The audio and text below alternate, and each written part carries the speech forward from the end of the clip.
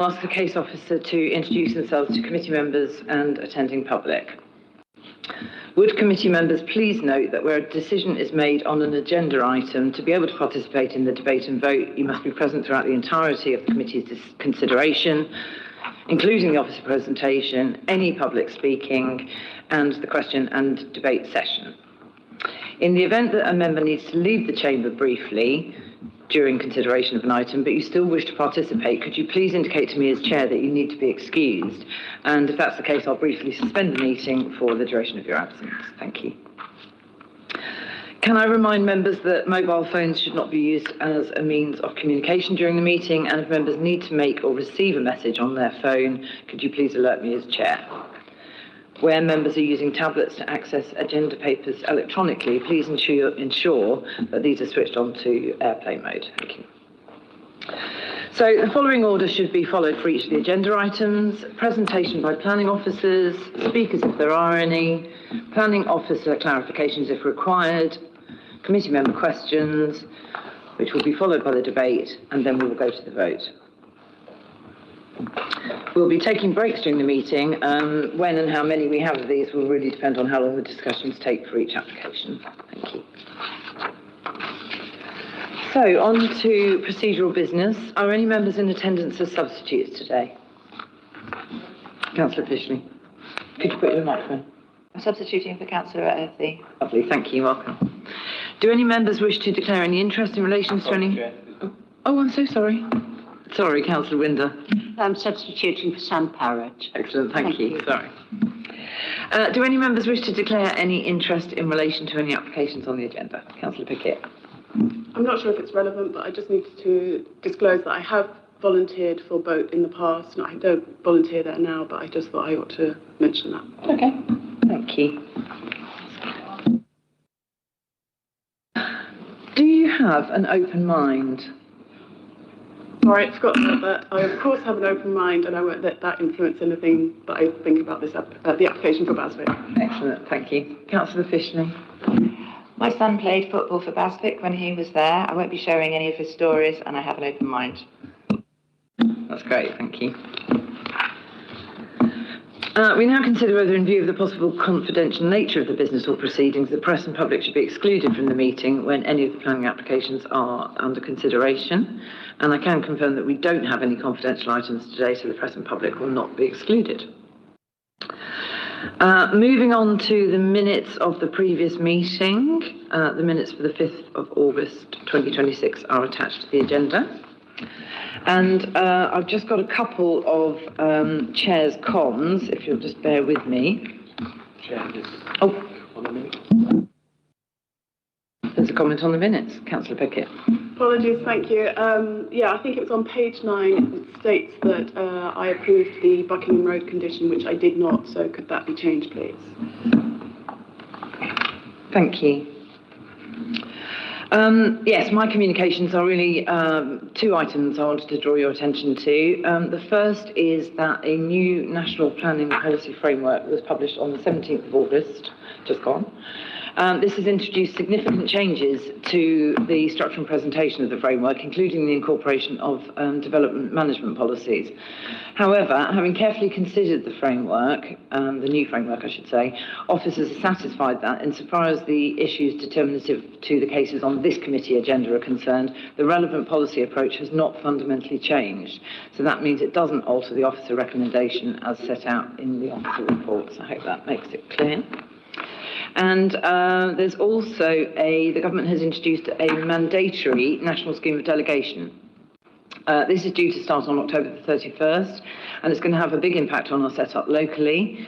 Currently, if there are 5 or more objections, or if a ward councillor wants to call in an application, then it will come before committee.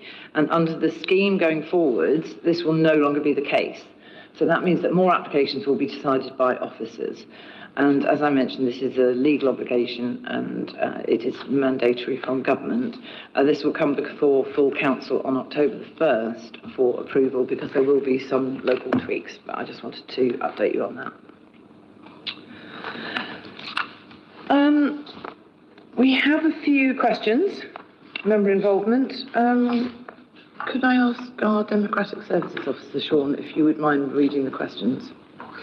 Of course, Chair. So firstly, Councillor Shanks sent in a question. Regarding Hove Beach Park, since this was given planning and constructed, nearly all trees have died and have not been replanted.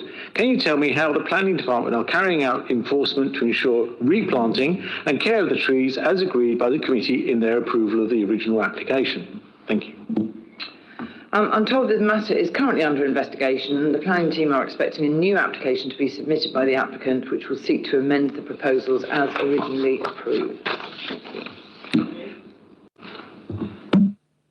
Does that mean that it'll come back and they'll say, we don't have to do what we agreed? Is that what you're saying in there? I mean, it was agreed that they would be, you know, because we always say, don't we, if something dies within a certain amount of time, it has to be replanted, and that hasn't happened there, although I was originally assured it was going to. It hasn't, and I've had various things from council, but then the planning seems to be a slightly different issue, that there's enforcement. I'm going to hand you over to the head of planning, who's here to answer that, if that's all right, Nicola.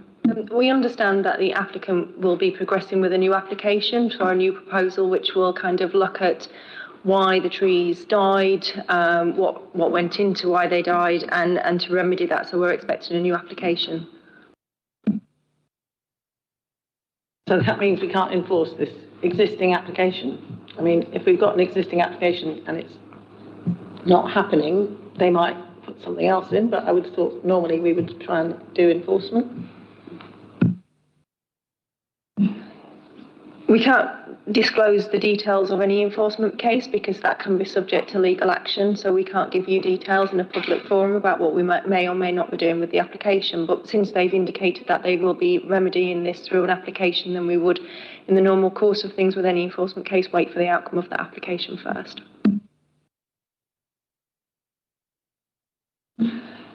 Question number 2. Thank you, Jim. From Councillor Pickett.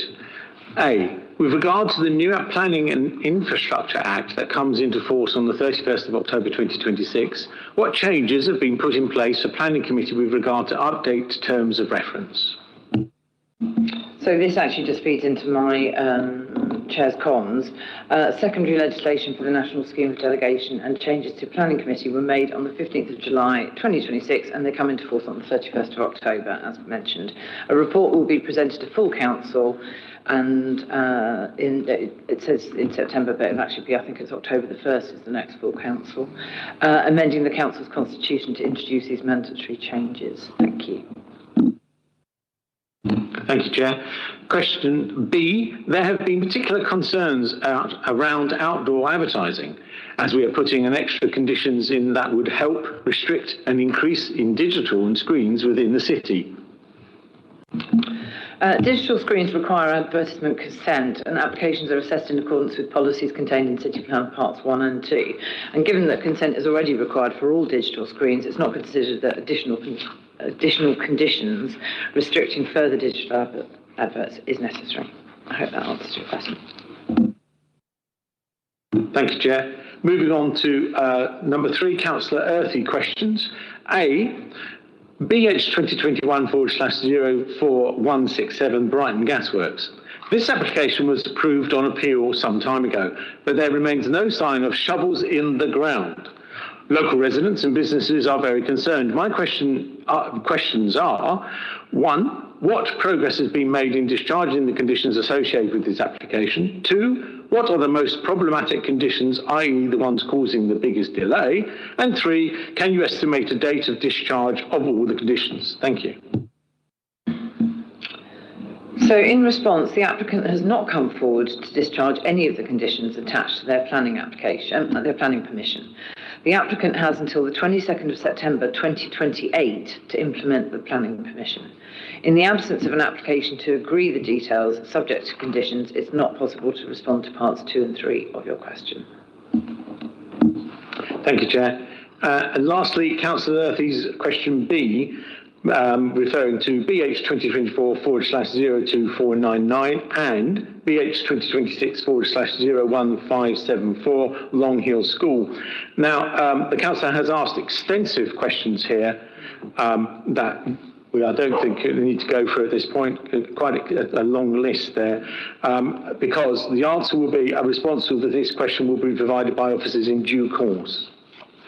Just to save you saying that. Thank you. Thank you.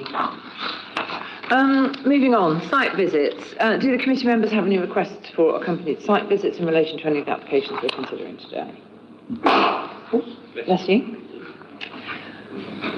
No? Okay, moving on to planning applications that we are going to be looking at this afternoon. The Democratic Services Officer will now read out the applications on the agenda. In normal circumstances, he would ask committee members if they want to discuss the items as they're called, but I think we've already noticed that actually they all have speakers apart from one, which is a major, so it looks like we will be hearing all five anyway. But I'll let Sean read them out. Thank you. Thank you, Chair. Yes, so just to confirm that we have 5 items on the agenda, 2 majors and 3 minors. The 2 majors, BH 2025/02480-104 Cowley Drive, Brighton, is a major and has speakers. Item B, BH 2026/00110, 36 Kingsthorpe Road, Hove, is a major, so those 2 are automatically called. Minors, item C, BH 2025/0/02901, Brighton, Hove and Sussex Sixth Form College at 205 Dyke Road, Hove, has speakers, so that is called. Item D, BH 2025/00293, land adjacent to Westfield Rise, Saltdean, has speakers, so that is called. And finally, the last minor, E, BH 2026/00171, 6 Westbourne Place, Hove, has speakers, so that is called. So that means, as the Chair just said, that all items on the agenda are called, and therefore, unless the Chair wishes to change the running order will remain the same as the agenda, which is majors first, A and B, and then minors, C, D and E. Thank you. Thank you.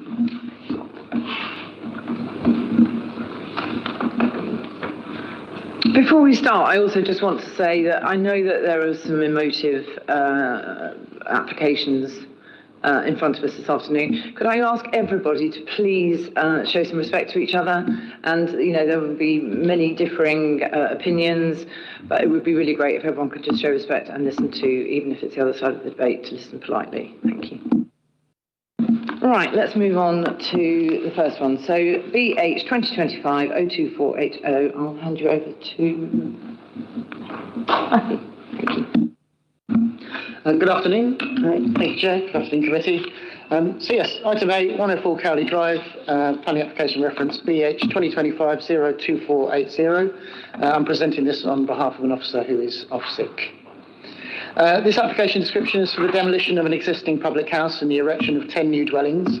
Those 10 dwellings of C3 consist of 5 townhouses and 5 flats. Those 5 houses are 5 3-bedroom houses, and the flats are made up of 1 3-bed and 4 2-bed flats. Arranged in 2 blocks of 2 and 3-storey buildings with associated landscaping, car parking, cycle parking and refuse storage. The application site is sited there in the southern part of Woodingdean. The location plan, it's a site of an existing Toby Inn that's currently on the site. And the pub, as I understand it, hasn't been in use, active use for nearly 20 years. There's an aerial photo of the site. So this is the Toby Inn as existing from Green Lane, which just runs across the northern edge of the site. Land levels vary quite a lot in the street scene, as you can see. So here we're looking south, and the land levels drop as you proceed towards the south, and they also drop fairly sharply as you go towards the east, as you can see there. But that's the site in front of you. This is the existing site, again, just in context with its surroundings. You've got residential properties to the south, to the right-hand side of that picture, and then there's a parade of shops and a larger scale building to the northern part of it, which you can just see on the left-hand side. So this is with the site on the right-hand side of you, north along Cowley Drive. And again, that row of shops and flats is the larger building in the background of that picture. Image looking towards the south of some of the other residential properties along Cowley Drive. And again, looking at the site from the opposite side of the road. Here it is again, we're looking east here down Green Lane, and the site there is on the right-hand side, the existing vacant pub.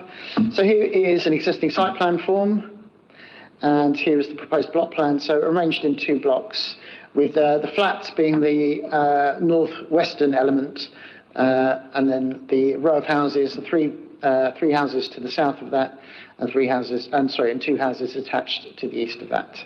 That's it in block plan form. Here it is in site plan form. Again, the larger unit in the corner there with the flats, and then the 2 collections of houses either side of that. Site would be laid out with an access road coming off Green Lane as it runs across the north of the site, and providing car parking space and as direct access onto the street. Number of accesses around the site are also proposed. We've got 2 level accesses, one on Cowley Drive itself on the southern part of the site, and then another one on the northeastern corner. Then there's 2 other stepped accesses where there are apparently existing pedestrian entrances, and those would just be retained and then provide stepped access into the site. So as before, the split of uses and the split of units is being proposed is 10 new dwellings, all of which would be affordable, so it would present 100% affordable housing. This is a council scheme. It consists of 5 houses and 5 flats, as we've discussed. So it's a minute to go into those. Proposed ground floor plan rather. That's showing the kind of the layout at ground floor. Of note is that we've got the accessible dwelling is at the ground floor of the flats. So that sort of wraps around that stair core there with access from the rear and from the front. Proposed first floor plans. Every unit has dual access, and all the units are considered to meet the nationally described space standards and the quality of accommodation that's required by policy DM1. And then the last plan there showing you the proposed second floor. There is various landscaping proposed around the site. We are proposing to secure that by condition, but there are also some ecological enhancements to be dotted around the site, and those are sort of highlighted there in the various colours. The orange ones being the bat boxes, purple ones being log piles, the green ones being hedgehog boxes, and some bee bricks and some other ecological enhancements, which we are proposing to secure by condition. Back to the street scene. This is the existing street scene, as you can see on the top of the screen, just showing how the existing pub relates to its surroundings, with the larger built form on the left-hand side there, as you can see it. And then in comparison, we've got these, which are the proposed street scenes. So again, the flat block is the largest of the built form really on the site, which is there at the top, which is providing a suitable transition up to the larger scale row of flats and shops on the left-hand side. And then 3 of the single dwelling houses are on the right-hand side, and that again sort of is considered to provide a suitable transition down towards the dwellings on the right-hand side. And that's on the lower part of the screen is how the street scene would appear from the Green Lane side. Just in a bit finer detail, proposed elevation to the north from Green Lane. The properties would be finished in brick. We're securing samples and details of that by condition. The roofs would be slate, and there would be a darker brick banding on the lower levels of it to provide some visual interest. Here are just some other iterations of the elevations as proposed.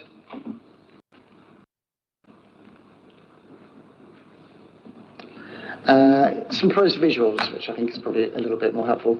So here we're looking towards the southeast. So again, that's the corner of Cowley Drive and Green Lane, as you can see there. So the 2 pictures in the foreground would be the flat block, and then you'd have 2 residential dwellings, and then another 3 on the other side of the property. So another sort of basic visual there for you.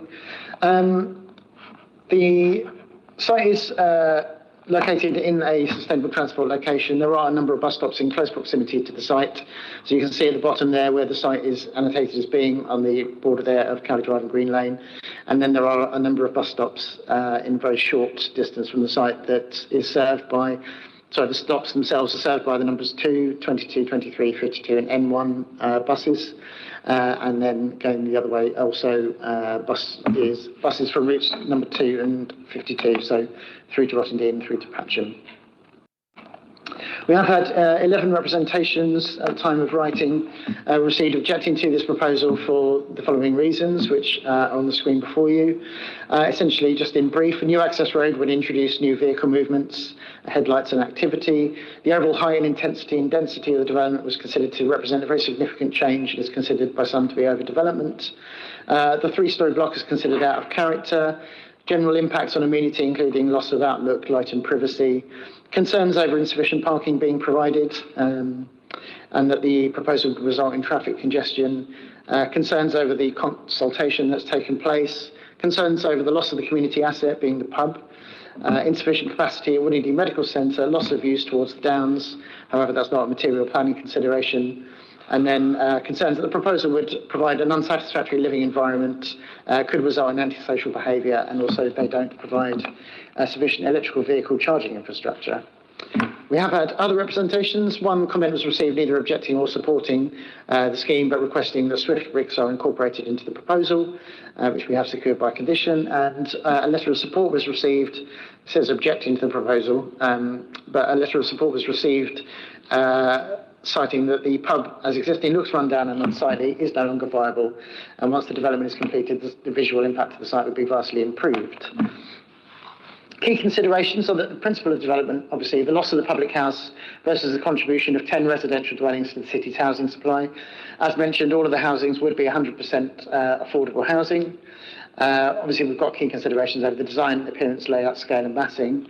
If I just may refer to the loss of the pub, as noted earlier, the pub has been vacant for nearly 20 years, and there was already a previous approval that was granted and allowed on appeal that dates from 2014 that had already approved the loss of the pub. The application also included further information as to why the existing pub is most likely to be unviable to be returned back into pub use. Obviously, issues over the standard of accommodation, impact on amenity, transport and sustainability, biodiversity have all been referenced within the published report. But in short and in balance, the conclusion is that the principle of development on the site is considered to be acceptable. As mentioned, the public house has been vacant for approximately 20 years, and our policy team have reviewed the justifications provided and are happy that it's no longer viable to continue as a pub. Whilst alternative community uses have not been considered by the applicant, when we consider the scheme as a whole, given the council's lack of a 5-year housing land supply, the need for affordable housing within the city and the increased weight given to housing within the MPPF, it's considered that the principle of the residential redevelopment of the site is acceptable. The design, scale and layout is considered to be acceptable and makes sufficient use of the site. The housing mix is also acceptable, with I think each unit providing at least at least 3 bedrooms. 5 3-bedroom houses in repetition, 1 3-bed 5-person flat, and 4 2-bed 4-person flats. All the residential units would be affordable rented, and the standard accommodation is acceptable. There would be a loss of biodiversity on the site, but the applicant has confirmed that the biodiversity net gain will be achieved through off-site biodiversity credits, and there is no objection from our highways team. So overall and on balance, this scheme is recommended for an approval, subject to the conditions outlined in the report. Thank you very much. Excellent, thank you. Do we have Councillor Allen, who is speaking? I think you know the routine, sir. When you're ready. Thank you. Thank you, Chair. Nice to be back. So yes, the Toby Inn opened in 1957 and closed under a cloud in 2006, over 20 years ago. In 2008, there was an ad in the Argus from an estate agent which said, if no one from the hospitality industry steps forward, it may cease to be a pub. And that was in 2008, when I was still in primary school. So I think we're beyond last orders now for whether it's viable as a pub.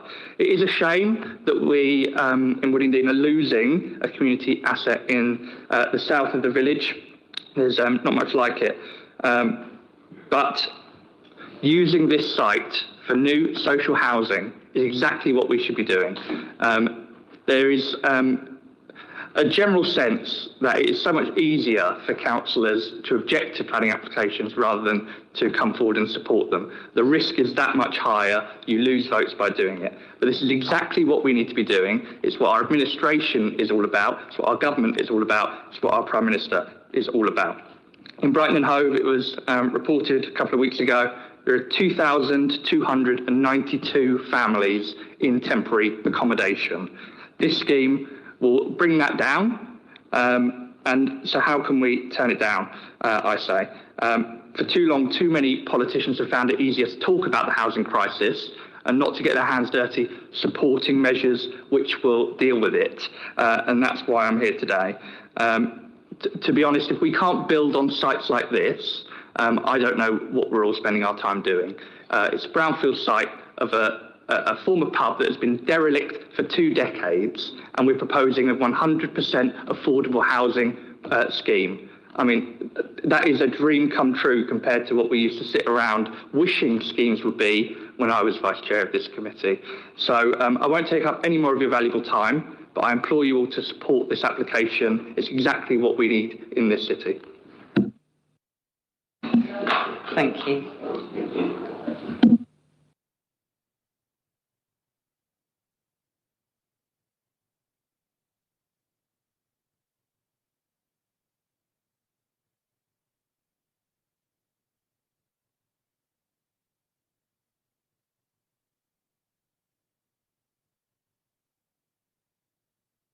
Just in case anybody was wondering, I was just curious why we didn't have a clock showing, but unfortunately it's not working.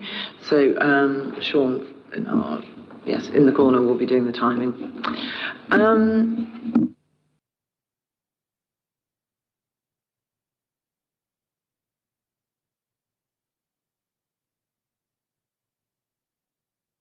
Okay, so we've got Lee Fox, isn't that right? No.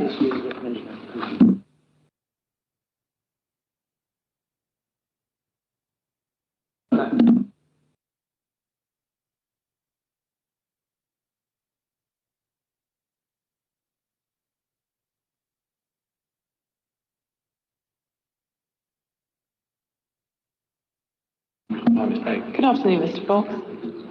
Apparently you're here to answer questions as opposed to... Is that right? Answer questions and speak if required. Just to answer questions. Okay. Yeah, that's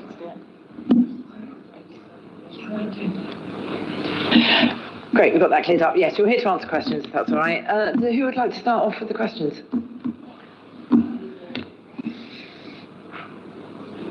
We have no questions. Councillor Theobald. I don't know how big the gardens are exactly. They look quite small on this development. I can sort of confirm that they're not large gardens. I think we can see that from the site plan. The smallest is close to 4 metres in depth. So they're an average, for the houses, they are at least an average of around about 4 metres to 6.5 metres in depth. Obviously there's enough space. We consider that there's enough suitable amenity space there for the occupants of those houses, although we do acknowledge that they are small. But then this also does then allow for the vehicle access on the side and the vehicle parking spaces at the back. The flats will all have either the ground floor amenity space, which is large for the ground floor flat, or they will have balconies on the upper levels. So there is provision for every unit here to have some outside space, although we do appreciate that is somewhat limited. But the smallest is 4 metres deep on one side, actually, and 5.5 metres on the other side, so it's a slightly angled rear garden. And then the others are between around about 5 to 6.5 metres in depth. Yeah, go ahead, Councillor. It's just the height of the flats. Is that much more than the pub? Oh, sorry. That's right. What I'll do is I will just return to the street scene sections so that we can look at that together. Do bear with me 1 second.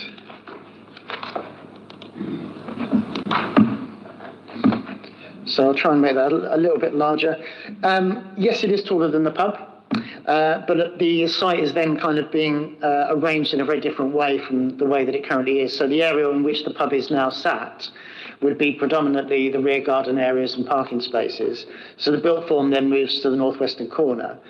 So then in sectional terms, yes, it is taller than the pub, but it moves into that area in the northwest corner, so then it becomes more commensurate with the flatted block that you've got there on the left-hand side of the screen on that upper part.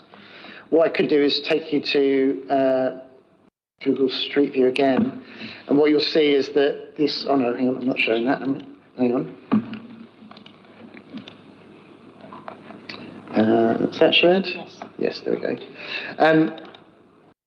So what you'll see here is actually when you look up Cowley Drive, you have this small parade of shops and flats here on Cowley Drive, which presents really as 2 stories with the roof at the frontage, and then at the rear becomes 3-story.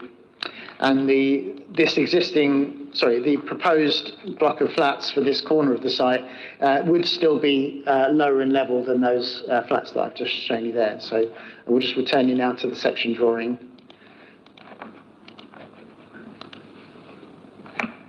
You can just see that there. So that would still be lower than those flats, but it's just all part of the transition, and it's considered to be a suitable distance away from the residential properties there to the south. Thank you. Councillor Robinson and then Councillor Shanks. Thank you, Chair.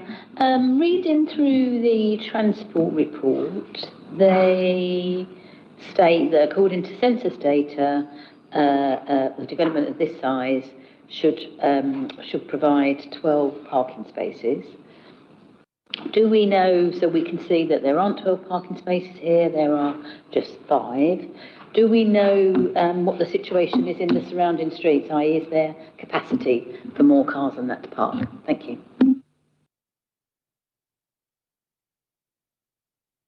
We do have a transport colleague online, and we can refer to him. At the moment, yes, we know that the development somewhat under-delivers in that respect. We know that the applicant hasn't undertaken a parking survey, from what we understand. The site, as proposed, provides for 5 spaces, and we're asking for a car park layout for that by condition. I can bring Alistair in, but I would just say that the Highways Authority don't have an objection to it.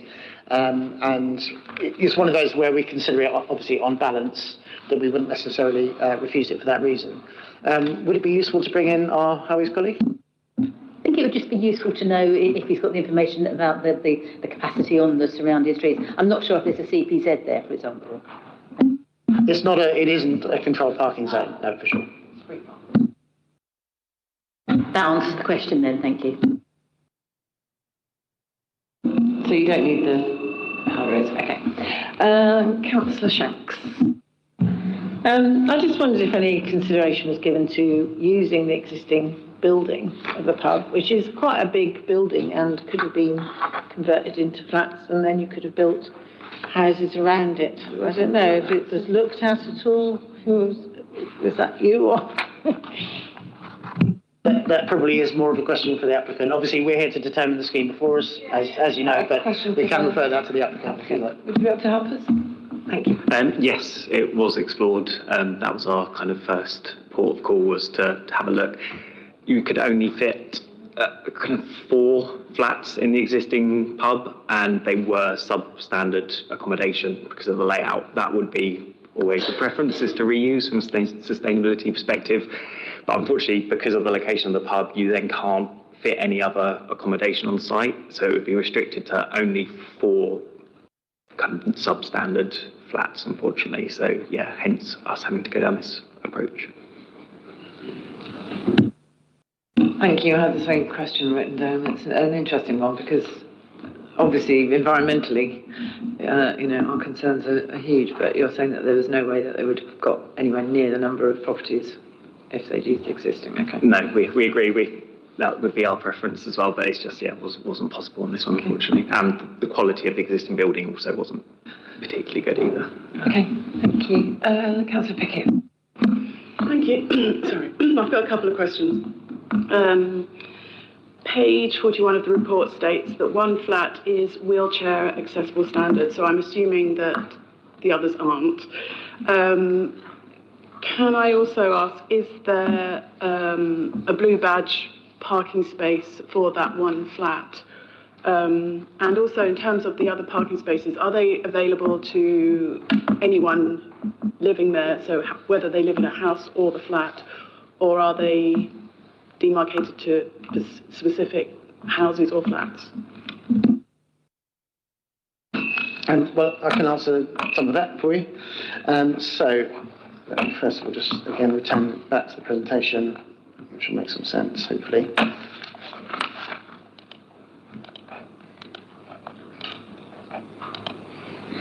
So on the screen in front of you is the ground floor layout for the units. So it's the ground floor unit of the flatted block that would be wheelchair accessible as proposed. Obviously has the largest layout of the flats and some of the large communal space there. There is an issue that I think we acknowledge, that there isn't a direct, clear and quick link from the car parking spaces. So we've got conditions 16 and 17, which are asking for a car park layout plan to be revised and for us to show where the accessible parking space will be. On this plan, it's indicated as here. And what we have is a level access on the street from up there and from the northeastern corner of the site and then from the southwestern corner of the site. So in terms of on street, there would be 2 points of level access into the wider site in fairly close proximity to that. And it's anticipated that the accessible parking space, although we obviously accept it would have to be at the rear, there would be a pedestrianised zone that runs up the western side of the access ramp to provide sort of safe access for wheelchair users. So one of them will be for that particular flat only. And in terms of the other parking spaces, are they just for anybody who lives there? Well, really, all we've got at this point is condition 17, which is requiring that we understand which spaces are to be allocated to who, how those would be managed, and whether they would be sort of permit operated within the block or not. Thanks. And I know you said earlier that at the moment there isn't an EV charging point, but I'm assuming there will be because that's law. If that is covered by the building regulations, and I'm not sure that we have a condition here specifically for it. I think it's informative. It's down as an informative, okay. Yeah, informative 4. So informative number 4. Sorry, do excuse me, because I did pick this up quite late in the day. Yes, so one of those, the applicant is advised that under Part S of the building regulations confirms, yes, that new dwellings providing parking spaces do also require an EV charging point, yes, to future-proof. Thank you, sorry. And 2 more questions, sorry. One regarding the off-site biodiversity net gain. Does this mean in the near vicinity, as in Woodingdean area, or does it mean elsewhere altogether? The reason I'm asking is, I was thinking about street trees and things like that maybe, people in Woodingdean would quite like to have. I mean, it wouldn't be in the form of street trees for a development like this. We have a condition requiring that they demonstrate to us how they've achieved already that biodiversity net gain. So if they are applying for credits or units within a habitat bank that is usually within the local area, the BNG hierarchy is kind of set up so as to disincentivise utilising habitat banks that are further and further away, so they become more expensive. So the expectation would be that it would be within close proximity to Brighton and Hove, ideally within the boundary or certainly within East Sussex. But the applicant is also here to talk about if you're able to provide any more explanation on the strategy. And my final question, sorry. I noticed on the drawings it looked like the wall that's built around the new property will be a new wall. I assume the previous one will be demolished. Just wondering about the trees that are on the street. I'm assuming that they will stay in place and won't be affected at all. Yes, the 2 elm saplings that are on the street, yeah.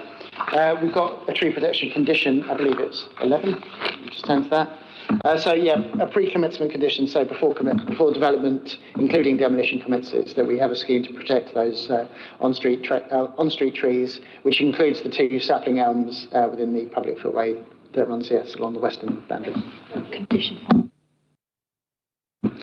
Sorry, my colleagues just also reminded me, we've got condition 5, which secures boundary treatments for the overall site, so new walls, fences, how that relates to the realm. Thank you. Any more questions from anybody?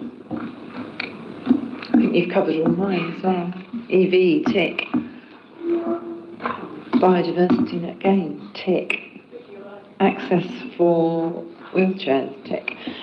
I am concerned though, if I could just ask, because would you mind showing that picture of the plan again? Because I thought you were saying that it was the northeast corner that was the property that had the disabled access, whereas actually you're saying that it's the southeast, the northwest corner was the disabled access property, but then the northeast is where the access is, and then the southeast is where the parking is. Is that right?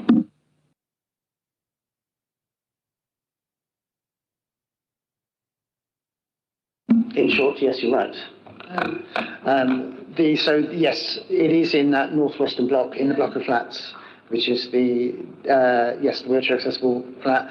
The level 3 access is in acceptable distance. It's very close, really, particularly on the northern boundary. It's a little less close on the western boundary. And as we're saying, that given that the accessible parking space would be at the rear, it would require a need to move back towards the Green Lane part of the frontage before going across the level access to the unit. I believe this has been raised, but because of the way the site was being configured, this was considered to well, obviously it's an unbalanced decision in planning terms, but we had put this back, and this is where the scheme has resulted. I found that a bit disappointing, and I'm also aware that it's quite a steep hill. So is this going to be on the flat or not? Well, it will not be, flat. You showed us how it's not. No, it won't. Well, it won't be flat. No, but it is. All it would be a step-free access around. So there wouldn't be any stepped access around it.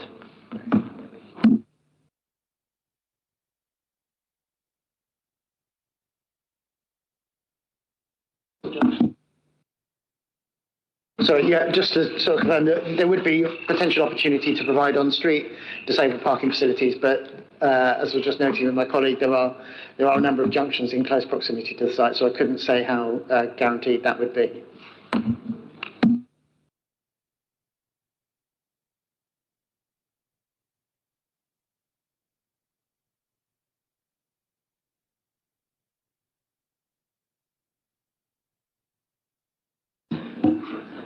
I mean, I'm assuming that we're putting obviously the car parking's got conditions on it already. I mean, I'm assuming that we are trying to, make it as easy for, disabled access and wheelchair access as we can.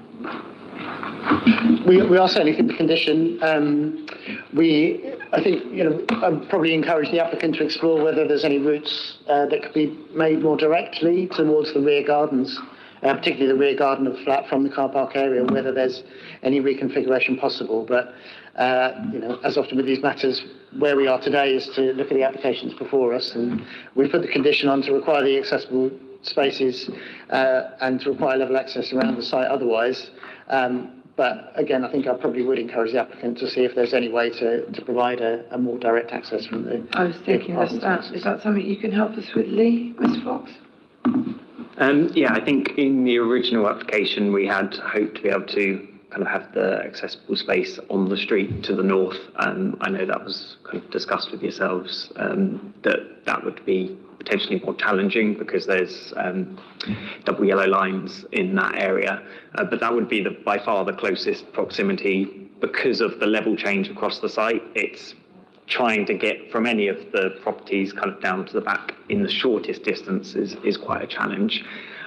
So yeah, this is the kind of closest route we're able to achieve within the site. I know the client was exploring other sites in the very close vicinity over the road, which are actually closer to the site, but that's not something kind of within our remit of deciding whether that's something that can be utilised. But a report is going to have to be done for the condition to kind of really bottom this out, because I think they didn't want to undertake the report too early. They kind of wanted to work with the council to decide the best approach. But yeah, I appreciate it's further than we would like at this point. Okay, thank you. I mean, I did an informal site visit myself to some of these, and there was a lot of free parking there, and I think you're right, it is on the flat at that top point, so maybe that is a possibility. Okay, great, thank you. Councillor Robinson. Thank you. This has got me worried. Can we go back to the proposed site plan and Matthew explain to us how the person in the disabled flat is going to get to that car park? Do they have to go round the outside? Is that what we're saying? And which in the flats, where in the flats would they come out? Can you? Thanks. I can't see that. It's too far away. Oh, sorry. Sorry. It's quite all right. I could try and zoom in a little and just see if that helps. Right, so what you can see. So yes, this is the northwestern corner of the site, and again, that's the wheelchair accessible unit. Has a front door there on the north. Well, the big yellow square really on the left-hand side of the screen, that whole thing is the block of flats. And so it's the ground floor unit of that. It has the entrance door on the northern side. And that's entirely level access across the frontage, but the street level access is just there in front of the two houses. Can you see that? Just underneath the word green is where the level access to the street would be, and that's considered to be an acceptable distance from the front door. The issues that we're largely discussing is the availability of the parking space, which is at the rear.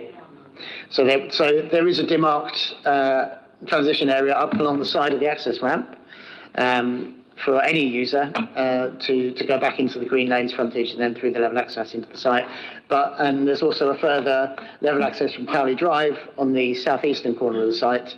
But again, that is some distance from being able to access the accessible dwelling.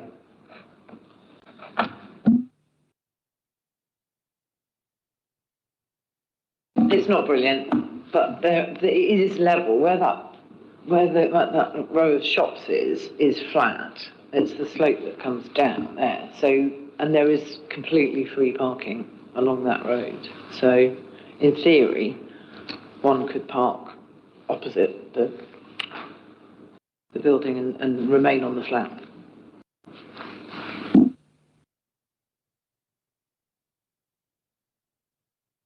That help? I mean, I'm feeling. Can you put your microphone on? So there is no exit or entrance to the back of the flats. They're all at the front, at the top. Yeah, okay. That's a shame. If there could have been an exit at the back, then you would have got to the car park. Question? Yeah, there's a drop of over kind of 1.5 meters from the back gardens to the parking, so that's hence having to kind of a gentle ramp around the building rather than coming out of the back of the garden.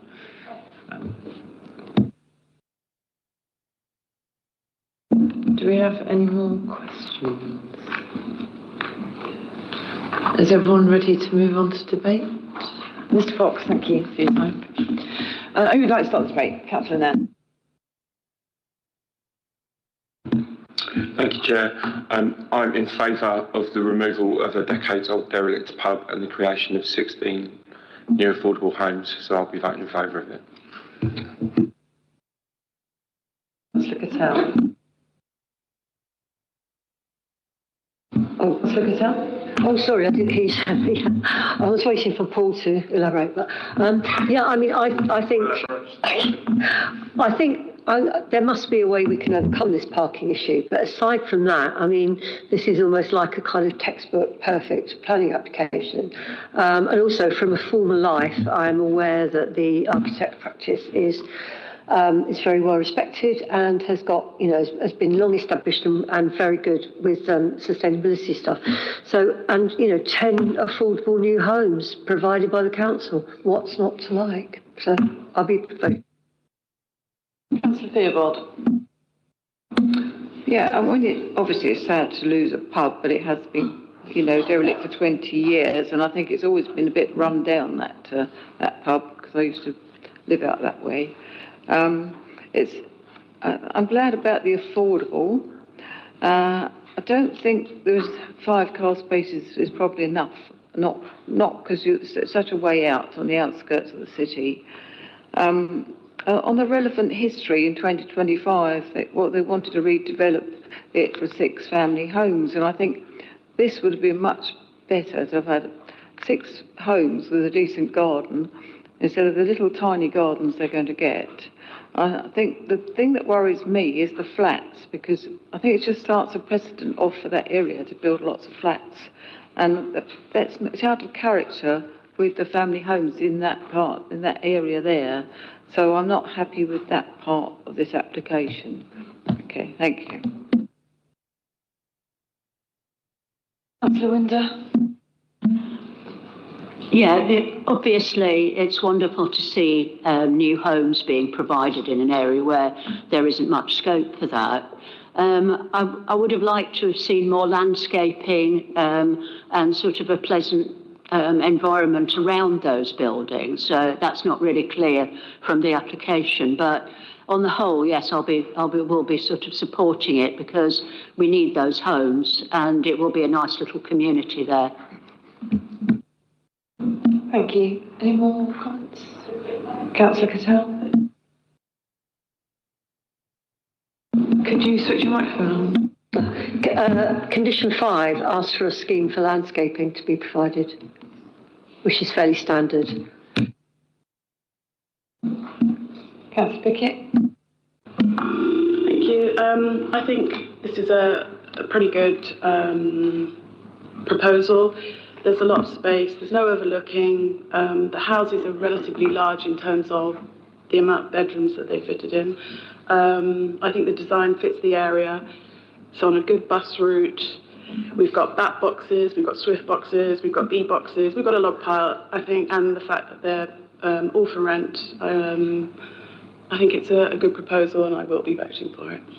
Don't forget the hedgehogs. Councillor Robinson. Thank you, Chair. Yes, of course I'll be voting for it. You know, we need more homes. It's lovely that there's a mixture of flats and houses. Yes, the gardens aren't very big, Carol, but at least they've got gardens or there are balconies. I think the whole disabled access is a little bit of a shame, but I'm sure a workaround can be found. And I'm sure that the designers did their best to try and make it work more sensibly than what we see in front of us today. But anyway, I will be voting for it. Thank you. Yes, it's great, I think. The hedgehog houses, you can't build a hedgehog house. It doesn't mean they move in. Well, you build a house, human's house. I mean, yeah, they may not be. Anyway, but generally, it's very good. It's just I've tried hedgehog houses and just no hedgehogs. Councillor Sheard and then Councillor Fishley. Well, I never thought we'd be talking about the affordability of a hedgehog house here. First time for everything. I think Councillor Allen kind of put it quite well at the beginning. If we can't build here, where can we build? This is a derelict site in the middle. And this is a derelict site in the middle of a housing estate that we're proposing to put houses on. Yes, the gardens are small, but it's also not that far from the South Downs National Park. We're within walking distance of a national park that stretches all the way over to Hampshire. I think, as far as green space goes, that's pretty well going. And also, good to see the back of an empty building. The last thing we want to have is eternalised in Woodingdean as a monument to some of the darker sides of our nighttime economy. So I think it's good riddance to something that we are not proud of. Let's put something good in its place. Thank you. Councillor Fishley. Well, I went up there yesterday about 7 o'clock in my car. I've never seen so many double yellow lines in the vicinity before. I drove around for about 5 minutes before I gave up. I couldn't find a space. I actually noticed the house next door, car parked outside. There was actually a car parked on the verge. So I feel sorry for residents who will undoubtedly have more parking pressure in their area. And the only thing I wanted to say was hopefully Councillor Allen will get on the case and get an enterprise car sharing spot there. That's interesting because I went up on Bank Holiday Monday and it was absolutely deserted and you could have parked about 20 cars there. So I'm inclined to agree with everybody's comments. I agree it's a good mix. You know, what's not to love? Should we go to the vote? All those in favour?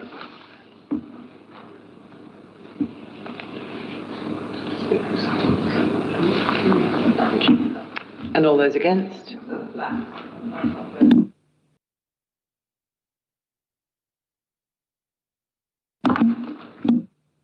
Thank you, Chair. So it's a vote of 9 for and 1 against, which means that the application is agreed. Thank you. Thank you. Thanks, everybody. Thanks to Lee Fox for coming. And we'll move on to the next application, which is BH 2026-00110, and that's 36 Kingsthorpe Road, Hove. And I will hand you over to Stephen. Thank you.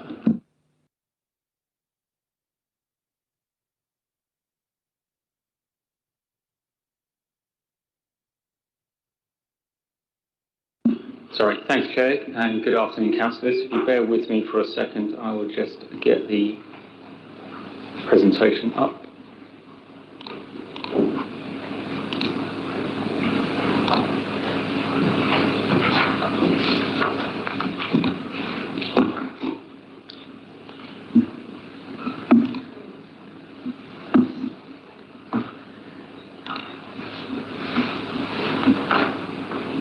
So the application is number 36 Kingsthorpe Road, that's BH 2026-00110, and it is to demolish the existing single-storey commercial building which is in use class E and erect a 5-storey building comprising 14 flats which will be in use class C3. So that's the application site, and you can see the cemetery and the railway to the north. It's obviously over in Hove. Existing location plan and the block plan. Proposed block plan, so it's just the footprint for the new block of flats that will be erected. An aerial photo just to give you a bit more context. You can see the railway line to the north of the site and then the cemetery past that. And to give you some idea of the building surrounding it, so to the right-hand side of the photo here, you've got the Pinnacle, which is residential apartments. That's a 5-storey block of flats. You've got the application site, which you can see is just a single story, which covers the majority of the site, side to side. And then to the left, you've got number 34, Kingsthorpe Road, which is commercial property, and that's detached. And then you've got a pair of semi-detached properties, number 32 and 32A, Kingsthorpe Road, to the left of that. So front site, this is looking to the north. You can see the context of the residential block flats to the right and the commercial property to the left. Looking west, so it gives you a better idea of what's running down the road on the northern side. And then to the east, and there you can see the Pinnacle block of flats to the right-hand side of the photo. And you can see the side windows of some of the properties there. And just give you a full context of the street scene looking towards the east. So on the southern side of Kingsthorpe Road, you've got 2-storey properties. And then you can see at the far end on the right, you've got a lot of new residential. Rear elevations of the adjacent properties. So to the left-hand side is the rear elevation of the Pinnacle. And then to the right-hand side, you can see the rear elevation of number 30 attached. And then some of the residential ones, 32A and 32. And then that just gives you a better view of some of the more recent development of residential flats over 4 stories. This is what's proposed. So you've got 1 one-bed, 1-person flat, so a studio flat, 4 one-bed, 2-person flats, 2 two-bed, 3-person flats, 6 two-bed, 4-person flats, 4-person flat. It's existing plans. You can see the majority of the site's covered, and then to the rear you've got some trees and then some. That's the proposed site layout. So it covers a lot of the existing footprint, but comes in from both sides, and also is set back slightly from where the existing footprint is. And then you can see to the rear you've got cycle storage and the amenity area. So this will be communal amenity area. All the trees to the rear will be retained. This is first and ground floor. So you've got 3 flats per floor. Second and third floor, once again 3 flats per floor. And then going up to the 4th floor, you've got 2 flats up there, and that would include the biggest one, so the 3-bedroom unit. And then obviously a flat roof to the top. It gives you an idea of the existing street elevation. So there's a big gap at the moment, differing heights of buildings where the existing property is. And this is what is proposed. So you see a significant increase in height of the existing property. So in total, it would be a 5-storey block of flats, obviously stepping up from number 34 to the left and then rising up to be proposed elevation is just a bit more detail. So there's a mixture of materials. It's going to be predominantly light and dark brick. There's a rendered, to the front there'll be a rendered part in the middle of the block. And then on the top floor and also partially to the side, there's some cladding. It will be a terracotta red style. Other elevations, so to the rear and to the side on the western side. I just a bit more detail about the proposed facade and detailing. So talking about aluminium windows, the frames, etc. And you can get a better idea of the articulation on the frontage. Representations, we've had 15 representations objecting to the development, predominantly for the following reasons. So design concerns, so about the scale, form, amenity, and it's not in character of the area. Traffic and highways, so additional traffic that will be generated, safety issues, parking, and the access to trains is restricted. Amenity, so potential increase in crime, loss of outlook, overshadowing, loss of privacy, and loss of value to surrounding properties. The standard of accommodation, so poor light for the future residents and where waste facilities would be situated.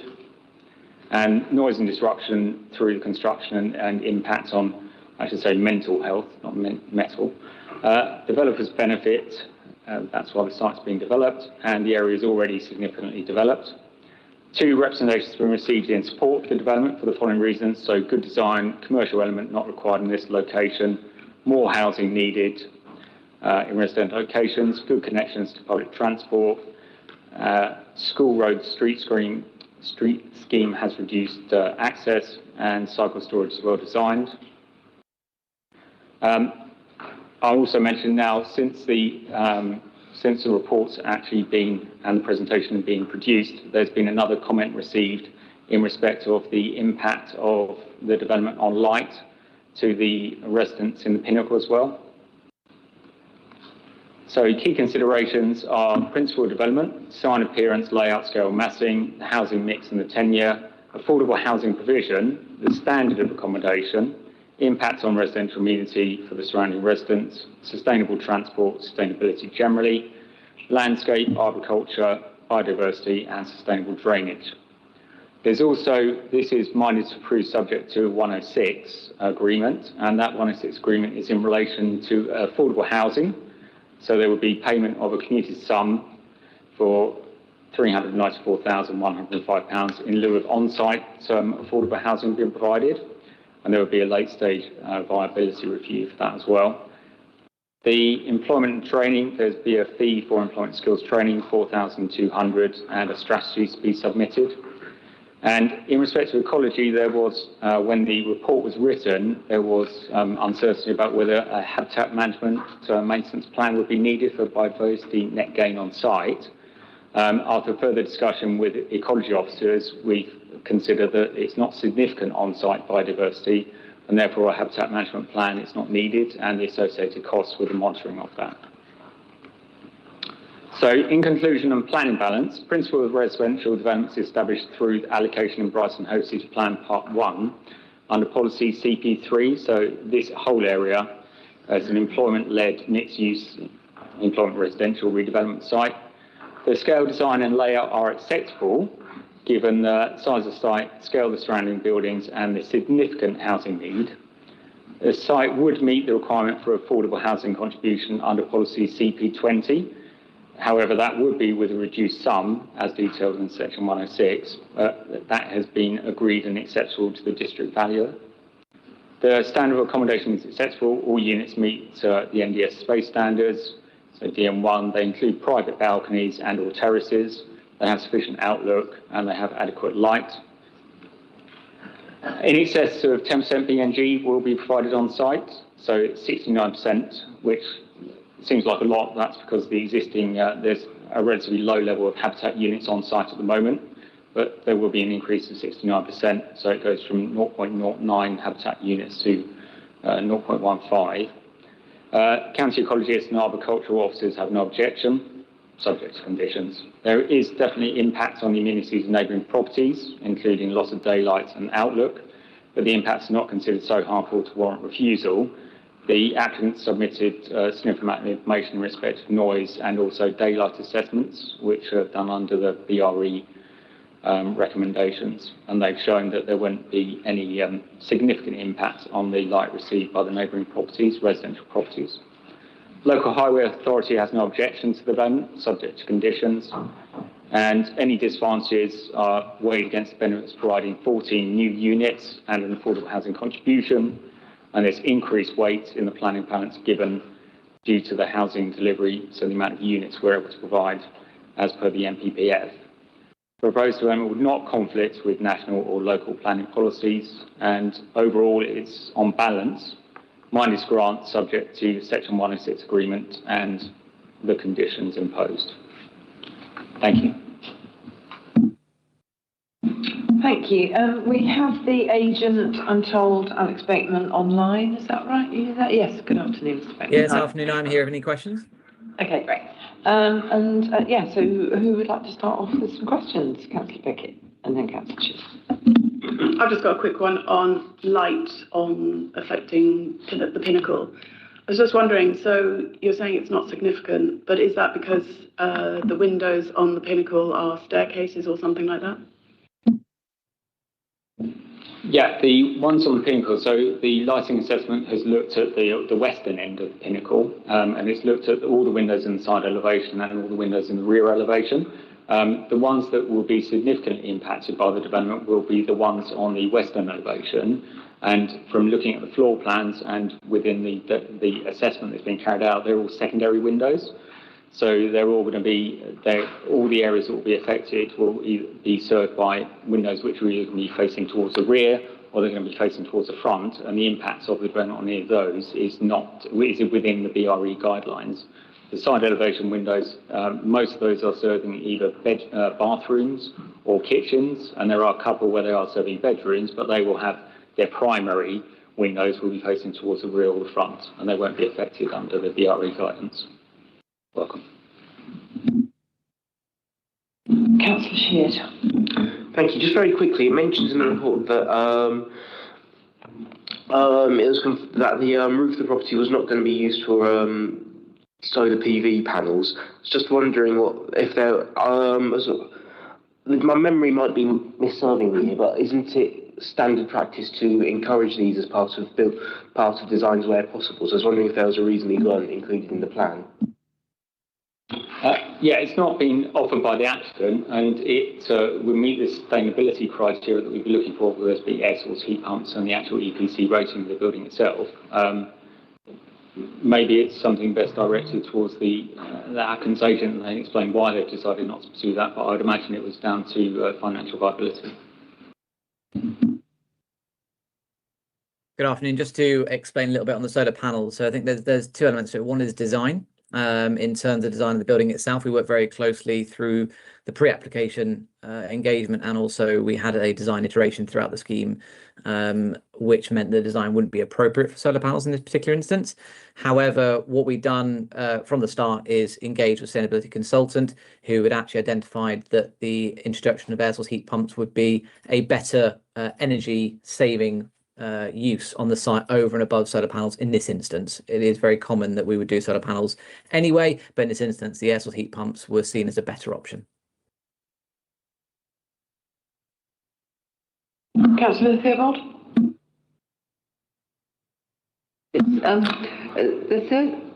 I right in saying that 34 is the commercial property next door?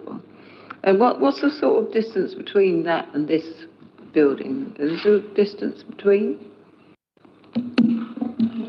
Yeah, they are in close proximity. At the moment, the building abuts right up onto the boundary, and then you've got a gap, and then it gets to the commercial building itself. With the new development, there will be more of a gap between the properties, but obviously the property will be going a lot higher.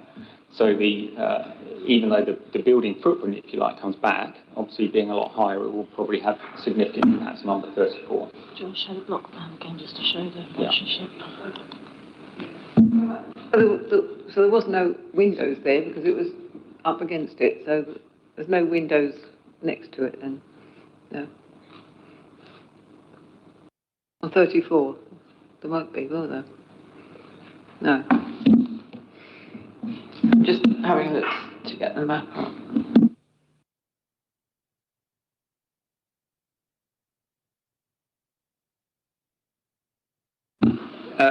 Yeah, sorry, Councillor. So number 34, yes, it has windows. It's got windows at the rear on the rear elevation, and also it has the commercial element extends out into the garden itself, and then it has windows on the east end elevation on the part that extends out.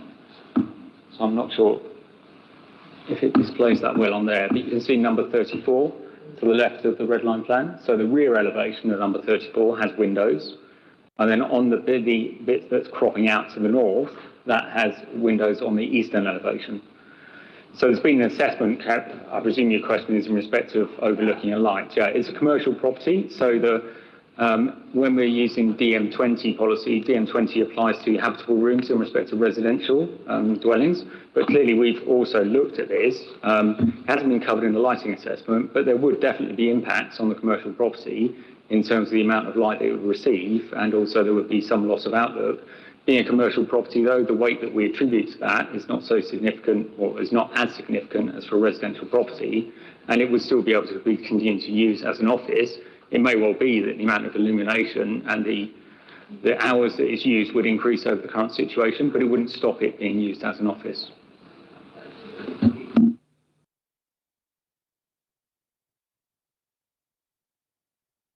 Yeah, absolutely. You're right. It does look like a house, and it was designed that way when they did that development, so it all looks in keeping as it runs around. But the actual the use itself, and I've been checking into the background on it, it was for a B1 use, so offices, and there's been no change of use come forward. Councillor Robinson and then Councillor Shanks. Thank you, Chair. So I think this is a question for Alex. Back to the air source heat pumps then. So is there going to be a communal heating system, or are there individual pumps for each house? And if they are individual, I don't see on any of the visuals here, where will they be placed? Thank you.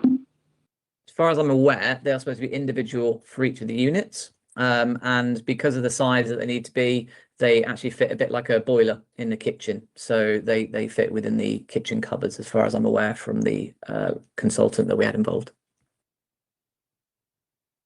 Councillor Shanks?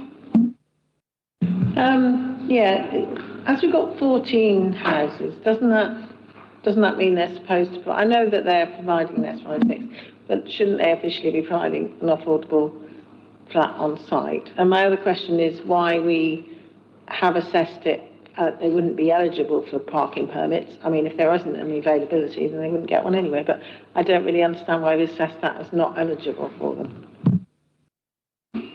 Yeah, so in respect to affordable, no, it can all be via a contribution. There doesn't need to be on-site affordable housing provided. On this, as I think I've previously said, the amount of contribution they're providing is below what would normally be expected under CP20, but it has been agreed with the district valuer that this is what can be provided to actually make the site acceptable from a profitability point of view for the developer. In respect of the CPZ and making it car-free, maybe Alistair from Transport could elaborate on that, but it is in a controlled parking zone, and at the moment the take-up of the capacity on there is high, from what I understand. And I know from discussing with Transport on this and various other sites that really making this a car-free, amending the traffic regulation order to make this car-free enables development that would otherwise be unacceptable from Transport perspective, acceptable. Under the terms of the informative, if they can prove that there is sufficient capacity within the CPZ to allow this development not to be car-free, then they have the option to make representations to that effect to the Transport team, and they can amend the order as necessary. But I'm not sure if Alistair's got anything to add to that or can elaborate on it, so I'll stop talking now. Are you there, Alistair? Hello. Yeah, hi, good afternoon. Yeah, the only thing I would add is that it was a proposal from the applicant in sort of respect to the fact that there was no parking proposed. They proposed it should be made permit free, and we've just accepted that. So the informative is there stating that we'll make a TRO when it comes to occupation. And Stephen was referring to the consultation period that happens with every TRO. People can make representations, but we'll also build into our process that when we're putting through a TRO for permit free, we will notify the developer at the time, and they'll be able to commission a parking beat survey if they wish to challenge it. Okay, great, thank you. Does that answer your question? Yes, I think so. It seems like it was the applicant who asked it. Yeah. It says it was a local house, it says it was the LHA had assessed it and determined that it wouldn't be currently available for residents' parking permits. That isn't actually the case then, because it was the applicant who asked for it not to be. Anyway, it just seemed a bit odd that we would say, you know, you can't have one, because actually you could apply and just not get one if it's not any available. Yeah, I agree. Yeah. You know, but anyway. Yeah, well, I think part of it is just allowing, part of the reason they've offered it is because there is no parking on site whatsoever, and clearly there's a significant amount of residential development in the area that could potentially want to uptake those parking permits and or is already on a list for it. And therefore, part of the rationale behind it is, well, we wouldn't want to disadvantage some of the existing residents in that area as well. But as you say, in this case, it was offered by the applicant. Councillor Pickett. Thank you. Can you just explain properly why this is no longer needed as a commercial space and like its use can be changed for this housing development? Yeah, absolutely. So there's circa 300 square metres at the moment. They submitted a redundancy report in the first instance, which says by the policy team, and they thought that it didn't meet all the criteria for there to be no employment space provided on site. They updated that and provided more information from local estate agents who deal with commercial property. And policy assessed all of that, and they agree now that basically the constraints of the site, the layout of the existing commercial property and the desire for commercial property in that area is probably not sufficient to retain it. Combined with that was also the financial viability of it, where if a commercial element was included, the amount of development value that's produced from that in relation to any residential development would mean that the site would become unviable, and therefore there would be no affordable housing contribution to it, and it may not be deliverable full stop. So with all that information submitted, the policy officers went through it again and made a recommendation that in this specific case, especially considering the housing units being provided and the affordable housing contribution, that it would be acceptable that it's not reinstated or required on it. You're welcome. Could I ask a question about transport? Because obviously we've just gone down the route that there are no cars. It's between railway stations, isn't it? So one of the objections was about the access to trains. Could you give us a bit more information about that, please? Yeah, of course. I think what they were referring to was, and you may remember, I think it came to the planning committee maybe 2 or 3 months ago. There was the Pinnacle, the car park. What used to happen was a lot of people used to just walk through the Pinnacle car park to get to the nearest station heading out towards the east. And that was never actually a public right of way, nor that there were any rights to allow access through that land.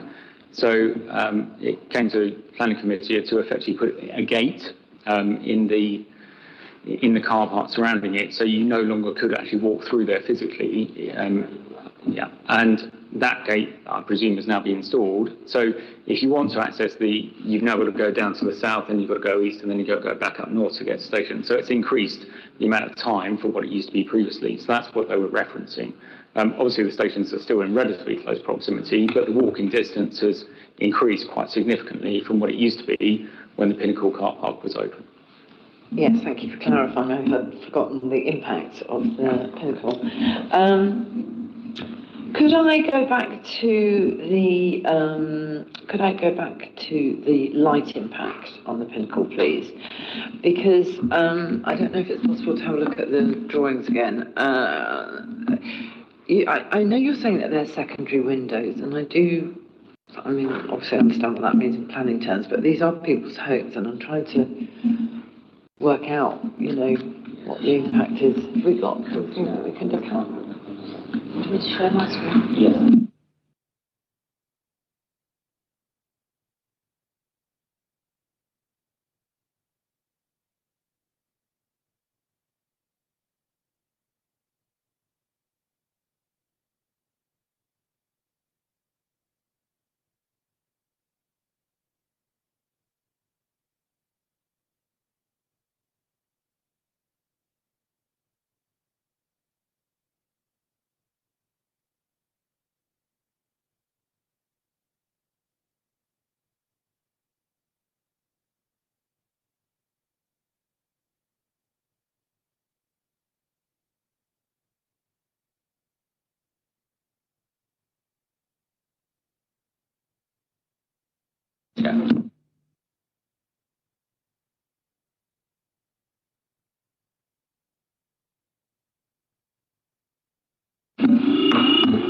Yeah, so if you look at if you go down a little bit more, so you can see that on the western elevation, you've got some small windows. Yeah. Yeah, and that's effectively replicated as you go up through the block. Yeah, exactly what those windows are serving varies slightly between the kitchen, the bedroom and the bathroom.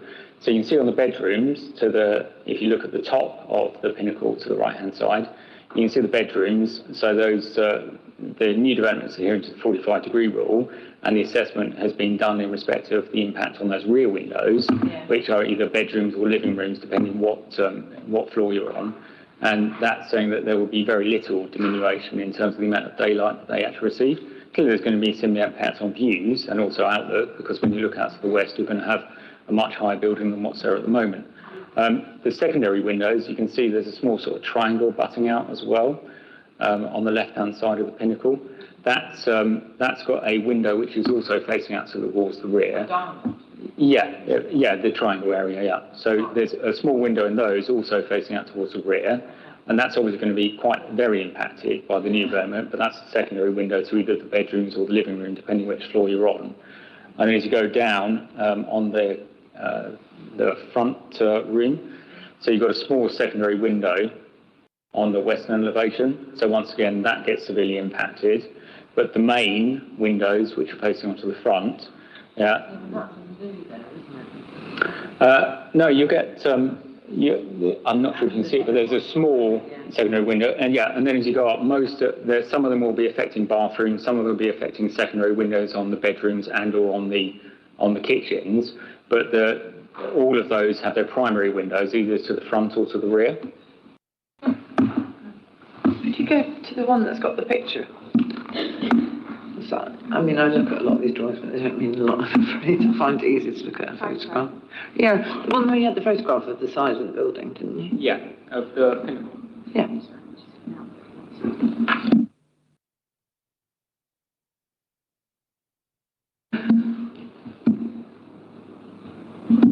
That's the back, right? Yeah, it's the back, yeah. It was actually the side that you just showed us, yeah. Yeah. No, that's still the back. Yeah. Still the back, and that's the small triangle windows I was talking about that also have a small windows towards the rear. And then here you can get, if you go up another one, you get a better view of it. There you go.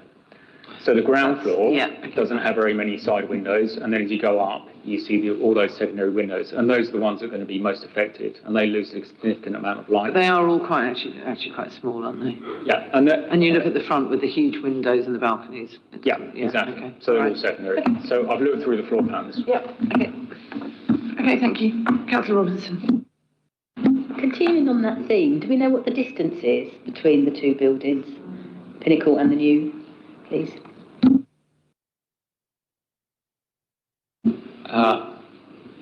Without measuring, no, but bear with me, I can just do that if you don't mind.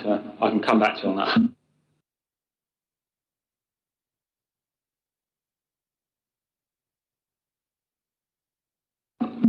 Can I ask another question? Has anyone else got any more questions? I don't know. Okay.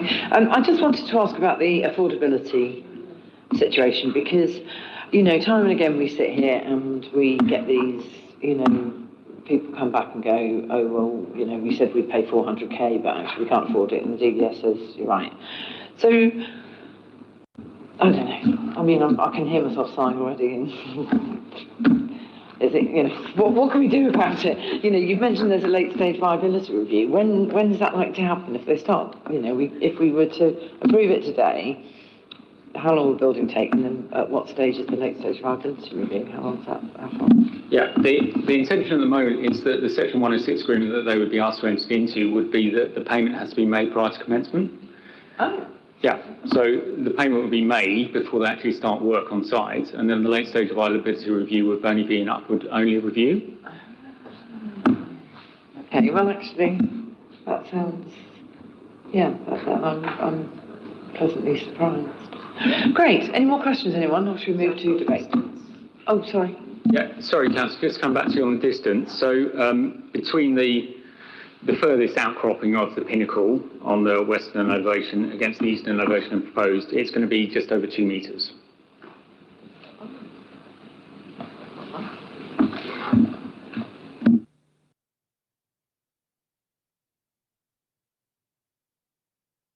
Sounds tight. I presume it's allowable. Well, the way that it's been designed is clearly those windows will be affected, they're going to lose their light, and the secondary windows on Pinnacle, but the new windows that are being proposed, they're going to be on that elevation, they're going to be obscured glazed, all of those, so they're not going to have any impact on the neighbours, apart from when you get right up to the top where there is one window that's going to be obscured for one of the bedrooms, but that's not considered to have too great an impact. But yes, it is in close proximity. There's no doubt about that. That's now prompted me to look at the application when we're considering here, not looking at the next door, to think, well, hang on a minute, what rooms in this development are actually on that side? And I can see, what floor am I on now? Proposed ground and first. Yeah, bedrooms, bathrooms, okay, so they're secondary, which is why it's been deemed to be acceptable then, yeah. Okay, get it, thank you. I mean, just to clarify, it might be on another application that distance isn't deemed acceptable because it's in a different context, so it is on case by case of how close a development can be and whether in the context whether it's acceptable. So there's no actual sort of figure or dimension that we stick to in terms of its impact on the neighbour in its context and case by case. So it may be on another application that small distance isn't allowable. Any more questions? Who would like to start the debate? Councillor Nan. I think it's really interesting that this one has come after the one we just considered. And I think Councillor Allen's bravely gambling his entire political career on whether we should take down a pub and put up 10 units of affordable housing, moved me. But I think the same principles apply in this case, and I think if we're not willing to take a bit of a punt on building in spaces like this is in my ward, by the way, so that space is not doing anything. We've got an opportunity to do something really good with it, which is why I'm really supportive of this, and I do appreciate that some of my residents may find themselves inconvenienced while the building work's going on, and the neighbourhood they live in will change slightly. But I think it's too good an opportunity to miss, that we need to put out, especially in Wish, where there is nowhere to build in Wish. There's hardly any space at all. So I think I will be supporting this because for the reasons that Councillor Allen outlined when in his sort of the general reasons, not because I'm being influenced by the other case. So. Excellent, thank you. Councillor Cattell. Thank you. I wholeheartedly agree with Paul. It's very close to my ward as well, and that whole Pinnacle closing of the that closing of that footway was just really horrible. Anyway, now I know that some people on the committee get really annoyed about the amount of contribution that we get, and why can't we have them on site? We know why we can't have them on site, because if you put, I don't know what 40% would be on here, but no housing association would touch them. We wouldn't touch them because of the management issues, because you can't have people living in, sort of private flats and people living in rented flats who are getting the same level of support, same level of service when they're paying service charges and the others aren't. So, and most of the things we get, most of the applications we get come up as flats at the moment. So that's why there's so many reasons why, and but we do get the affordable sum, and I welcome the affordable sum. I don't care whether it's 10p or 10,000 or however much it is. That goes straight into our account where we build new homes. I can't remember how many we've built this year in the last couple of years. Paul, it's a lot. And this all goes towards building more affordable homes like the ones we just approved in Cowley Drive. So I'm afraid, once again, I don't accept that argument about why can't it be on site. And I'm going to recommend, Who's made that argument, interestingly? Who made the argument that we should have the flats on site? That wasn't the argument I was making. I was making the argument that people pay affordable housing and then go on. I think what Councillor Cattell is referencing is the many occasions that we've probably made that argument. That we've probably made that argument on many occasions. Oh, not in this particular case. In general. Okay. No, because my argument is that I get upset when people come back to us and say, oh, well, we've agreed to pay a certain sum, and then, come back and say, well, we can't afford it, and it's been, approved by the DBS. But in this instance, obviously, they've got to pay up front, and there's only one way after the affordability assessment, which is up. So I think that's a win-win. Councillor Robinson, and then Councillor Theobald. Thank you, Chair. Well, actually, my note to myself, when I was reviewing the documents a week or so ago, was good Section 106 contribution. So, that amount will probably give us 2 more homes elsewhere, which, in the overall scheme of things in this current economic climate isn't too bad. So I think it's back to the design and stuff. I think it looks quite good.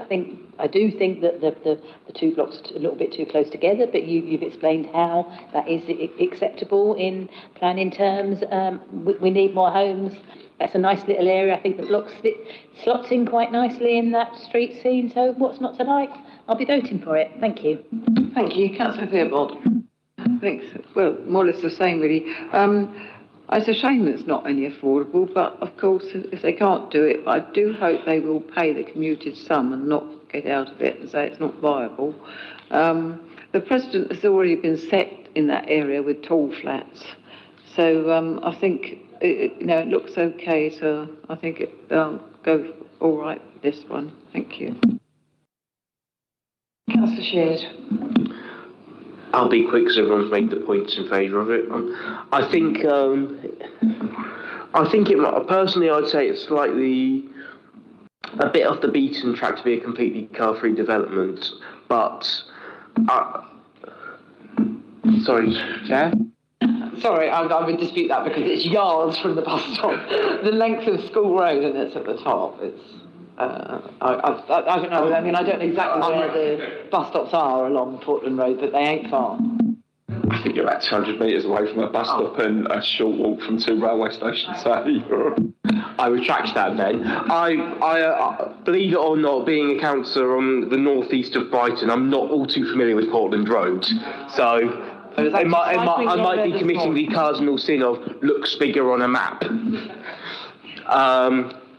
But either way, I think hopefully more housing. One of the points I was going to make, hopefully more housing going in will increase frequencies for the train lines, especially at Aldrington Station, because I believe that is slightly less frequent than Hove or Port Slade stations are.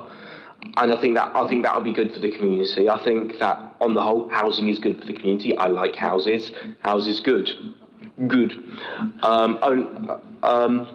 It's good. Good. Thank you, Councillor. I like houses too.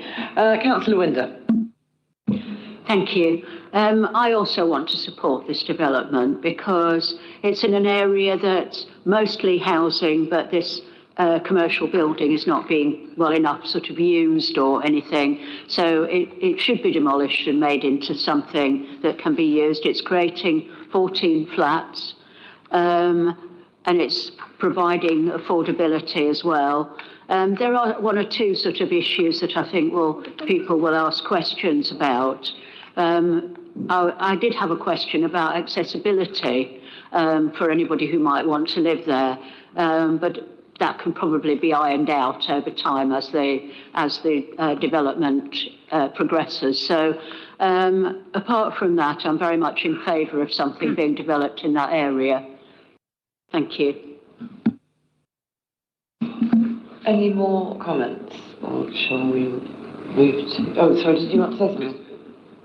Sorry, just in respect of disabled and access, there's condition 31 and 33, and that so there's going to be a wheelchair accessible unit on the ground floor, and then the others need to meet M42, which is the standard for accessibility and adaptability, and also there will be disabled parking as well in the on the road itself. That's anticipated once the redundant crossover is removed.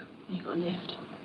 Oh, and obviously a lift inside. Yeah, I must admit, when I saw the lift, that's why I didn't ask, because I just assumed that they were all going to be accessible, but, okay, great, thank you. Are we ready to move to the vote? Did you want to speak? Or this is your voting on, okay. All those in favour?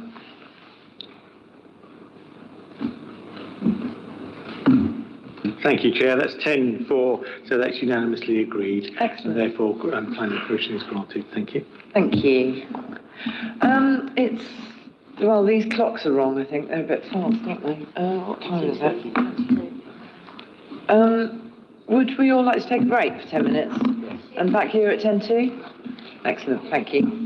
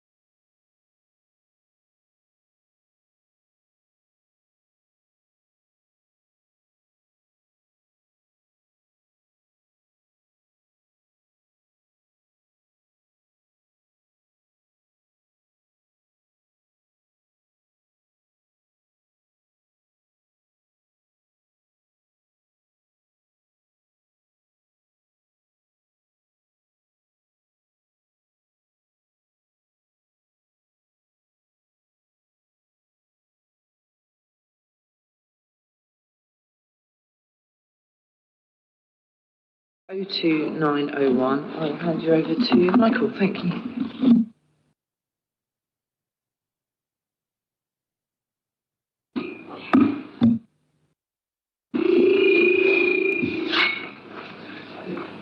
Thank you, Chair.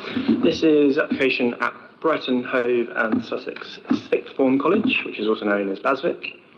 And the application before you is for the installation of an artificial grass pitch and a multi-use games area with associated works including floodlights, access ramps, hard surfacing, fencing and a storage container. Here's a map of the application site. I think most of us probably know where Baswick is, but indicated by the arrow there. The application actually relates to part of the playing fields just to the west of the main cluster of college buildings, as shown on this location plan. So outlined in red, indicated by the arrow, is the application site, and then the wider blue outline, that's the land within the college's control. Hopefully that's a bit clearer from this aerial photo. So you can see the red line is the application site, part of the playing fields. I've indicated a few points of interest just for future reference. So there is a existing single-storey pavilion building just to the north of the application site. I've also indicated a sports hall there. Those provide some useful points of reference as to where on the field the proposed development is going to go.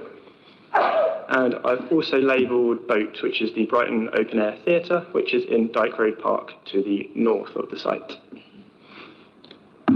Again, 3D view, just to give you a sense of context, and you can also see the land levels here, which do rise quite significantly to the north.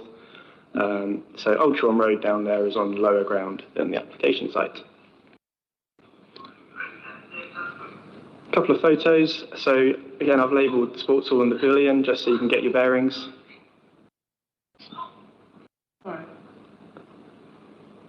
And you can see this photo is taken from about halfway across the fields, looking back towards the college buildings.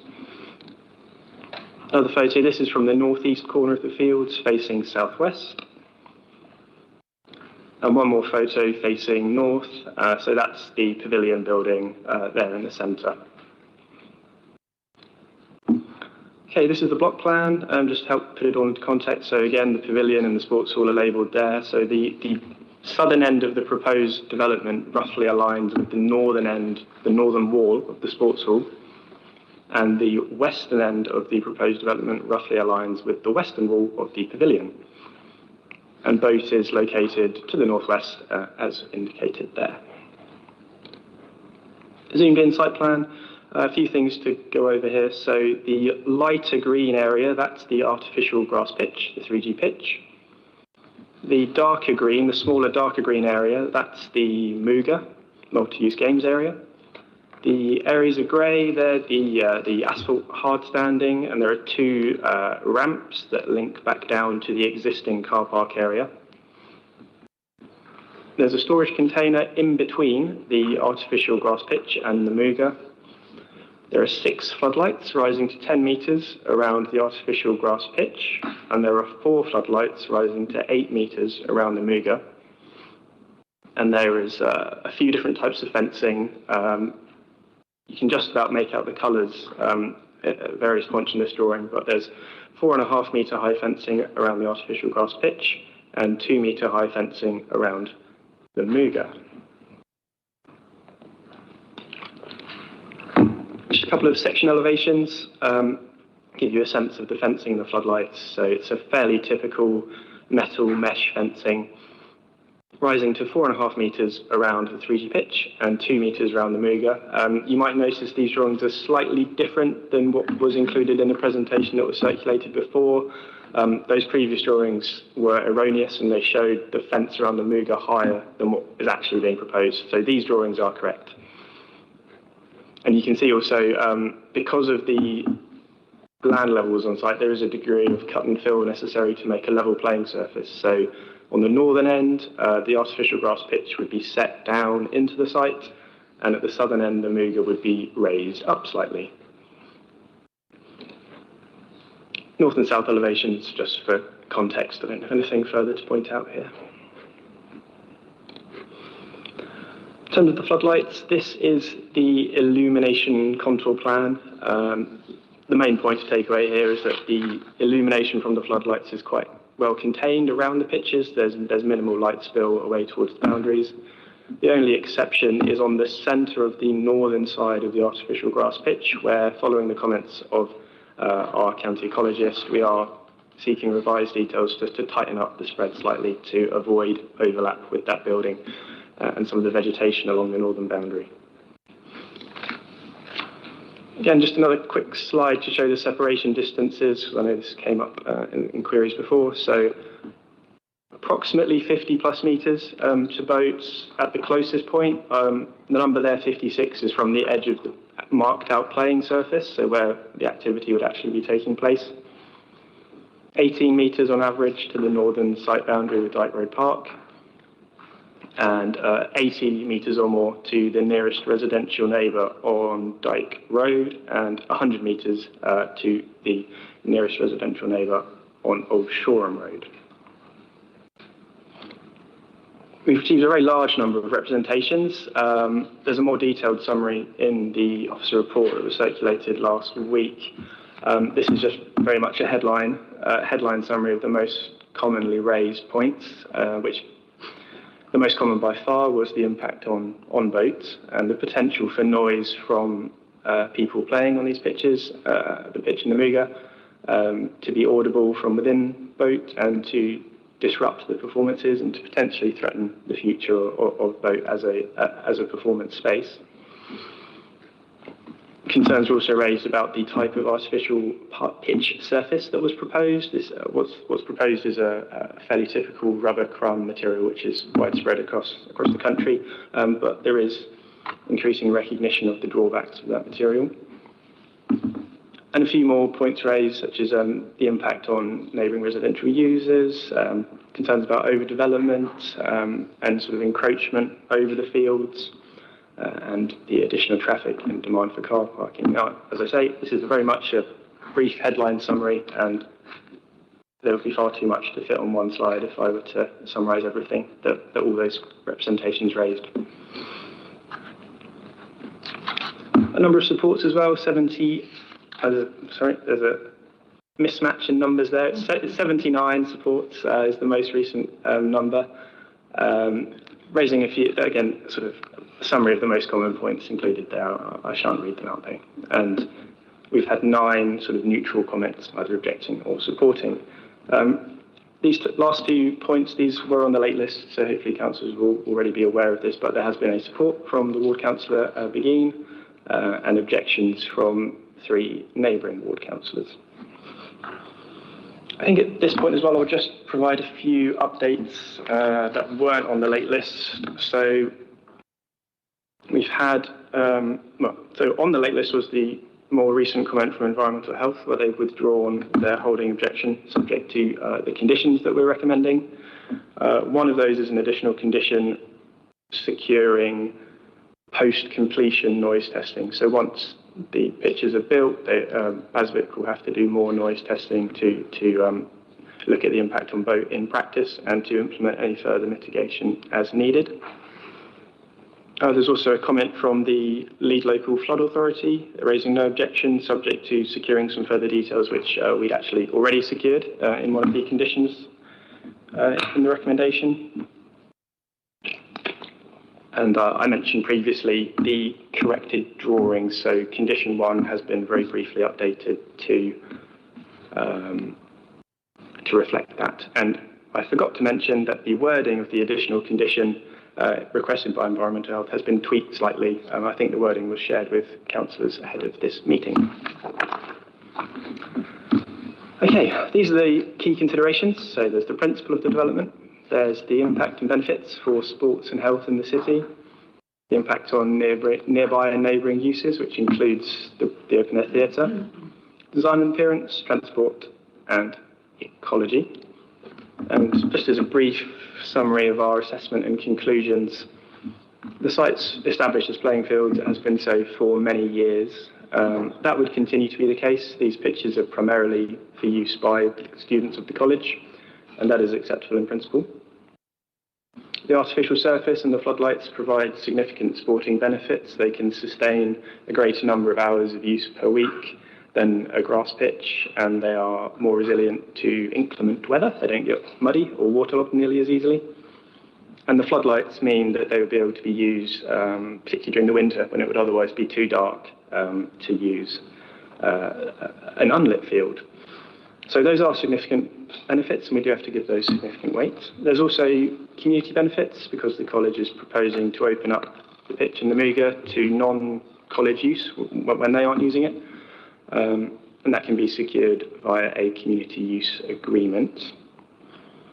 And the impact on playing field provision within the wider Hove Green space is also considered to be acceptable, with no objection from Sport England. Now, we do recognise, moving on to boat, we do recognise they are a sensitive neighbouring use, and there is the potential for noise from the pitch and from the Muga to be audible from within boat and to potentially disrupt performances at boat. However, we think that with the amended hours of use, which quite significantly reduce the amount of overlap between people playing on the pitches and boat having performances, and with the other mitigation included within the scheme, such as dampeners on the fencing, restrictions on whistle use, etc., we think that the impact can be reduced as much as it reasonably can be, and wouldn't warrant refusal of the application. We also recognise that there are increasing recognition of the drawbacks of this rubber crumb material. We are very much aware of that. However, there's no local or national policy or guidance restricting these pitches. The position from Sport England is that they should be allowed to go ahead as long as they include robust measures to contain as much of the rubber infill within the pitch as can be done. And that is the case with this proposal. Moving on, the design and appearance and the impact on open space we consider to be acceptable, and there's a good separation distance to neighbours other than boats.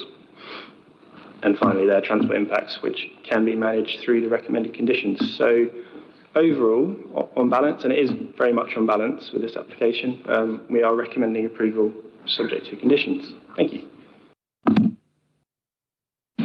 Thanks, Michael. Right, let's go to the speakers. We've got Steve Galliot. Is he with us?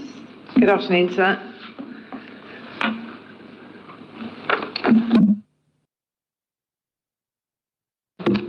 Hi, thank you, everybody. I didn't think I was going to be on first. Start, I just, so basically the normal procedure is that there's 3 minutes either side, but because there's so many speakers, I said that 5 would be okay. So I'm just trying to work out how many people we've got and how long you're allowed. So I've got Steve Elliott and Graham Hawkins who are both speaking. Is that right, Graham? Yes. So 5 between 2.5. So yeah, so you've got 5 minutes between you. I mean, did you want to come and have to take a seat as well, Mr. Hawkins? Or I mean, you know, as you hand over, we're not going to. I'm not going to deprive you of time to talk. Could Graham speak first? Would that be acceptable? Of course. But you're having to, I mean, I'm assuming you're sharing equally, are you? 2.5 minutes each. Is that what you planned? Excellent. So there's a button at the bottom right where you stand, isn't you? And when you're ready, Sean here is going to time you. And do you want me to tell you when your 2.5 minutes is up? Would that help? No, I think I'll be all right. Thanks. All right. Okay, great. Okay, good afternoon. In the Planning Officer's report, paragraphs 922 and 928, it acknowledges that this development will cause some harm to boat, but concludes that the harm is acceptable, partly because it's been suggested there were only 7 occasions this year when there was a clash between our performances and use of the pitches. Now, 7 disrupted performances could affect more than 2,000 audience members and 7 theatre companies, many of which may decide not to return, and year after year this could seriously jeopardise boat's future, which is the very scenario that your city plan and the NPPF seek to protect venues against.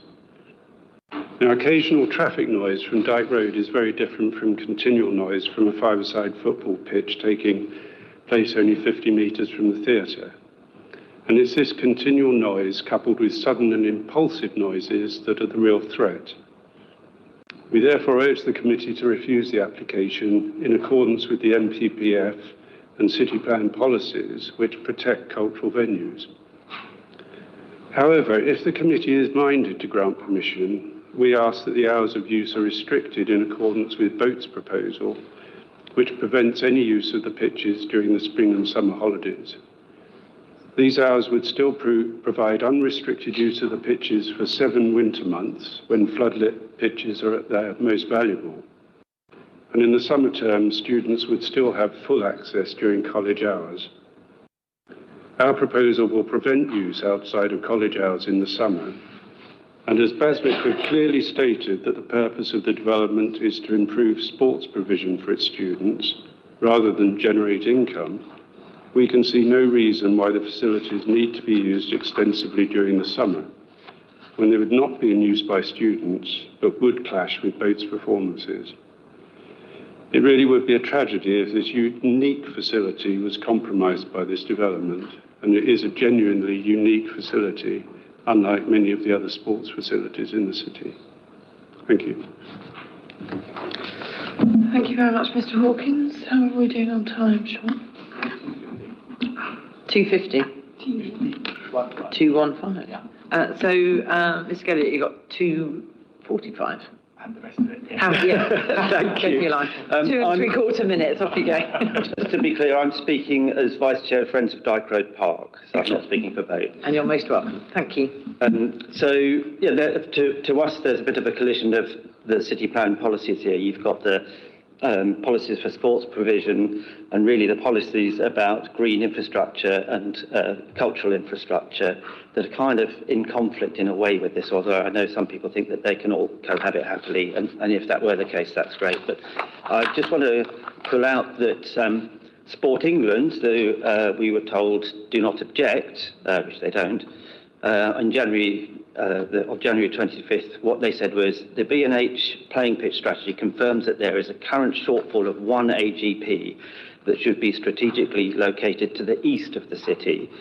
There are a number of projects in the pipeline that meet that demand. So what they're not really giving is a ringing endorsement of this proposal and saying there's a crying need. You actually have other AGP facilities that Baswick could use. I note that the officers' recommendations didn't really mention park users at all. They're just focused on Boat. It isn't just Boat, it's others that object as well.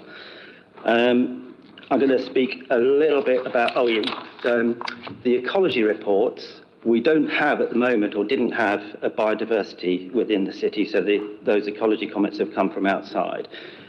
What they haven't really talked about is the soil invertebrates and the impact on bird populations. So this is one of the starlings that lives there and eats the tupelid larvae in the grass there.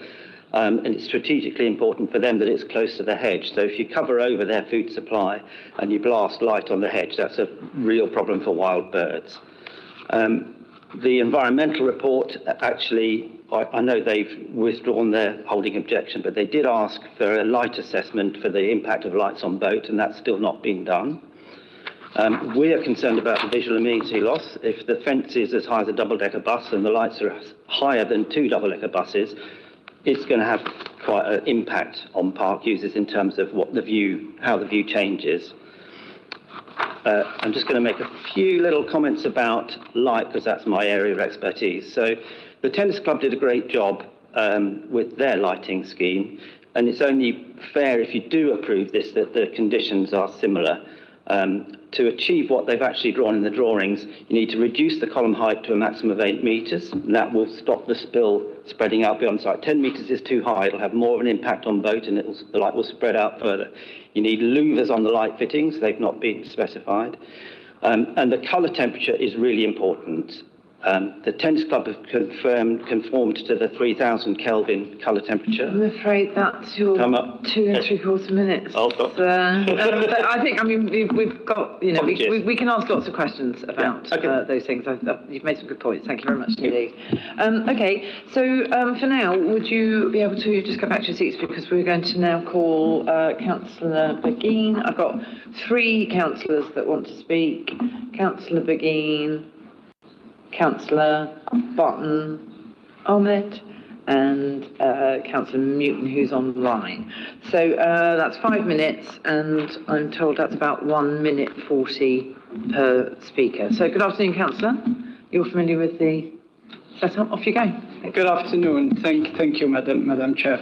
Madam Chair, I support this application because I believe that when we look at the development plan as a whole and apply the planning balance, which the officer has very beautifully and brilliantly done, the case for approval is strong. CP17 positively supports new and improved sports provision, where it responds to identified need, and the Council's own playing pitch strategy identifies the need for additional football capacity and recognises the important contribution that education sites can make in this respect. CP18 also supports healthier lifestyles and greater opportunities for young people to participate in sport and physical activity. That matters here. This is not a housing or commercial development taking over an open space. It's an investment in sporting infrastructure for young people on an existing education site, enabling that land to support substantially more reliable and intensive sporting use throughout the year. I recognize concern raised by objectors, but the planning test is not whether the development has any impact. Very few developments would pass that test. The question is whether the impacts would be unacceptably harmful and whether they can be satisfactorily mitigated. Boat is clearly a much-loved cultural asset, but we should not be starting from the assumption that culture and sport cannot coexist. We have an acoustic evidence before us, and we have the ability to control ours. Lighting, noise, columns, fences, whatever you want, we are able to mitigate those through conditions. The same for biodiversity. You want me to stop? I'm afraid so. That's fine. I can absolutely stop. But let me just reiterate. I support this application. Thank you very much indeed for your time, Councillor. Next one up, Councillor Barton Elmes. Good afternoon. How are you? Welcome back. Thank you.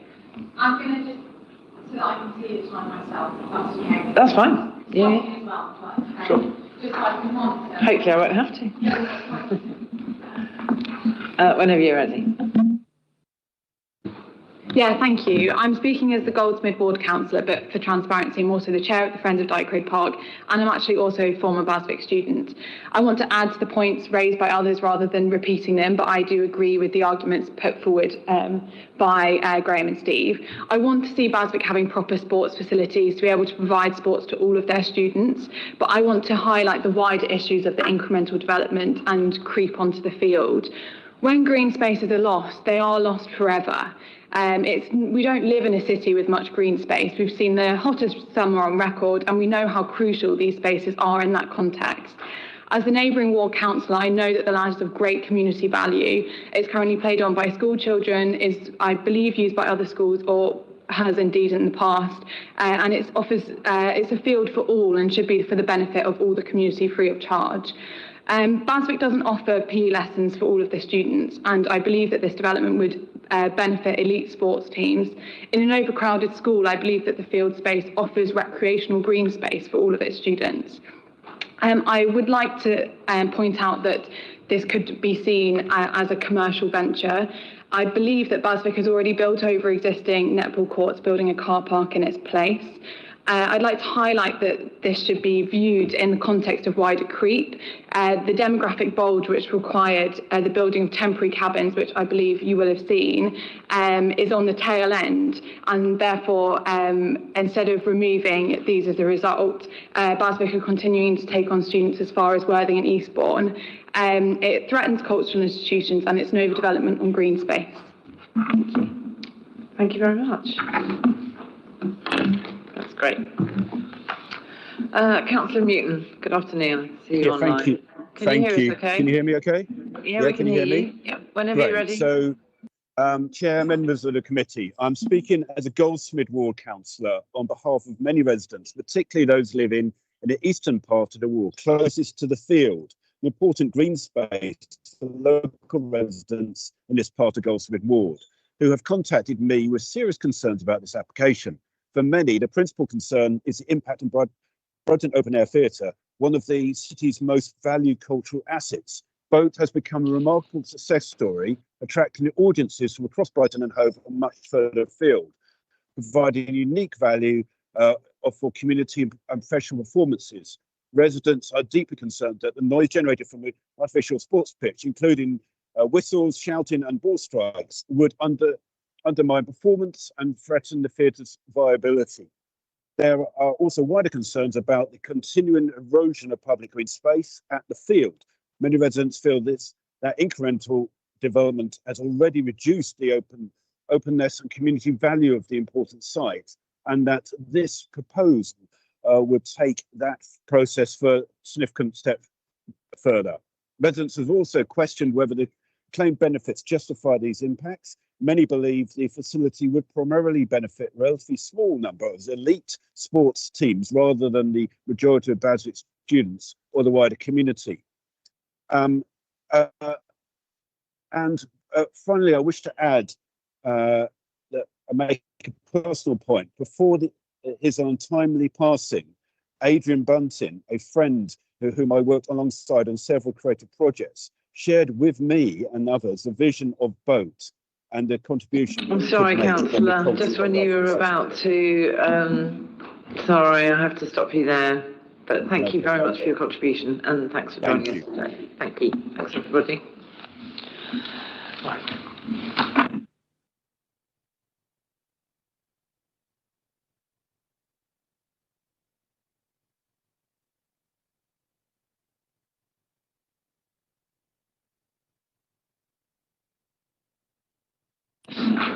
Sorry, there's so many people speaking, I'm not used to this. Have we got Molly McLean and William Baldwin here, please? Thank you. So you've got 5 minutes between you. Who would like to go first? Excellent, okay. So it's the bottom right-hand button, and do you want us to tell you when your 2.5 minutes is up? Are you sharing it evenly? Yes. Excellent, okay. Whenever you're ready. Thank you. Good afternoon, members. The health and well-being of our young people is one of the most important priorities for our city. The National Planning Policy Framework says that substantial weight should be given to improved facilities where they would promote good health, reduce inequalities and aid social interaction. Policy CP17 encourages development for improved sports facilities, especially for members of the community who are underrepresented. Indeed, in a recent press release from the leader of the council, Brighton and Hove hopes to become a UK capital for women and girls in sports. The benefits of playing sport are well known to boost mental well-being, tackle social isolation, challenge stereotypes and address inequalities. This development would significantly benefit the college's Women's Football League, who do not have adequate facilities to train. The application before you today is not a change of use. The site is an active playing field with existing football pitches currently used by students and the community. This has been the case for the college's entire history, and this arrangement has peacefully existed without conflict to its neighbours. We fully recognise the concerns raised by Boat, and the college have met with them several times. They have conducted a full noise assessment demonstrating that the potential impacts in a worst case scenario would be acceptable given the existing background noise levels and the mitigation measures we've put forward, including a noise management plan, anti-rattle fencing and a no-whistle policy during performances. More importantly though, the college has reduced the opening hours substantially as a compromise to Boat's concerns. Based on their performance schedule of this year, there are minimal times when the pitches would be in use at the same time. These overlaps would be in the early afternoon during the summer season, where background noise levels are already high and floodlighting would not be required at all. This approach is supported by your officers when considering the substantial public benefits of the proposals against the impacts, which we have demonstrated to be acceptable in any case through the measures secured by condition. Thank you. Thank you very much. Sorry, 1:40. Oh, so 1:40. So, yes, well, when you're, yes, you've got three. I mean, you're not obliged to take it all, but if you'd like to. I'll bring us in on time. Hello, committee. Hello, councillors. I'm William Baldwin. I'm the principal of Baswick. Look, I know this application has caused feelings to run high and has raised fear around its potential impacts, and we're here today to help clarify those proposals and hopefully allay those fears. It's my job to get our students the best facilities for their studies, but it's also my job to ensure we are a good neighbour and considerate of our community. Both things are possible, but at the moment, my students are getting a poor deal. The majority of secondary schools in the city now have an artificial pitch. Students come from those schools to a college environment where surely they should expect to get better, more advanced facilities to help them navigate their more demanding studies. But no, not if they're a sports student at Basvic. A common question asked at our open evenings is, where are your sports facilities? Rather coyly, my staff have to point to an unusable, sloping, flint-laden field that also doubles up as a dog walking facility for residents. That's no place for students who are studying a level 3 course in sports science or competing at a national level in sports teams. We're home to one of the best female football college teams in the country. They train daily. Instead of walking from their classroom to an on-site training facility, they take 2 minibuses to Waterhall. That's up to 45 minutes each day, or 100 hours a year in a minibus, when they could spend that time training or learning. If this city is serious about its desire to support female sport, it needs to back up words with actions. Is this development primarily for curriculum use? Absolutely yes. Should the community also benefit from it? Of course they should. We'll be helping young people to get outdoors, get fitter and be more active. Like those youngsters who have taken part in the Swerve soccer camp this summer that has occurred in that exact spot for the last decade without complaint. Unlike other field and park users, we're proposing to have a highly regulated activity in this space with minimal clashes to boat performances. Our revised opening hours and noise management plan show how responsive we have been to boat. I've also reached out to the Friends of Dyke Road Park, but similarly, I have not got a response from them. Boat is a unique community asset, but so is Basvic. We are a unique community asset, and we can remain so.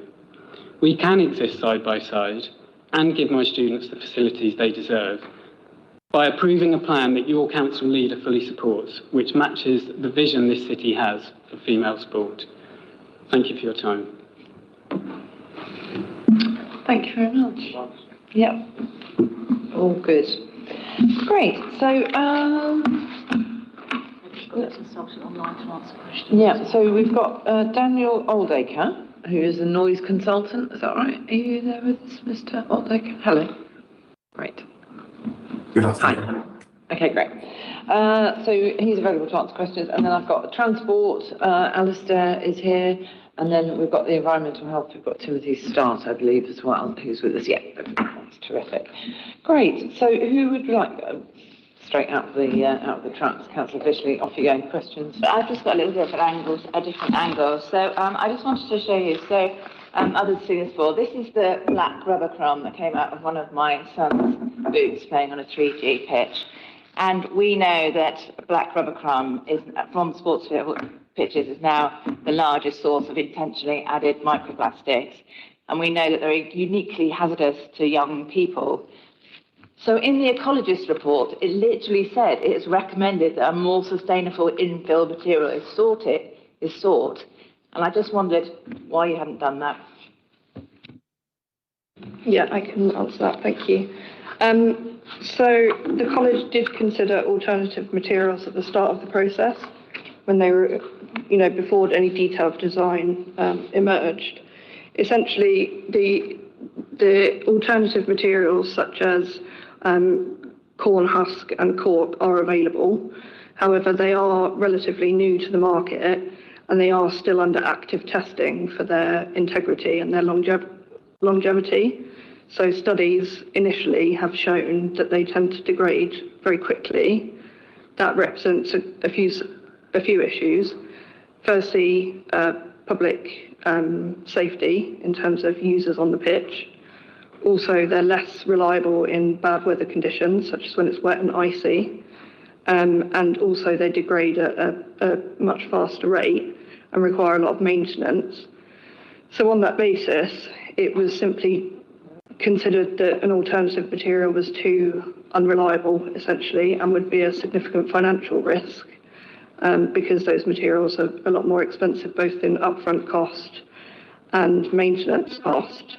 So that was a decision taken by the college at that time that they would proceed with the Robert Crumb proposal. And that is an approach that's supported by DEFRA and Sport England, subject to the containment measures, which we've set out in a document that's already been submitted to officers and is secured for further detail by condition as well, so that the proliferation of microplastics is contained on site and disposed of and recycled.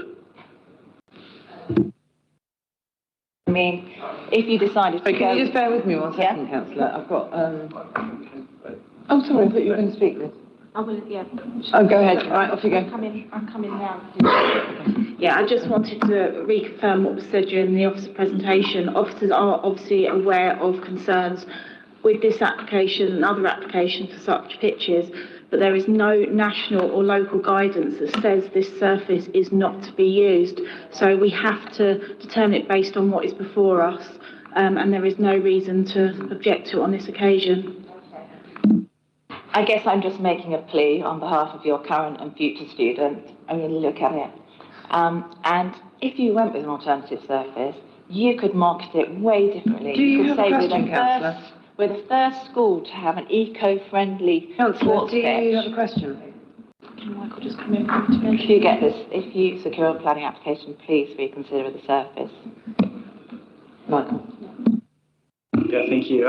Just briefly to come in and just repeat the mitigation measures that are included within the scheme for the containment of the infill within the pitch. So there is solid boards around the edges so that the material can't sort of escape through the mesh in the fence. There are grills on all the entrances so that when people walk on off the pitch, any infill on their boots can get shaken off. There are brushes as well to help clear the boots.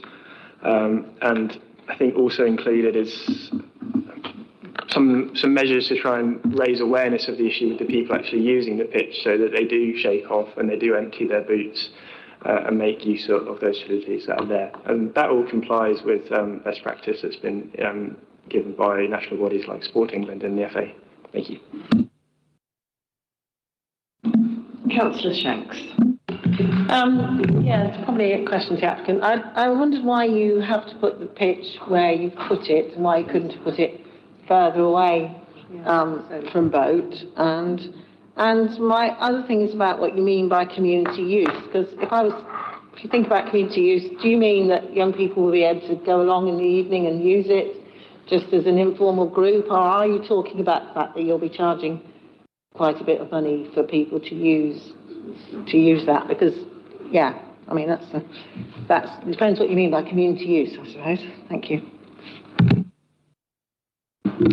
I'm just going to ask. First question. Sorry, before you. I'm just going to ask council officers to come in. Yes, so before you speak, we're just going to put up the block plan that shows the red lines to your area of ownership. So as you're speaking, councillors can clearly see that area.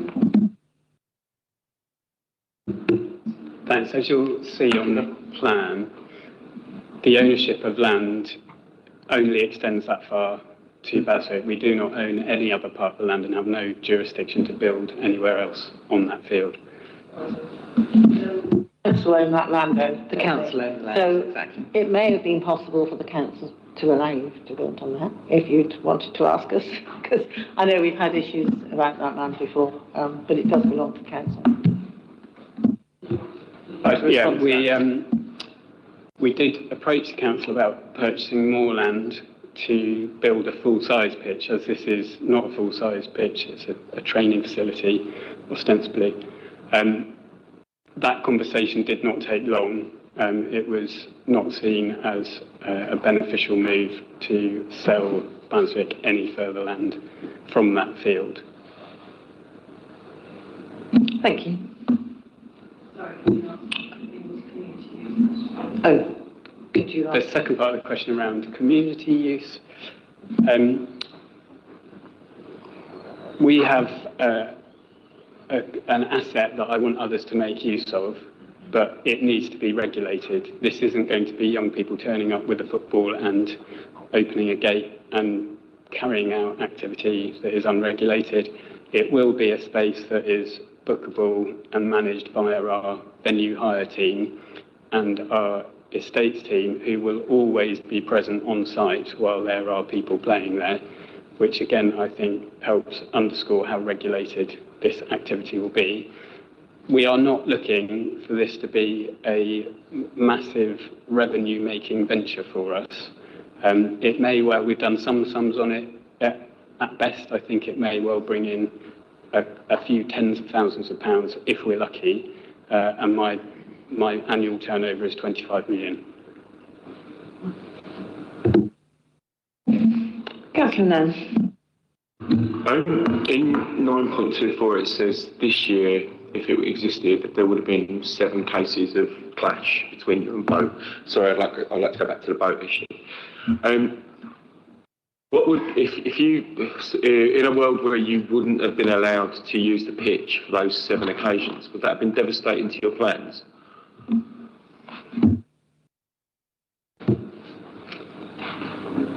No, and we're happy to sit down every year and look at performance timetables. What I don't want to occur, though, is a blanket ban throughout the summer holiday, because we have well-established summer holiday clubs that play in that exact same spot now and have not caused any interference to performances. But I also don't want there to be a hierarchy of use in the field. So, I mean, we're talking about 7 cases though, so it's not exactly, onerous. So you could get together with boat and put a process in place where you don't get in each other's way. Hi, Councillor. Sorry, I'm just going to have council officers come in here, if that's all right, Liz.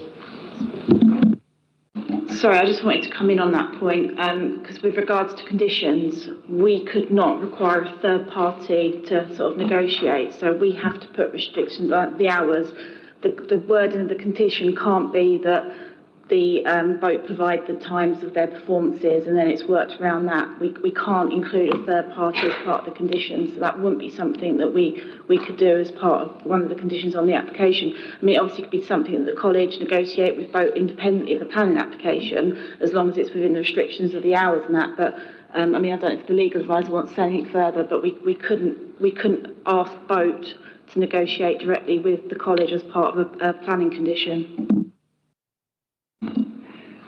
Chair, through you, that's correct. We can't impose a condition over a third party's site, and if we impose a condition, it has to be enforceable. So we have to, imposing a condition relating to simply the hours of use, that's enforceable, but not requiring the applicant to negotiate with somebody else.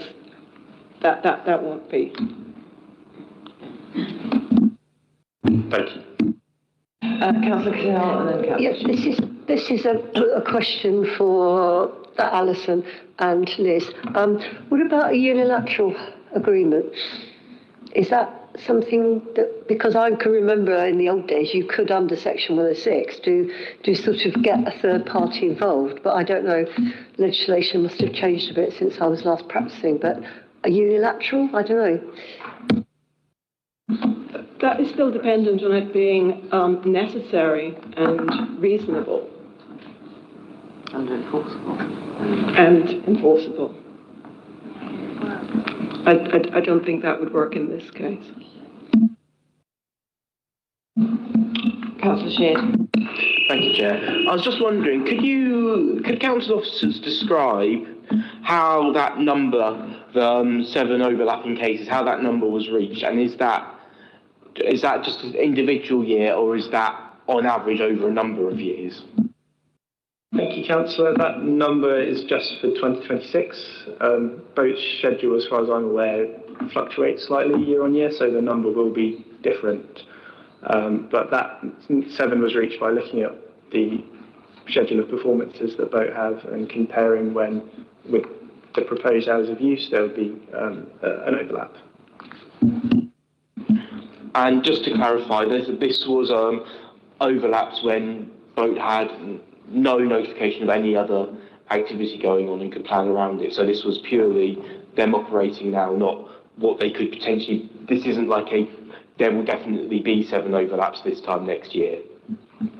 No, if boats' performances were to change, if their schedule were to change, then the number might be different. Yeah. Mr. Robinson. Thank you, Chair. I'm thinking a little bit about the hours, and I know officers have done a lot of work negotiating between the two parties, as it were. But at the moment, there's activity being carried out on those pitches now, and presumably the activity that's being carried out is being carried out on longer hours than the current agreement we've got. So might the noise actually end up being less with this because it's more regulated than it would have been if we didn't change anything? Thank you. Potentially. It's complicated because there's not just one user of that field. There's BASVIC, and then it's also publicly accessible. So there are people who can turn up and use that field whenever they want, and BASVIC have no say over it. So there is a valid argument that by essentially compartmentalising this space for BASVIC and any people they allow on, that eliminates that unregulated activity. However, it does also introduce new sources of noise, like the fencing around the pitch. So it's a bit of both.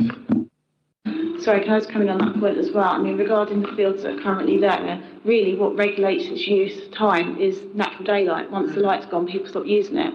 So the floodlights that are proposed as part of this application will really only assist in the winter months when it's darker in the evening. So it's not really going to impact on the summer months, the floodlights, of how more it's used than the current use. Because as we saw yesterday, there's nothing to stop anybody getting onto those fields at the moment and using them any time of day if they wish. Yeah. Councillor Theobald. Going back to the hours, if say this was built and the hours were wanted, all that they got together and the hours wanted to change in the future, wouldn't they just put another planning application forward? The other question is that regarding the position of this thing, it would be better if it was further south, but I don't know why the council was so against not letting them do that, but that seems a shame. Thank you. So on your second point, I think we have to look at the application that's in front of us, which is for the pitch in that location. The applicant has talked about why they couldn't locate it elsewhere, and I think some issues that haven't already been raised are that these are existing playing fields, and if you have this proposed pitch in the centre, then it might obstruct the re-provision of the rugby pitches, which are already there, which have the fields having to be reconfigured to keep the same number of rugby pitches. And if you have this in the middle somewhere, then you're going to severely limit the remaining space for that re-provision, and Sport England are likely to object on that basis. Yeah, the second point on the hours, yes, if this application was approved today in accordance with condition 14 regarding the hours that officers are recommended, the applicant can come in at a later date via section 73 application and seek to vary those hours, and obviously we go back out to public consultation regarding those. Councillor Pickett. Thank you. Yeah, I've got a question about the lights. So I'm just wondering, why are the columns so high? And also, can you give us more information on how the light can be directed?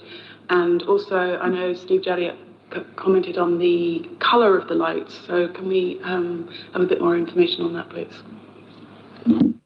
Councillor, with floodlights, there's a balance to be struck where the higher you go, the more intense the lights need to be to provide a level of illumination on the surface. And the lower you go, the less optimal the angle gets, and then you end up with more light spill around the pitch. So there's a sweet spot in the middle where the balance of that is optimal. These floodlights around the artificial pitch, they're 10 metres high. We believe that the applicant and their consultant have chosen that as the best balance between those two opposing goals. And the floodlights around the Muga are slightly lower at 8 metres. I don't know if the applicant knows any more about the detail of the floodlighting design, they might be able to come in and contribute more. Yeah, I can come in on that. So the floodlighting report that we've submitted with the application is an indicative scheme which shows the height of the lights and the arrangement. However, the more specific details around, for example, the lux levels, bulb colour, etc., is secured by a condition. So that will be submitted to the council and reviewed by environmental health and planning officers. But the height is such for the reasons that Michael's just given, and also as a football pitch, there are certain health and safety requirements in terms of lighting that have to meet FIFA standards. So our lighting scheme that we've submitted at this stage is the minimal requirements to meet those FIFA standards, whilst not creating light pollution in the wider area. So I know in terms of other areas that have had lighting put in, like the tennis courts and places like that in various parts of the city, they've been able to direct the lights in such a way so that they're only on the court, so they're not going to bleed into like the tree area or anywhere else. Can you guarantee that that's going to happen here? Yes, so the report that we've submitted has a light spill plan, and that demonstrates that the light will be focused within the pitch.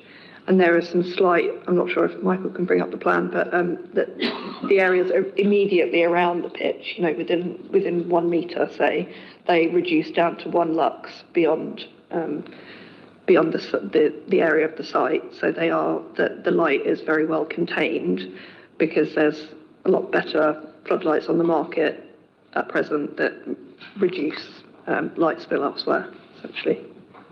So the areas, you know, like the tree area that's immediately behind, that won't be affected?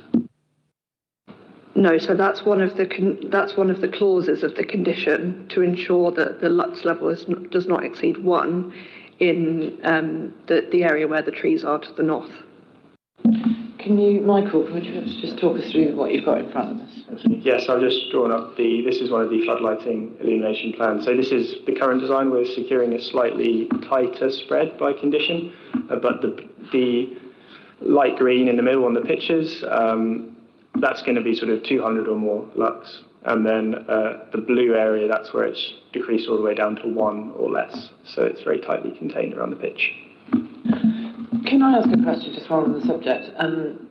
Because one of the things that we were just talking about is the fact that you wouldn't need light. Am I right to say that you're not anticipating using any light when through the summer months? That's correct, yes. We'd only need to use the lights when it's dark, essentially.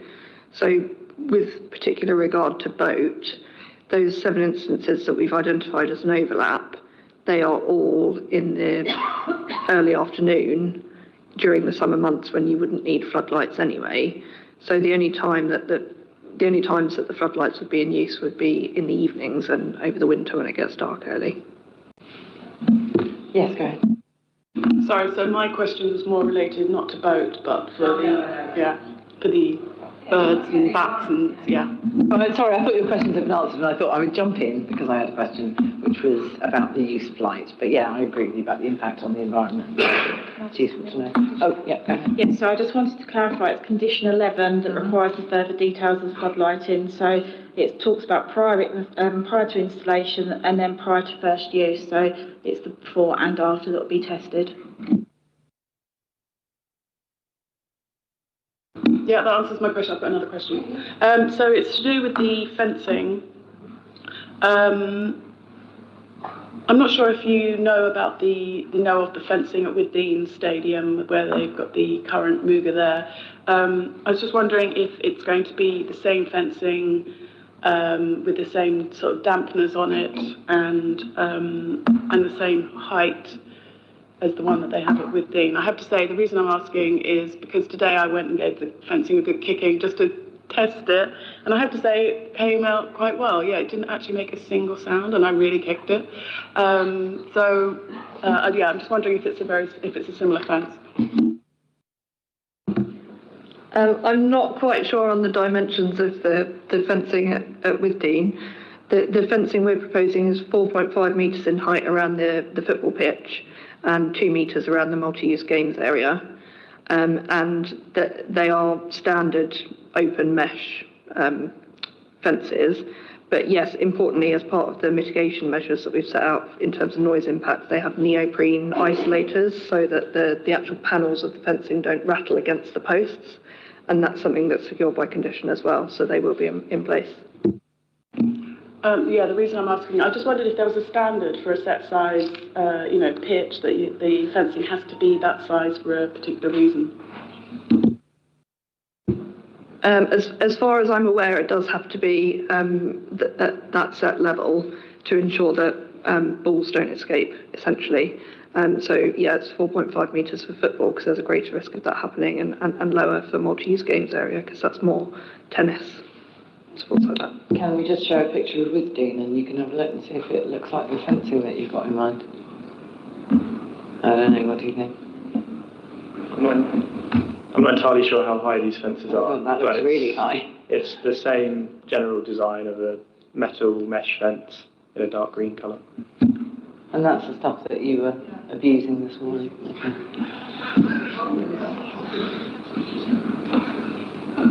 Does that look like your stuff, or you don't know? I mean, listen, we're just going on looks here, we don't know, do we? In terms of appearance, certainly it would look something like that, but without knowing the exact dimensions, I'm not sure if it is exactly that high, but ours is 4.5 metres at its highest point. Councillor Shanks. I just wanted to, I presume it's a green surface, because tennis courts all seem to be blue at the moment, which is a bit intrusive, but well, it's all good. In terms of the biodiversity, we talked about lighting, but also there is an issue about covering ground, presumably, in terms of, as Mr. Garrett talked about earlier, in terms of birds. And I just wonder how we measure that sort of thing, because we've got these all over the city now. We are getting declining bird populations and things. I just wondered how, you're talking about biodiversity net gain. That's presumably going to be provided off-site, not on-site. So how do we measure that with the soil underneath it? Thank you, Councillor. It's the way the biodiversity net gain calculations work is they're based on the area of habitat, and each habitat, depending on its condition, gets a certain score as to how much habitat unit it's deemed to provide. So it is a little bit unspecific, but that's the way that the government have designed the metric to work. So this field, I think it would count as modified grassland, and then because it's for a certain area, you times that by the value of modified grassland in this condition to reach a baseline, and then in order to meet the requirement, they have to do at least 10% more than what's there already to get net gain. As you say, in this case, it is probably going to have to be off-site. But the final details would be in the biodiversity gain plan, which is one of the conditions.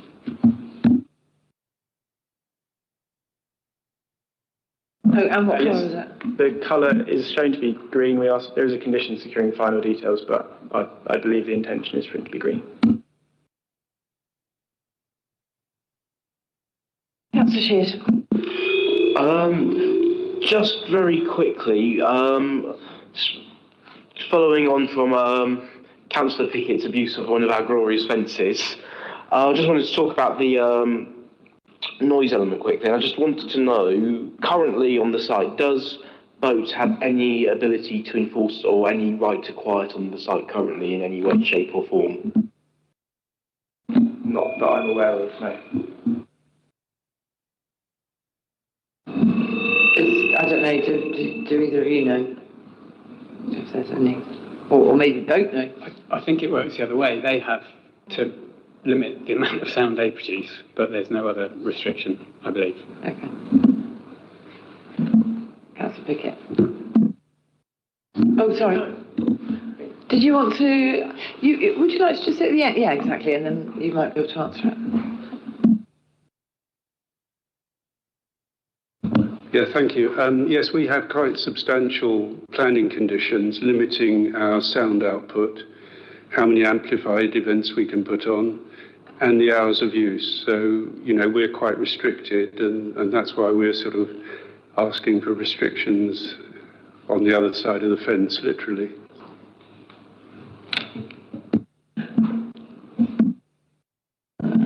Councillor Pickett, do you have another question? I do, but actually, can I just come back to that? So, do you have set performances, set number of both performances that you can use a microphone and performances that you can't use, don't use a microphone for? Do you have a limit every year? Yes, we have limits on how many amplified events we can have, how many events we can have per week, and so on and so forth. We're quite restricted. Could you tell us what those are? Do you mind? Well, they're quite complex. Oh, but, sorry. I mean, they are planning conditions that are in the planning document. Got them here. Over to Michael. Thank you. Yes, so it is quite complicated. There's a maximum of 28 amplified events. A year? Per year? Per season.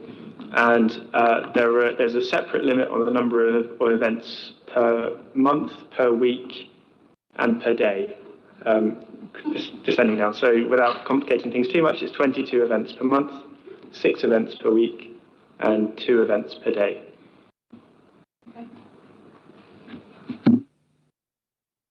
Okay, yeah. Thank you. Sorry, my question was, I've lost it, sorry. Oh, yes.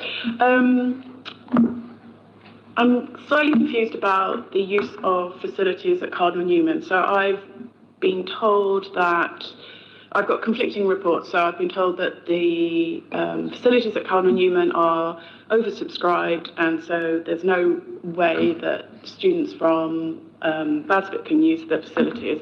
And then I've also been told the reverse, and I'd like to know what the truth is, really, because I can't find out.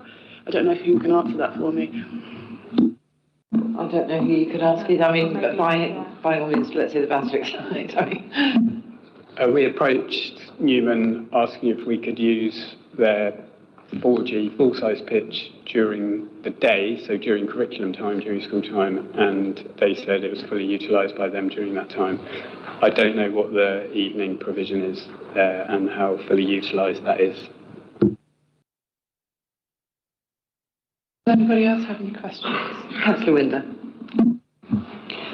Thank you. I just wanted to ask about at what point does the balance between protecting biodiversity in that area and evolving and developing a community resource, and at what point would it become too much?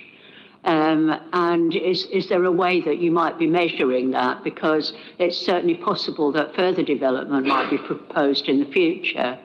And just thinking about that whole space, how would that be protected as we go along? And would there be any kind of condition that said no more development should take place for sports or community activity? Thank you. Thank you. So I think that's partly the judgment that you as councillors have to make is where do you consider this development is acceptable or not? In terms of your second point, we're assessing the development in front of us. If in the future another scheme for more development on the fields came through, we would look at it at that time, but without knowing what form that would take, it's very difficult to say anything of consequence. Yeah, and there's no objection from the county ecologist to this application. Thank you, Chair. I've just got a question for the gentleman from Boat. Could you just remind me, was your suggestion to us that we impose a condition that saw Basvic unable to use the pitches in summer? So that would be June, July and August. Yeah, the proposal we put forward was that the pitches shouldn't be used during the summer and spring holidays, so not when the students were able to use them. The limitations on the hours during the term times were not dissimilar from the ones Basvic have put forward. So the main thrust of our proposal was that during the late spring, summer and summer holidays, there shouldn't be any use of the pitches, because that's when we have matinees and children's performance and what have you during the week. So for about 25% of the year, they wouldn't be able to use the pitches? Well, I guess that's correct, yeah. So, sort of 7 is sort of roughly 5% of 125. So can you see that might feel disproportionate? That you're asking that they can't use their pitches 25% of the year to protect 5% of your performances?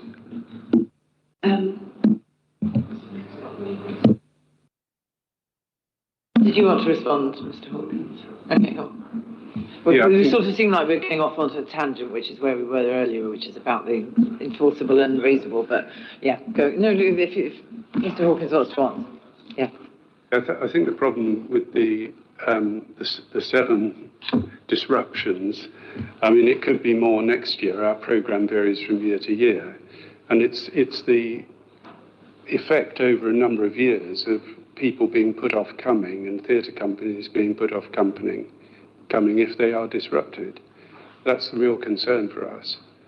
During the summer and spring holidays, there's no students to use the facilities anyway, and we don't see the need for them to be used outside of those times. I'm just going to bring Liz in here. Yeah, I just wanted to come in on that point because I appreciate there has been talk about trying to change the hours that have been suggested in the officer report. But one thing that needs to be taken into consideration is that one of the conditions, it requires, give me one moment, sorry, it's condition 10, talks about a community use agreement.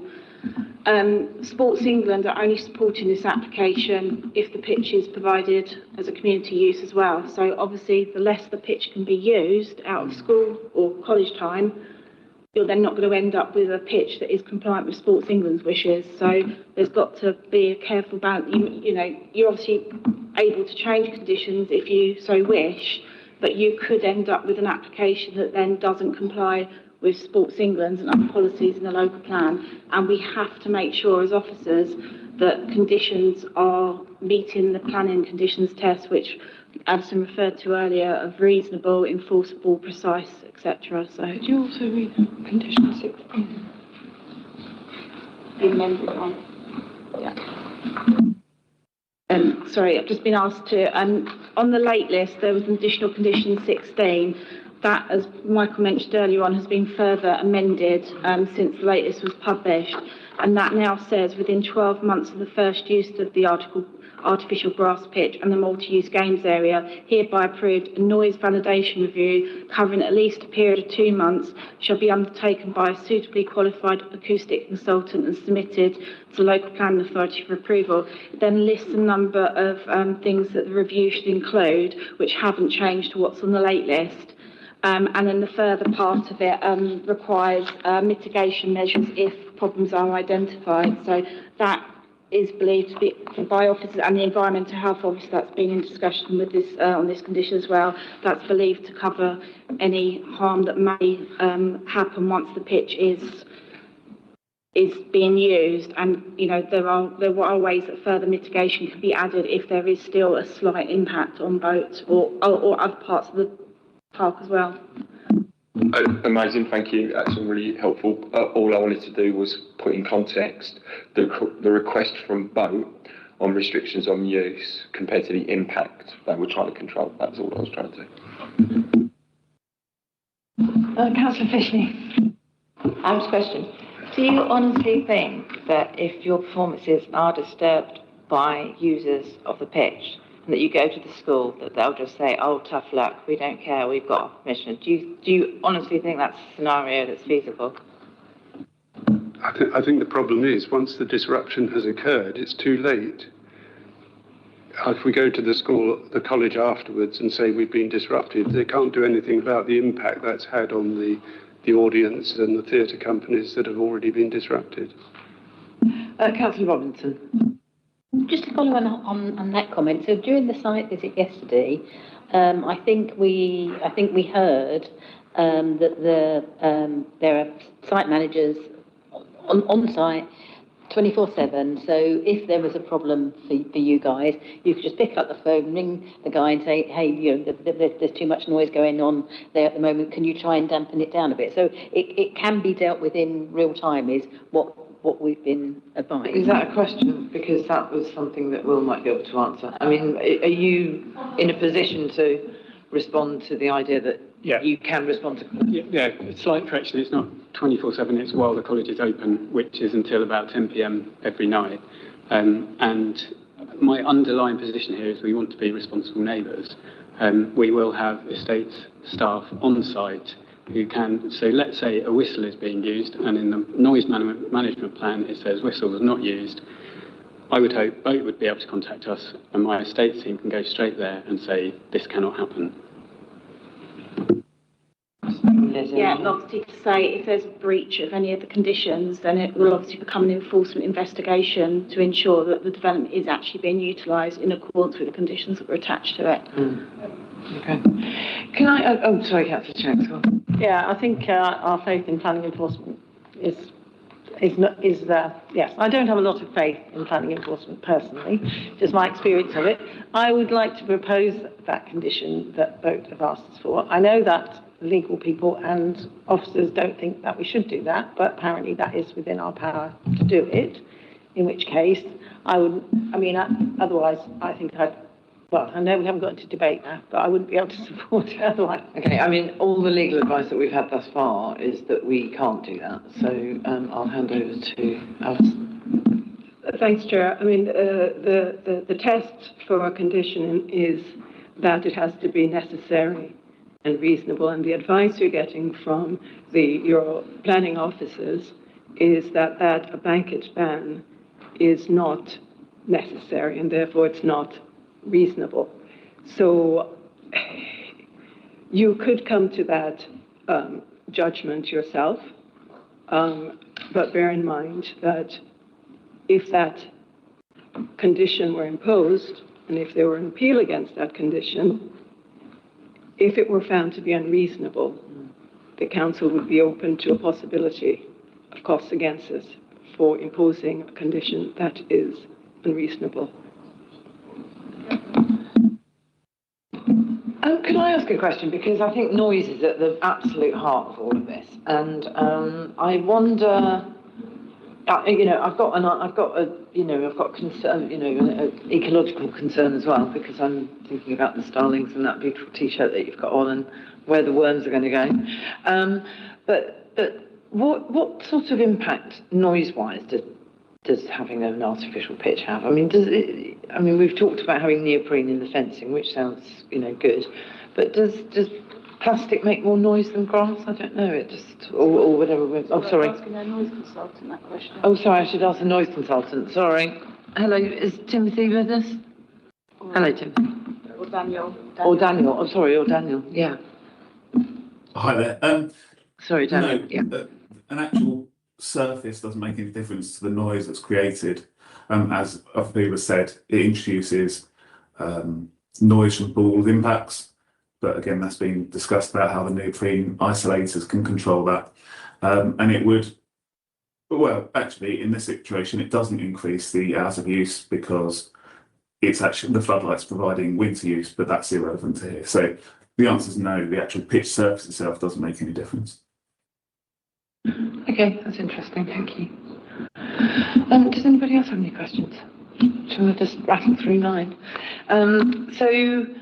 We know that people, there's a lot of emotion over this, and I think it's really important. I find myself saying this all the time, please go away, neighbours, and, play nicely. I'm sitting here this afternoon and we've got, the principal here, you're sitting here saying that, these are things that you really care about, that there is noise there already, that there'll be less noise. I mean, are you able to, I don't know, I just want some guarantee that, that we can tell the people who support both that they have nothing to worry about. Can you provide some sort? I know you're probably asking the earth here, but how do you feel about it? Because you're obviously aware about the number of people who are concerned about this.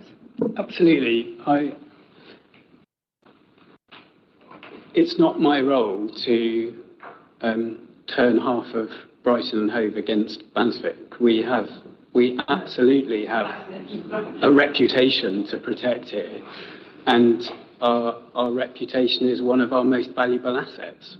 In that, I would annually happily agree to sit down with both and talk, and they know this, talk through any performance schedules, clashes, and come to what I would hope would be a reasonable compromise. Now, I don't think having nothing on those pitches all summer is reasonable, and we currently have a football school in that exact location during the summer holidays that has never received a single complaint around noise. So what I'd really like is the lived experience to determine how is this playing out, and if we need to change our opening hours and not clash with any of those performances because it really is unbearable, then we would consider that and go with that. But I'd want to see the evidence that that is happening first. And given that these, that boat have performances and obviously have a specific timetable, I mean, this is the sort of thing I'm sure that you must have to organise quite far in advance. If you're, as I say, again, it's about noise and it's about timings, can you guarantee a hard stop, for example? I mean, if you've got a match, football can go on, right? I know this is only training and it's not sort of a, full-size pitch, but if you have to have a hard stop, can you guarantee a hard stop, let's say? Absolutely. That's part of our venue hire and lettings arrangements. The staffing on site will be there to ensure that if it's a 7 p.m. finish, that activity stops at 7 p.m. That's when the hire arrangement finishes and they vacate that site. We are able to staff and enforce that. Okay. Sorry, I've got one more question. So I know with Long Hill School, we requested that an assessment could be made with regard to contamination of the land. I'm just wondering if we could request a similar thing for this proposal as well.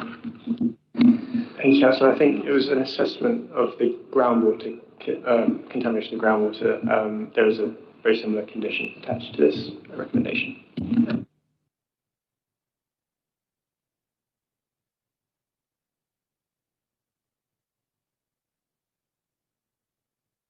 Sorry, I'm not texting mates. I'm trying to get my phone up and running because all my questions and I keep all my notes on here. Sorry. I was only going to ask because when we were talking about it last week on the we had a briefing, did talk about a noise assessment. That we had that, and the light assessment. We had it already.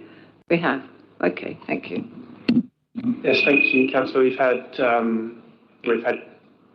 3 noise assessments from Basilic and one that both have commissioned, and that's all been reviewed by our environmental health team, and their comments have been summarised in the report already, and they've withdrawn their objection.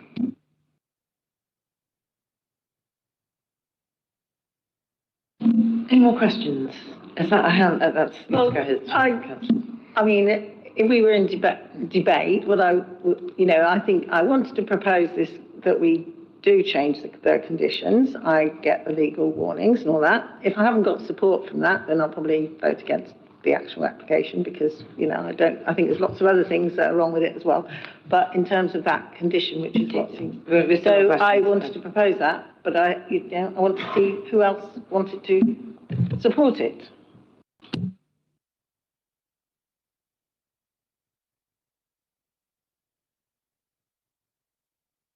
Well, if everyone's asked all their questions, sorry, you're not allowed to ask a question. Is the condition of the lived experience not encompassing what you're asking for? I.e., once it's built, once people are playing on it, there's a noise assessment with boats' live performances, and we work from there. That, to me, that condition seems like it would deal with this aspect, but I'm no expert. Can I ask another question about the noise? And I don't know who, maybe this is one for Timothy. I mean, I am, sorry to bang on about this, but I do kind of feel like this is the main thing, the noise and the disruption and whatever. There's quite a lot of outdoor space around there. And when we walked around yesterday, there was quite a lot of noise coming from a different area altogether, which is a public area sort of near Dyke Road. Do you, I don't know, noise people, has that all been taken into consideration? That there is already a certain amount of noise there, because one of the things that somebody said earlier, I think, is that actually there's an awful lot of activity that goes on, because that's public land, right? That's council land that's right next to boat. It's actually nearer boat than this bit. Does that, I don't know, has there been any assessments? Oh, sorry, all right, yes, why not? Off you go, Graham. Yeah, the noise reports that have been done all agree that there is a level of noise that already impacts on boat. But it tends to be infrequent noises, and the problem we're really concerned about is the continuous noise when you've got, maybe 10 or 12 people plus perhaps a coach very nearby using the pitch quite intensely. It's very different from the odd car going past with its horn blaring or an ambulance. It's that continual noise that's going to disrupt things. And if that happens in the middle of Romeo trying to persuade Juliet to go out with him, it's too late to ring up Baswick at that stage and say, there's a problem.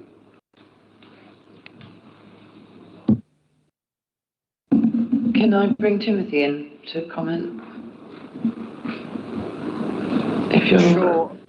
Hi, good afternoon, everyone. Timothy Starr, Environmental Protection. I'm just going to need to go back through because I've obviously had a lot of comments I've been working on, so I just need to check that with regards to when the background survey was completed, unless Daniel can answer that question. Yeah, all assessments from boat and from Baswick have measured the existing noise climate. So there's a number of different assessments, but as part of those, the existing noise climate has been measured. And then the assessment has looked at the difference in impact of, or the change in noise level due to the additional activity. So, as a noise person, do you think that there is, because one of the arguments that I'm hearing from Baswick is that they think that there will be less noise with these pitches because it will be regulated and because, because of the frequency of people just using it really niddy. Now, I mean, is that a substantiation argument? I don't know that there will be less noise going forward. I'm not sure.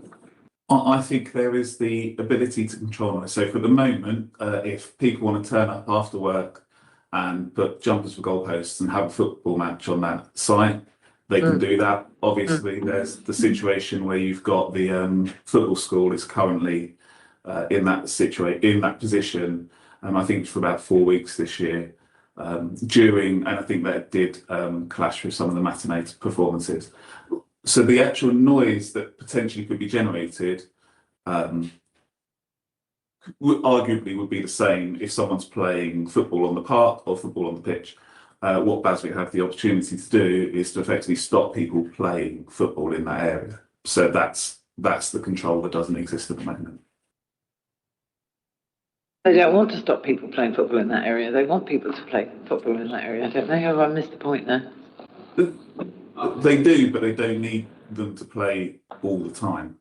At the moment, if we're talking about seven events where there's sort of overlap between the two users, that can be managed. I think if we look at September's schedule, for example, I think there's about 14 events. I think 6 of them are music.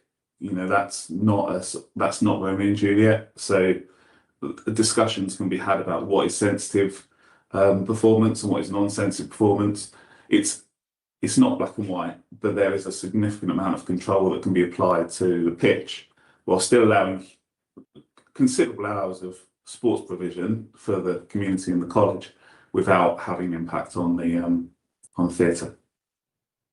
Temptation to try and quote Romeo and Juliet right now is huge, but I'm not going to do it. Councillor Pickett. Thanks.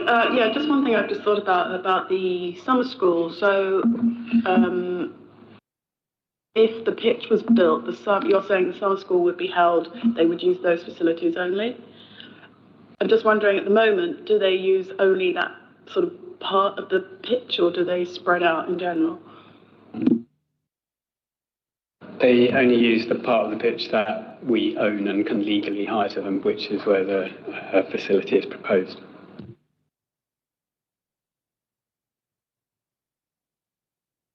Does anyone have any more questions? You did make a proposal. Okay, well, I was just wondering whether we go to debate and then you bring it up in the debate and ask people. So, no more questions. Oh, yeah, go for it. Can you be more specific as to what we're actually going to, with your wording as to what we might approve? I think it was that it would not be used during the holidays, which was the May holiday and the summer holiday. May holiday and the... So that was what, you can check with the boat, that was what they were proposing. The May holiday, you didn't say, I mean... That was my understanding of what boat were asking for, or only, if the performances, but only be able to be used in the mornings in those times, because the boat obviously was in the afternoon. That's the proposal. I know that legal are very happy about it. I am going to hand you over to legal again to say probably the same thing, that if it's not necessary. It's legal to do that. We are able to do that, is my understanding. What you're concerned about is that there might be an appeal against it. Chair, through you, for a condition to be legal, it has to be reasonable, it has to be necessary, it has to be precise. So it's not simply a matter of imposing it because we can. It has to be precise, it has to be enforceable, it has to be reasonable, it has to be necessary. And I've given you my advice on a blanket ban. If you wish to make a proposal, then it would have to be in quite precise terms. And the committee could take a view on that, but I've given you my advice on how reasonable that condition would be. Can I just then say we've ended questions now, if you guys want to sort of, if everyone's happy. Thank you very much for all your input. It's been great. But I feel like we need to move on to debate now. So let's debate the idea that there's a blanket ban on Basvic using a facility. Yeah, sorry, go on, Joy. I wouldn't agree to that. Okay. Councillor Fisher, did you have your hand up? I was just pointing everyone to the email that we got this morning. Perhaps we could all have a little look at that. Which one do you have in mind? I've had hundreds. The sent at 11:05 from Liz about what's reasonable and not reasonable. So this is the amended condition 16 that I read out earlier on. So this requires a noise validation review covering at least a 2-month period within 12 months of the first use, and it sets out a number of criteria that has to be within that report. And then the second part of that condition is that if issues are identified, a remedial mitigation strategy and implementation timetable has to be submitted to us and agreed with us. So the intention is that that condition covers any identified issues once the pitch is actually in use and those further noise assessments are undertaken post-construction. Councillor? Just to say, Chair, I think officers and Alison have covered off the idea that we could amend, place a condition that stops them using the pitch in summer. And even if they hadn't, I still don't think it will be proportional. So I don't think I could support it. So. Okay, do we want to continue discussing it, or is there a seconder? Is there a seconder for Councillor Shanks's proposal? No. Then let's move forward. Okay. Okay, no, it's fine. Thank you. Councillor Robinson. I just want to say I think we've worked very hard as a group to try and mitigate, find measures to mitigate any disturbance for both. I think officers have worked very hard together with both parties to come to an agreement that's as amenable as it can be to both. I think what Liz has come up with this morning is brilliant. We pushed as hard as we could to sort of clamp down on the use of the pitches, but we couldn't take it as far as maybe some would have liked. But I think we've done the best we can. We've got to work within what we legally can use. We've got to listen to our legal advisors talking about being necessary and reasonable. And I think Liz has done a brilliant job with coming up with this additional condition 16 that covers us as best as we can. So thank you, Liz, and I will be voting for it on this basis. Thank you. I was pleased to see that condition as well. Councillor Theobald. Well, I've been to some of the concerts at the Boat, and it's a very good venue. I'd like to have seen this application being put further down on the field, south, so it was further away from Boat. But I have to say, when they built the multi-sports pitch at Patcham School, the residents were very worried, this is a few years ago, about any noise and that, but I haven't had any concerns from the neighbours. It's just, I thought I'd say that. I do support sports provision. I think it's very good for children. But I hope that Baswick can work with Boat, if this is passed today, regarding any noise or light or different hours. There has been actually much reduced hours already. So I hope that the two valuable assets can both work successfully together, and hope it's all resolved. Thank you. Councillor Nan and then Councillor Pickett. I'm kind of echoing Councillor Theobald there. I completely understand and respect Boat's defence of their institution and totally get it, and I would do the same thing in their situation. But I'm going to vote for it because I'm optimistic that two respectable institutions that are both incredibly well led will be able to come to an arrangement that stops them ruining each other. So I'm comfortable voting in favour of it. Thank you. Councillor Pickett. I basically agree with everything that has been said so far.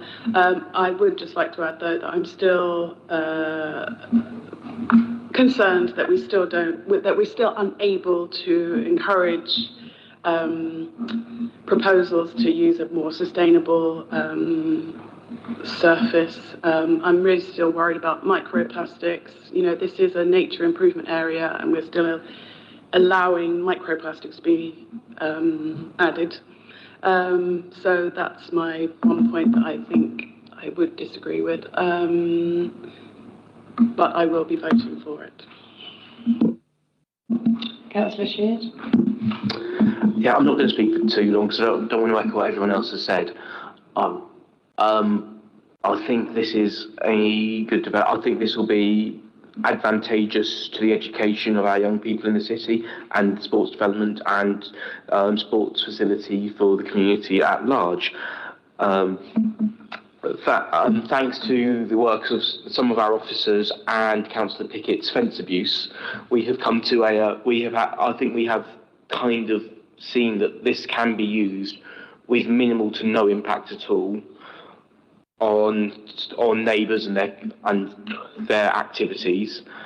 And I would also say that I think, from what I understand, as the regulation of noise in Dyke Road Park and the surrounding school fields, the noise control on Boat's behalf is very much on the will and respect and good nature of the community around them. And if I, as a school child or a Baswick student, was told that we couldn't have the same equipment as other schools in the area because of the neighbour, I would feel that goodwill run out very quickly. So I think this is a good way to control and give Boat the ability to protest noise complaints and manage it through a more formal manner than they do currently. So on that basis, I am in favour to vote for it. Thank you. Councillor Shanks. Yeah, I can't support it really because I think there's the crumb issue. It has got community use at the moment. It's used all the time by the community. So sort of encouraging community use is actually encouraging, paid for community use. But I think we're, it is a bit of a creep here that we're, making our public spaces private. And I know that officially that space belongs to Baswick, but it is used by lots of different people at different times. And yeah, anyway, my vote won't make a lot of difference, but I don't feel able to support it. Councillor Cattell and then Councillor Wyndham. Yeah, I was conflicted over this because I can see where the conflict is, but I think you've gone, officers have got a really long way to negotiating with Basvic, and I think as long as the parties play nicely and do talk to each other, I think we might as well just say yes, this is great because Boat's fantastic, Basvic is fantastic, and we want them both to get along.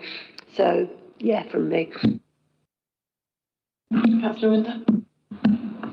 Thank you. I just wanted to say that in a very difficult and complex situation, the additional condition 16 is the way forward, and I would like to support that and go forward. Thank you. Anybody else? I would just contribute. I'd like to say thank you to everybody because I think you've been, you've all put forward really interesting points. I hope that we've covered them all. We've been inundated by emails. I'm sure I'm not the only person because I know how cherished Boat is, and nobody wants to see it, under threat, an existential threat, I think is how it was put. Somebody wrote to me and said, imagine the scene, Arthur Miller, A View from the Bridge. And I had to say that I didn't need to imagine it because I was there. So I'm a patron as well, and nobody wants to see this beloved institution damaged in any way. And I don't think Basvic do either, I have to be honest. And, as I've said earlier, please everybody play nicely. I say it every planning committee. There is a way forward that I hope, having hard stops, having estate people available on call, that we can, that Boat can continue its wonderful success and contribution to our city, and Basvic can do a great job of improving their sports facilities. So I will be voting in favour, but I do thank you all. Shall we go to the vote? All those in favour?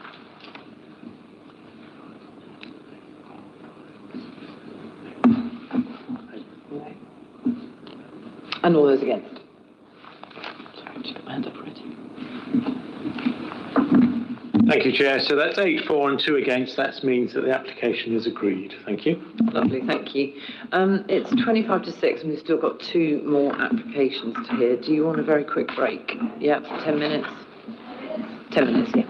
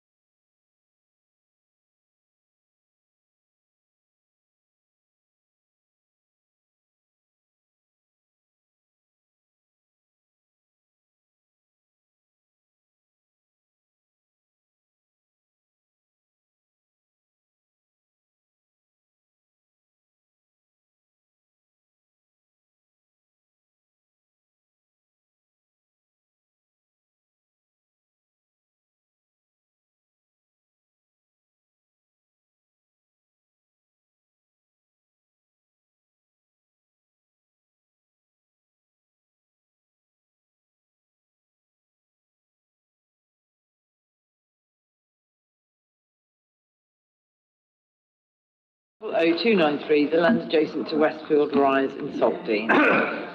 Could I ask Callie Lister, who is online, I believe, to say hello? Ms. Lister, are you? Oh, hello. Hi.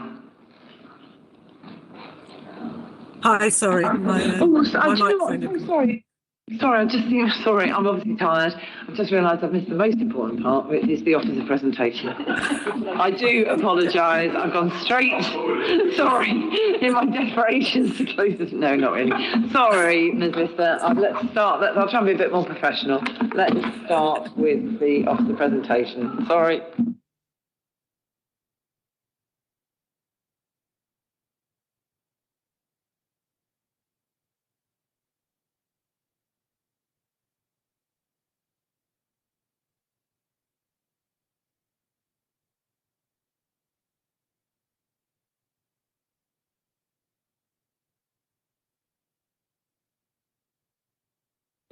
Okay, thank you, Chair.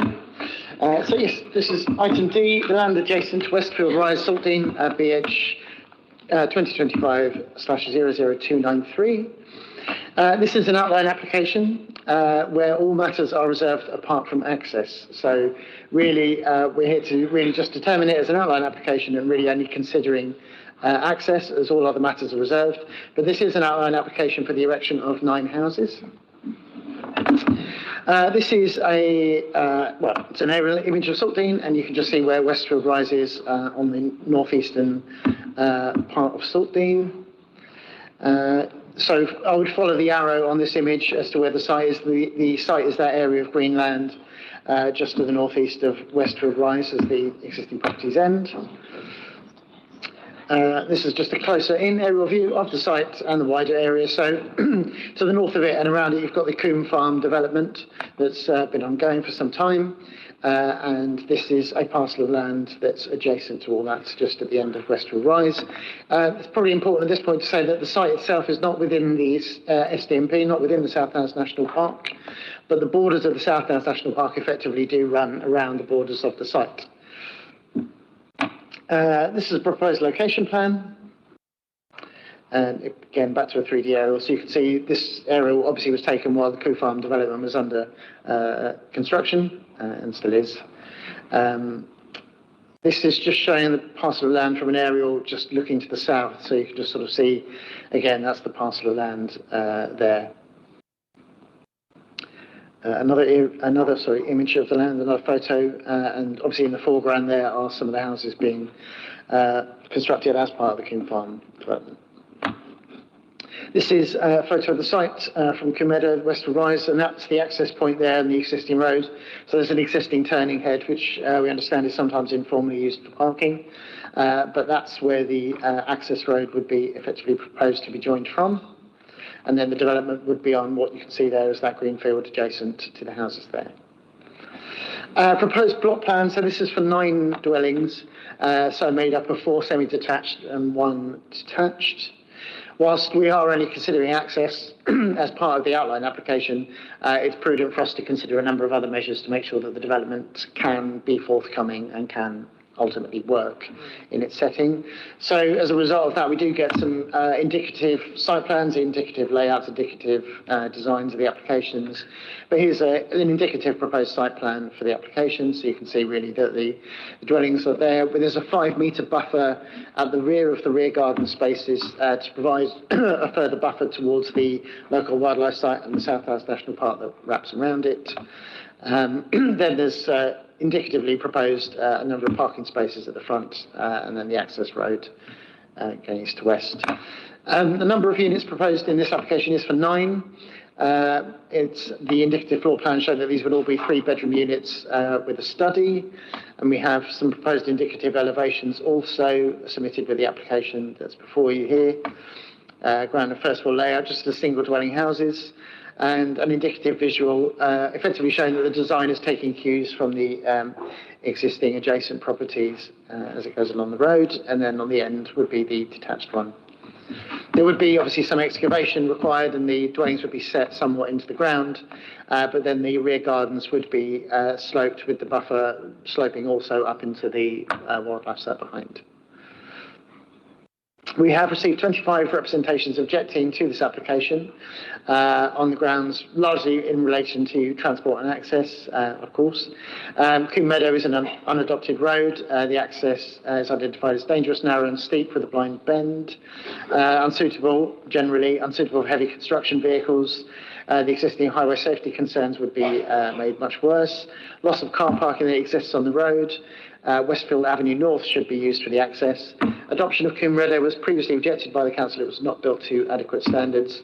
Would cause highways obstructions to emergency vehicles and refuse vehicles, and neighbouring bus stops should be improved.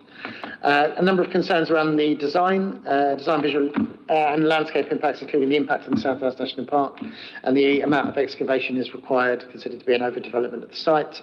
As I sort of mentioned, really, matters relating to design and visual impact on landscaping are reserved matters that would be required as part of a forthcoming application in the future. There are community concerns around the damage to the road surface through construction, and that the local infrastructure and services cannot cope with the additional housing, disruption of water and power supply, and the local traffic impacts and air pollution. In terms of some of the objections, citing impacts on residential amenities related to restrictions of views, which we know is not a material planning consideration, but overshadowing noise and disturbance from the new dwellings and, excuse me, I'll now read that, visually imposing and elevated over it and other adjacent properties.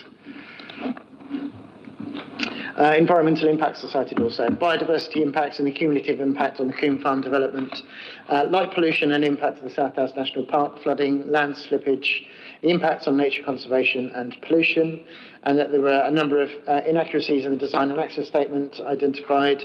The cited as agreed and lack of consideration from the developers and concerns over the consultation and clarity of the address. For us, the key principal considerations are the principle of development and the contribution to the housing supply within the city. I suppose it's important to make the committee aware that this, well, it's referenced well within the report, but the site is an urban fringe allocated housing site. It was allocated in the City Plan Part 1 as part of the Combe Farm development generally. It's also been allocated again in the City Plan Part 2, so it has been allocated for housing already.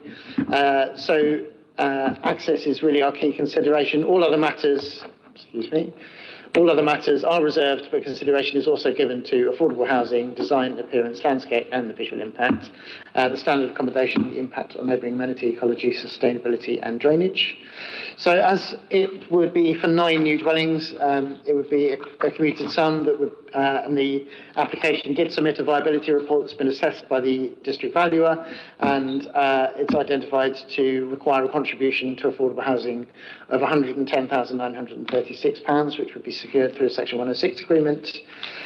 We've also requirement to produce an updated viability review upon the occupation of 6 of those proposed dwellings, so that we can review whether the development is more profitable, and a contribution towards the monitoring obligations in relation to the biodiversity net gain, which amounts to a 30-year monitoring period of £6,643.68. So, in conclusion, and in general in the planning balance, as I said, the principal development is considered generally as acceptable, as the site has been allocated already within the City Plan Part 2 as an urban fringe housing allocation. There are no objections to the proposed access to the site, and it's not considered that 9 houses, I think that's meant to say there's no objections from our local highways team to the proposed access to the site, and it's not considered that 9 houses would add a significant amount of additional trips to the wider highways network. The proposed car parking, whilst indicative, is in accordance with SPD 14 parking standards. Whilst a full policy compliant affordable housing contribution isn't going to be provided, the reduced contribution has been agreed, as mentioned, by the DVS as the maximum viable amount that can be provided. And the indicative plans demonstrate that all other aspects of the development, which would be fully assessed later, as mentioned, on submission of a reserved matters application, could be delivered in accordance with the development plan, subject to further detail. So overall and on balance, the application is recommended to be minded to grant, subject to a 106, Section 106 agreement to secure the sums mentioned and the conditions recommended within the officer report. Thank you very much. Thank you. Right, Ms. Lister. Sorry about the false start. We've got some photographs, and I just wonder if did they come from you? Yes, they do. So would you like us to, should we show them now, or I don't know, what would you like to do? Yes, you can show them now. I do refer to them in my contribution. All right. But yeah. So Liz is going to share them now. Great. Do you want me to make a start? I mean, whenever you want. Great. You've got 3 minutes. Lovely. Thanks very much, Chair, councillors. I live on Coombe Meadow. We're asking you to consider not only the proposed new street, but the existing roads that every vehicle must use to reach it. The report acknowledges a notable uplift in traffic on Westfield Rise. No swept path analysis has been located showing a fire engine, large ambulance or refuse vehicles negotiating Westfield Rise and Coombe Meadow in realistic parked conditions. The proposed condition requires that analysis for the new street, but not the existing approach being considered today. Our measurements show why this matters. Coombe Meadow is approximately 4.8 metres wide, but a car parked wholly on the carriageway reduces the usable width to approximately 2.75 metres. On Westfield Rise, usable passage beside parked vehicles measure between 3.75 and 2.9 metres. These are normal conditions. The 24 existing homes have 25 counted parking spaces. Even before everyone returned from work yesterday, 38 vehicles were already present on the street. Parking routinely spills onto the carriageway, dead end and pavement. Residents experience the consequences of this. Pavement parking forces pedestrians onto the road, while carriageway parking can prevent larger vehicles passing. Refuse collections and deliveries have failed when available width was restricted. The photographs I've provided demonstrates how this access actually operates. The report records resident evidence that the council previously rejected adoption of Coombe Meadow because it was not built to adequate standards. It does not identify those deficiencies or explain what has changed. Can members be satisfied that it is now suitable for additional residential and construction traffic? There is also an alternative. The adjoining Coombe Farm development is accessed from Westfield Avenue North through a purpose-built internal road network, and the earlier proposed Coombe Farm site included the paddock being considered today. The report acknowledges residents' request for access through the Westfield Avenue North site, but does not explain whether that was ever assessed, and if so, why it was rejected. An unbuilt plot remains on the site of the original proposed access route. Residents are providing real conditions missing from a paper assessment.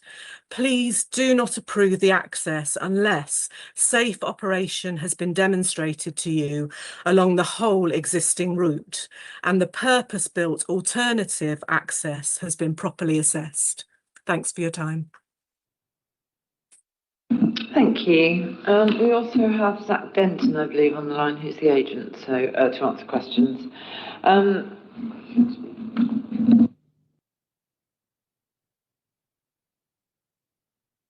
Sorry, apparently you're going to speak. Yes. Mr. Denton. Sorry. That's okay, Chair.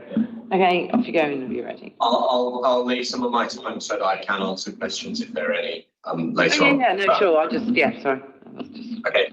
Thank you, Chair. Thank you, Committee. I'm pleased to speak today in support of the outline application for the land adjacent to Westfield Rise, seeking outline permission for 9 family dwelling houses falling within use class C3 with all matters reserved other than access. As detailed in the planning officer's report, the site is allocated for housing within the development plan and sits directly adjacent to ongoing development of Coombe Farm and outside of the boundary of the Southlands National Park.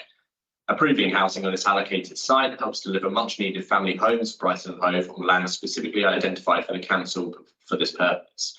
Access is the only detailed matter before you today. It will be formed by extending the existing vehicle access off Westfield Rise, which has been scrutinised through a transport technical note and deemed safe and suitable by the council's highway officers. In response to ongoing officer feedback, the applicant the applicant has revised the site layout during the process to incorporate native hedgerow buffers along the rear boundary of the site, noting that these are not forming part of the outline application and in that matters of appearance, scale, layout and landscaping are fully reserved. The indicative layout ensures that neighbouring privacy, visual impact and final design quality will undergo further review at the reserved matters stage. The proposal aligns with the development plan through delivery of 9 family homes in a sustainable location. By agreeing with your officer's recommendation to grant planning permission subject to the Section 106 agreement, supporting the delivery of housing on a site already designated for development to meet the city's growing needs. Thank you very much. Thank you. Who would like to start with the questions? I mean, that was a rhetorical question, Councillor Fishley. Off you go. No, we all care. Thank you to Councillor Robinson for coming to have a look at the site yesterday. I just want to comment that we're asking questions at this stage. I do. I just want to comment on the. We're asking questions. Yes, I'm getting to it. Okay. Question to the officer. Yeah, I just want to comment that those photos that you used are at least a year out of date, and I think it's a little bit unprofessional. I wouldn't use photos like that in my day job. So anyway, so my question to the officer is, I was asked by the resident if I was happy to allow the photographs to be used. No, not Callie's photos, the photos in the officer's presentation, where you can't see the build out of Coombe Farm. It's still a building site. People have been living there for 18 months. So that was my point, really, I wanted to make. My question for Matthew is, did anyone from Highways actually visit the road that Callie lives on and do the measurements? Because I'm highly familiar with these roads because they are missed by the bin men more times than they're collected because the lorries can't get round there. So that's my first question. Did Highways actually visit the site, and have they spoken to any of the bin lorry drivers? Thank you, Councillor Fishley. I'm unaware if our highways engineers have yet visited, and we can ask Alistair if he's still on the call to provide his view on that. I know that the actual case officer whose application this is has visited the site in person and has had a look in person. I take the point entirely around the presentation photos, and I apologise for the fact that those are out of date. I agree, that is unprofessional. I don't know if, Alistair, we're able to bring you in at this moment to talk about whether or not you've made a visit to the site. All I can say is that they've reviewed the information as part of the application. They don't have an objection, and conditions 9 and 10 are quite comprehensive. But Alistair, can I bring you in at this point? Yes. I feel a bit sheepish to say that we haven't been to site and measured the roads myself. Obviously, we've done a lot of highways work on the neighbouring Coombe Farm, where we would have visited a lot, but haven't measured in person the street.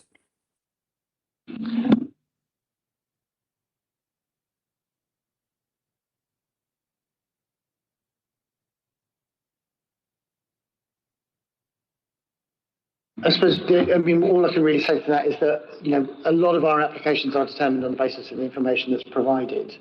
And I guess in this case, they say that information has been analysed by our highways team. We do have to rely on their expertise in analysing that information.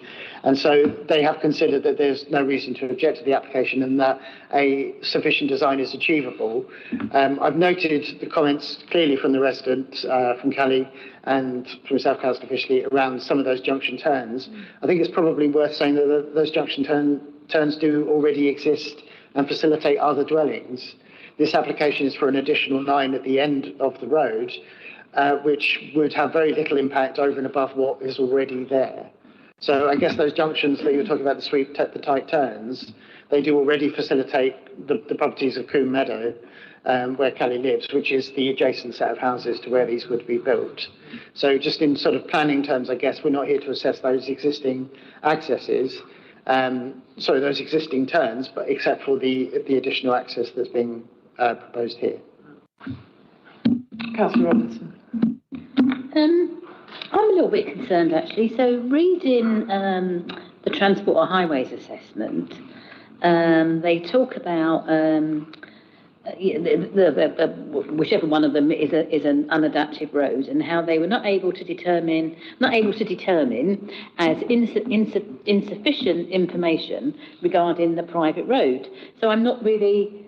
My note to myself is, has that now been received? It doesn't feel quite right. So I did visit the site with Councillor Fishley early on in the week, and at the time of day we were there, which was, what was it, about 1 o'clock or something, the road wasn't as rammed as the photos, of course, that the residents provided, because they were obviously in the evening. And I could see it was quite tight, but it looked, to a simple woman like myself, it looked doable. But I'm sure that Councillor Fishley and Katie are mentioning the problems that exist there, because they do exist. They're not making them up. There's What's your question?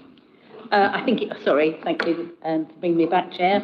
The question is, the transport report said they're not able to determine as insufficient info regarding the private road.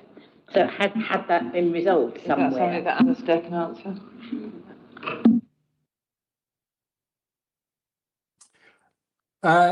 We have not received updated information since those comments you're referring to.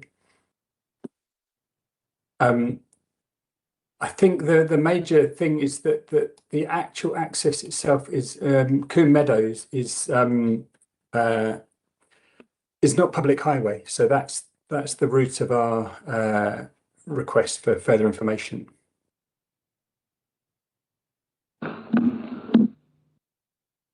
Thank you, Councillor Robertson. I just wanted to be a bit clear about, are you reading the consultation response, or the information that's required within the? So there's some.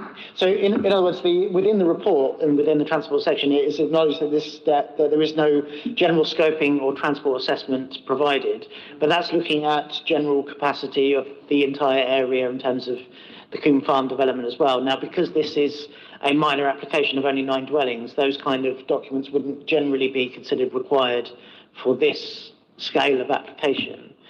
But you may be referring directly to their consultation response. But sure, okay. But otherwise, I would just again sort of say that the overall comment from our Highlands team was to have no objection. If I could just read out 7.3, it says, in terms of access, a safe and accessible design is achievable. Scoping for transport assessment should be undertaken looking at the cumulative impacts of recent development in the vicinity, but conditions are required in respect of street design, cycle parking and car parking, and highways works under section 278 are recommended to be sought for bus stop improvements and works to facilitate the access route. Well, actually, Councillor Shanks. Yeah. It might be to the applicant. I just wondered why they haven't looked at the alternative that was suggested by the resident and was in the original plan, apparently, for that other development. I come through there and enter it there instead of going the way that they're proposing. I think that's one for Alistair. Oh, sorry. Or the agent, or Zach. Yeah. I'll just come in quickly. I think the gradients would be very difficult to achieve going via Westville Avenue North, because it's considerably lower, and we're already looking at gradients that are at the upper thresholds of acceptability for this proposed route. So you're saying it's too steep? Yeah, that might Sorry, be. I'm just trying to put it into lay language. To me, I've not seen those proposals, but it looks like it would be very steep. Yeah. Zach, did you want to say anything? No, Alistair's covered what my response was going to be. I'm not aware that it was how deeply it was explored, but there's a difference in levels of just under 10 metres, I believe, which, as Alistair said, would create a road that is borderline unusable for most vehicles. Okay, Councillor Theobald. I was worried about that access road because if the refuge can't get there, the emergency services can't get through there either. What's your question, Surely that's a problem, isn't it? What's your question, please? Agree with me. Do I agree? No, the officer, does the officer agree that road looked quite dangerous? But if you've been told that the refuge can't get there, so emergency services can't get along there.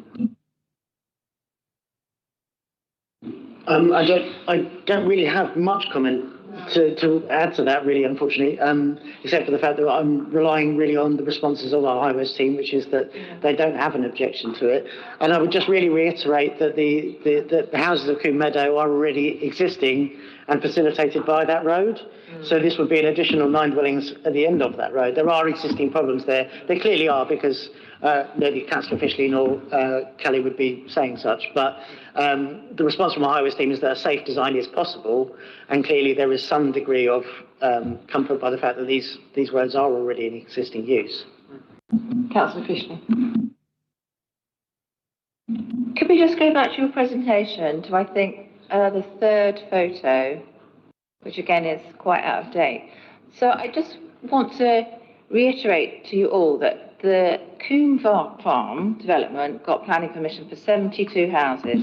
We are going to lead to a question here, aren't we? Yes, we are. We are, but I feel like I'm trying to keep an open mind, but I've got a lot more. No, but you do need to keep an open mind, Councillor, because I know this is your ward. Okay, my question is. And you've already accused us all of being unprofessional for not having Well, sight okay, visit. I don't mind being called that. My question is, would you like to hear my insight into the alternative access point? Because I know information that officers do not know, and neither does the applicant. This isn't part of the application. All I can really say is that do we have to assess the application in front of us, and that isn't really a question for officers. Councillor Pickett. Apologies, but my question is are we assessing the road that already exists, or are we assessing the bit that will exist if we pass it, or are we assessing the entire, like the bit that already exists and the following bit? We are assessing the outline application and provision of the houses for the extension to the road. Really, yes, the access, whether that's acceptable access or not. Can I ask a question? I mean, I agree with Councillor Fishley, actually, because I do, we've seen the issues, and the fact is there are issues there already. I'm concerned, and I'd like to ask Alistair about this. I mean, I don't know if I need to take legal advice. This is something that we should try and defer, because I feel that with limited feedback from highways seems to be the crux of it, and because we're discussing an access road. If we were discussing the building of the houses, I would possibly say that we could go ahead, and then the highways issue would be something that we would have to condition. But because it is about access, this is my concern. Well, my question is highways. I don't know. I mean, can you offer some justification, or do I need legal advice? I don't know. I mean, Alistair, I don't know, again, whether you want to come in on that. I guess as I said, my only response can be really that we are extending, the access to the site would be from an existing road. Mm-hmm. And that existing road is in use, has houses lined along it, and has issues, yes. But, I mean, Alistair, if you've reviewed the information, I would just say that in the response where it says, in terms of access to safe and accessible design is achievable, I don't know whether or not that's something you want to expand on or not. I mean, I think we were mostly concerned about the gradients achievable on the proposed site itself. The access via Combe Meadows is, as you've been saying, it's an existing road, there's existing properties there. I have not seen any evidence to show that emergency services aren't able to access there. And if they're not, then that is a situation that clearly needs to be resolved, because it's those houses are not going anywhere and they need emergency access, just as the proposed new ones need emergency access. Powers to limit pavement parking are not not in place at the moment, but this is quite a current topic, and we're expecting changes to this, to pavement parking powers quite soon. But yeah, it must be achievable for the current houses. And the photos that I've seen, I've not seen a photo where the refuse truck hasn't been able to get by. I've only seen photos where the refuse truck has been able to get by. Councillor Pickett. I have a question with regard to the idea that it wouldn't be possible to go from around the other way because it would be too hilly. But surely we have hills and we have roads like that exist already throughout the city. I mean, you know, South Over Street, for example. Or are there now new regulations that we can't do that? Alistair? Certainly a manual question. We wouldn't accept old standards as current. So we would follow manual for streets, we'd follow design manual for roads and bridges, sort of there are upper limits in terms of gradients that should be allowed. Perhaps over short distances you might consider ramps, but it's not been part of this application to look at the alternative via Westfield Avenue North. So it's not something I've looked at in conjunction with this application. So can I ask then, you are currently investigating the difficult situation that pertains on that street, separate from this application? That's already... No. Oh, I thought you just said that there was a problem with pavement parking and you were looking at... Well, these are the photos that you presented. Oh, I see. You're just going on the back of those. I thought that you were saying that you had already looked at all of this. No. Oh, The photos we were showed pavement parking and a very tight squeeze for a refuse truck. And they're concerning. You know, the pavement parking is concerning. But it's an existing situation. Okay, sorry, my misunderstanding. I was only just really going to come in and just sort of say that I know that, Callie, you provided some dimensions of when cars were parked and what was left for parking space when they were sort of even parked on the road. I can't quite recall what those were, but all I wanted to reiterate to councillors was that, your average fire truck, the average UK fire truck is around about 2.6 metres, and I seem to remember that would suggest that there is suitable clearance. Councillor Shanks, did I dream this, that it's an unadopted road? It is an unadopted road. So does this mean that it would be adopted once it was improved? Or, because at the moment, if it's not adopted, then they have to repair it. We don't go in and repair it, is that right? Yeah. Alistair, do you want to come in on? Well, we did ask for information on this. It's not been forthcoming, but there would need to be either probably not a permissive path agreement, but I would say an easement which would be forthcoming from the owner of the road to the developer, without which this site couldn't be built. But whether that is a planning matter, I probably would need to ask legal on that. We did require the applicants to confirm that access from the landowners of that road was that they had the right to, in the event of a planning permission being granted, to utilise that private road, and the answer was yes, that they did, and some sort of sufficient proof was provided, although I don't know exactly what.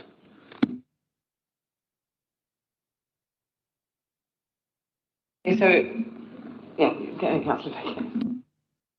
So does that mean, for example, that the council wouldn't be able to paint yellow lines down that road because we don't actually own it? Well, my understanding is not if it was a private road. Alistair was going to come in. Unless you wanted to say anything there, Alistair? Well, I've just, I don't know if you'd like me to share screen, but it's pretty clear. It's just the short stretch of Westfield Rise at the end, which is private. So it is local highway up to about the fifth or sixth house from the end, and then it becomes a private road. Did you say you were going to show your screen? I could do if you'd like to. It's pretty visible. You can see what is public highway and what isn't. So you can see there's a different treatment, this part here. So that shows the end of where we as Highway Authority are maintaining the road, and then where it changes colour, that's where it becomes private road.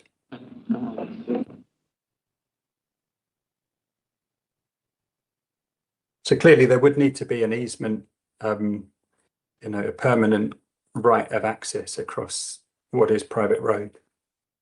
I can just provide just some clarity to the committee there in that regards, and just briefly show you, take you back to the presentation. So that red line is approximately ending roughly where the public highway ends and the private road then begins. And I would just really reiterate that this is, you know, the extension to the existing road.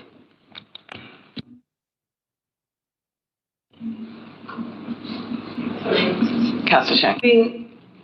Could we defer it until, it just seems, there still seems to be quite a few questions that... Defer for what?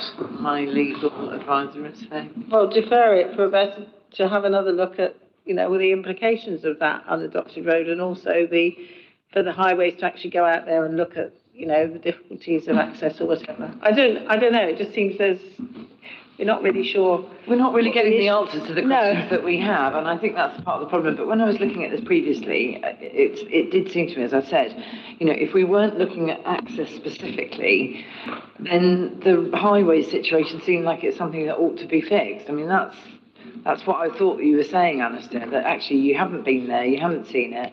There are issues there that, I don't know, is this something that, you know, you could look into? I don't know.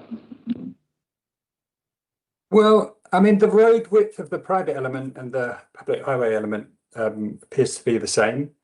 The pavement parking is kind of, yeah, difficult to resolve really, because if we were to, for example, double yellow line the road, where would all the cars go? That would not be supported as a TRO, I don't think. So yeah, it's just. For me, is access achievable? Well, it's the same as the existing houses. So that's what we've concluded with this one. Okay, thank you. Councillor Sheard. Yeah, just following up on this conversation, I'm going to ask the officers, if we were to defer it, what options can we request? What actions can we ask the transport team to carry out? Like, what kind of surveys would you think would be best served to be completed for us to ask for a deferment?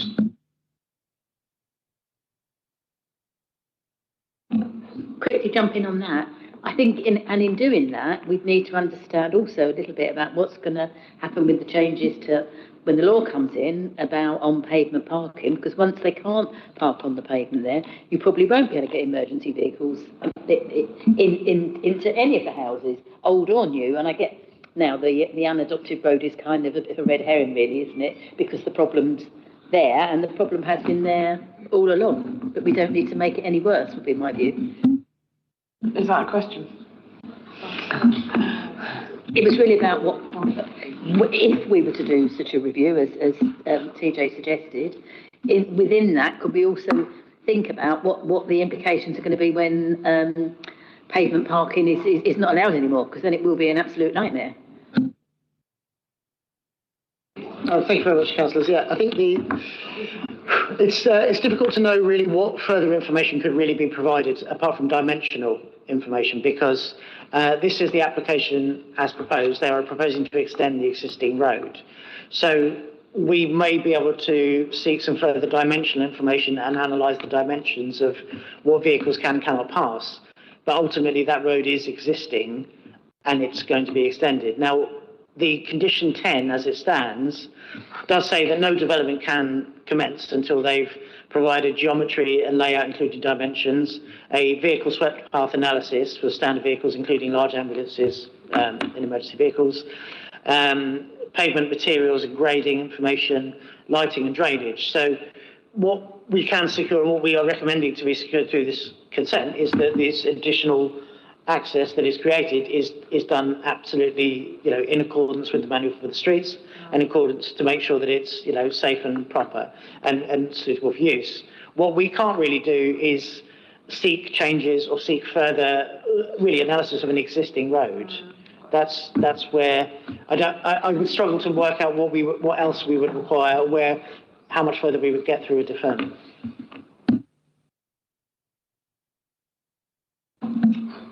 Does anybody else have any more questions?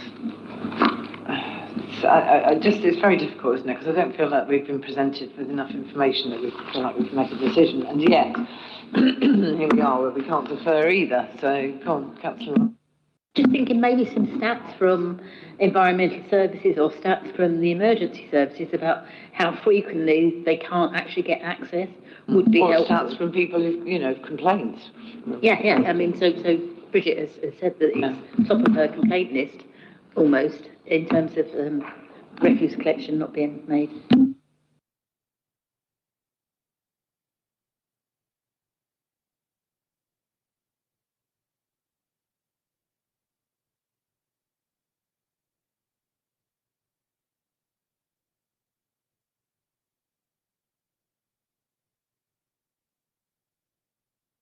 I mean, we're just having a discussion. I mean, there's obviously problems, and we know that there are problems because we've seen it and we've heard it. But that's not what we have in front of us, and I think that's part of the problem. What we have in front of us is a separate thing, which, yes, possibly those highways need to sort that out, but that's not what we're here for.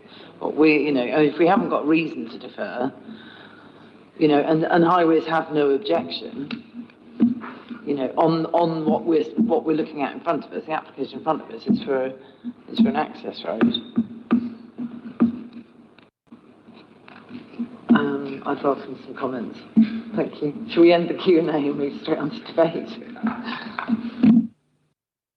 I'm really at a loss here. I just feel like we've been presented with something that's slightly. We all feel shortchanged, Councillor Fisher.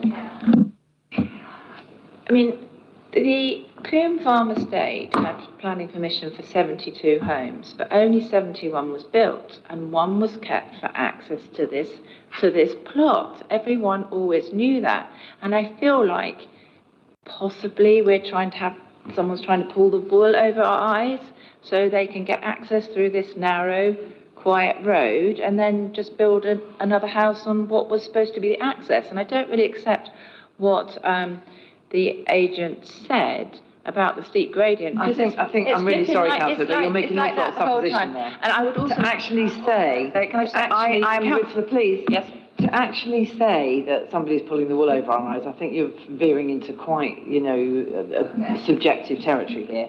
You said that you were going to remain objective, even though it's your ward, and I would really ask you to ensure that you do. Thank you. So I'm not going to vote on this. I can't be objective.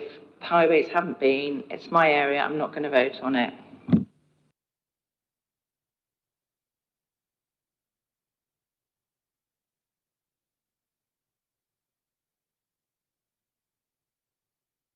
I am really disappointed, Councillor, because I asked you days ago if you could be open-minded about this. You shouldn't actually be here if you're already.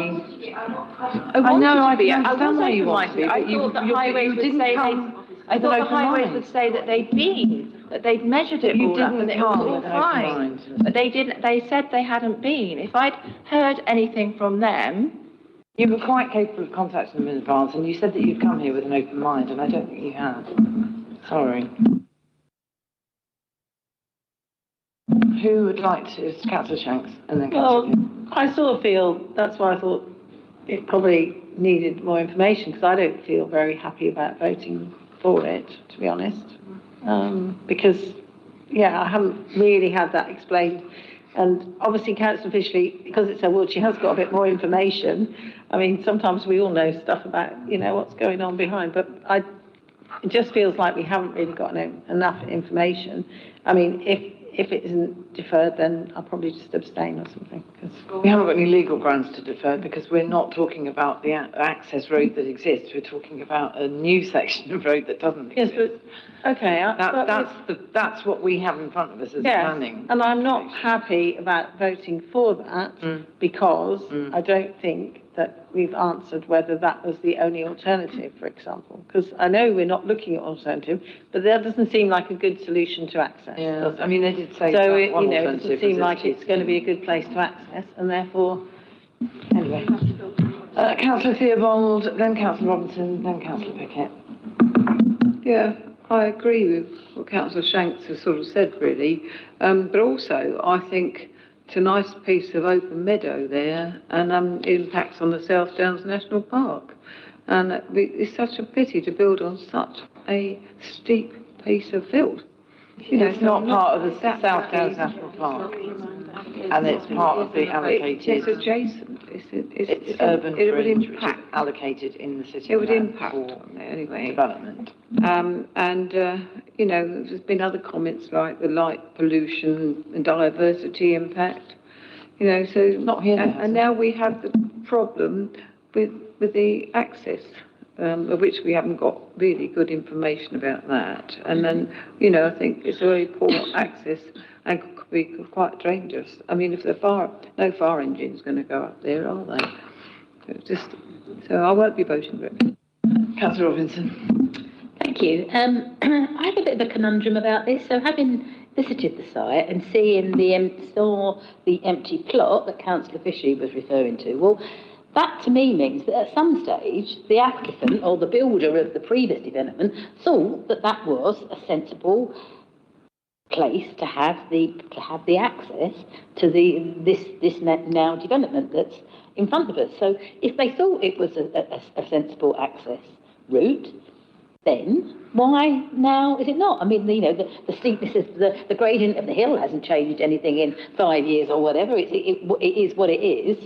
So I think somebody's been a little bit cheeky with this, maybe, and I don't think we need to add to the stress to the residents in the traffic stress to an already tricky situation in the other road. So I won't be voting for it, no.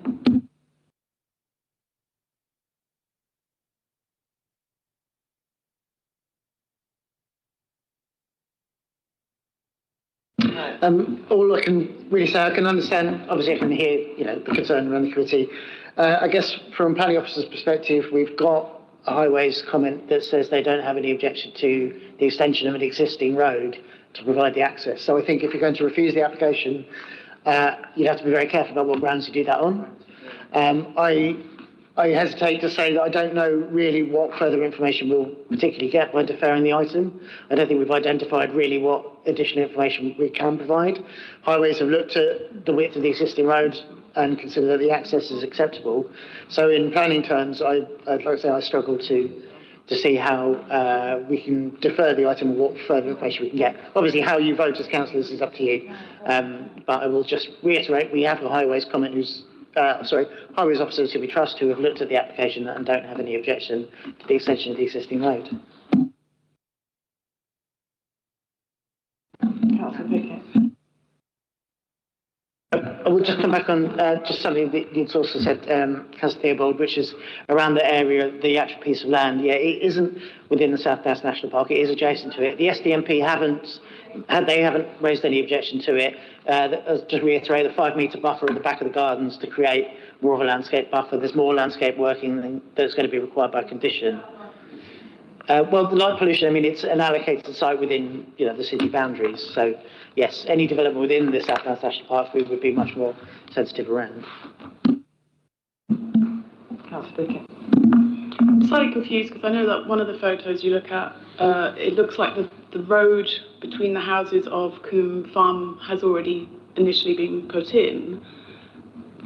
So therefore, I'm kind of confused as to why they have to extend this other road, which I assume wasn't in the original plans when they put them in for building the houses anyway.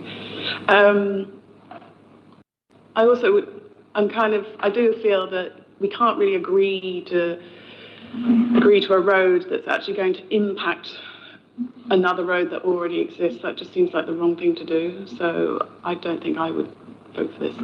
I find this whole application quite confusing, really, as to what I'm really voting on. So, Councillor Sheard. Did you want to come in, Matthew? So like, it's not confusing. I mean, what I'm trying to do is I'm trying to separate the idea of all the issues that highway, with the actual issues that exist now with highways. I'm trying to separate that from the planning application. So those are issues that possibly could be fixed separate to this, and this is the issue that's in front of us. That's what I'm trying to sort of get my head around. Councillor. Yeah, I was just going to come in and kind of echo these concerns. It seems odd to me that we're being asked to consider this access request, but we're not allowed to consider the approach to said access. So, which feels like can you approve this access route, but you're not allowed to think about the route to access it, which feels this very bizarre alternate reality we're having to function in. But the thing is, I feel that I've heard a lot of people wanting to vote against this, and I want to vote against this as well, but I'm not hearing a legitimate reason here to vote against. I'm not hearing anything within the planning framework or the city plan that we can actually use to turn this planning request down. So unless someone can enlighten me onto something that we can use to either defer or reject, which I will jump on, I'm afraid I'm minded to grant begrudgingly.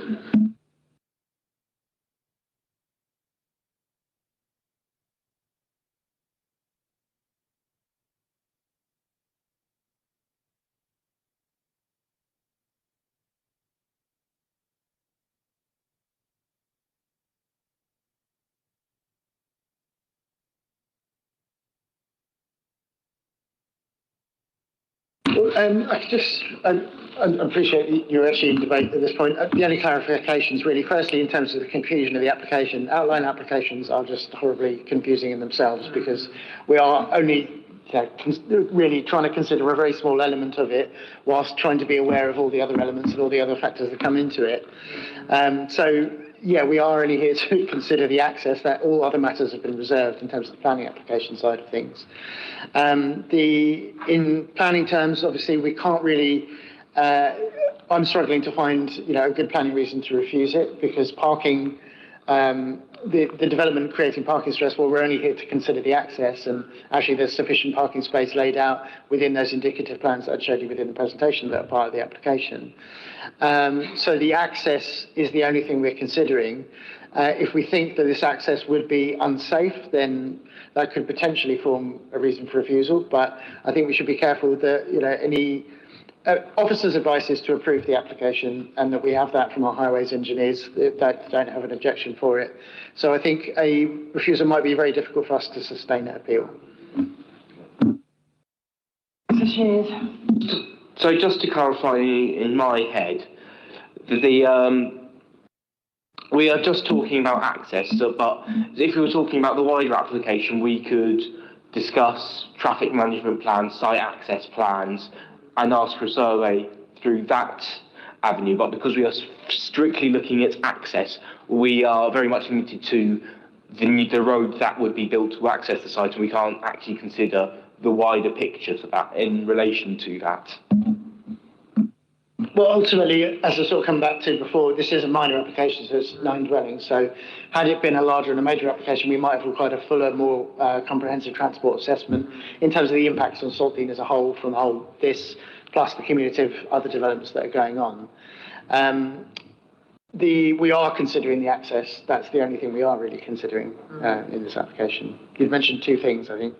The traffic management within the site, the parking and the operational things within the site, we have conditions around that already.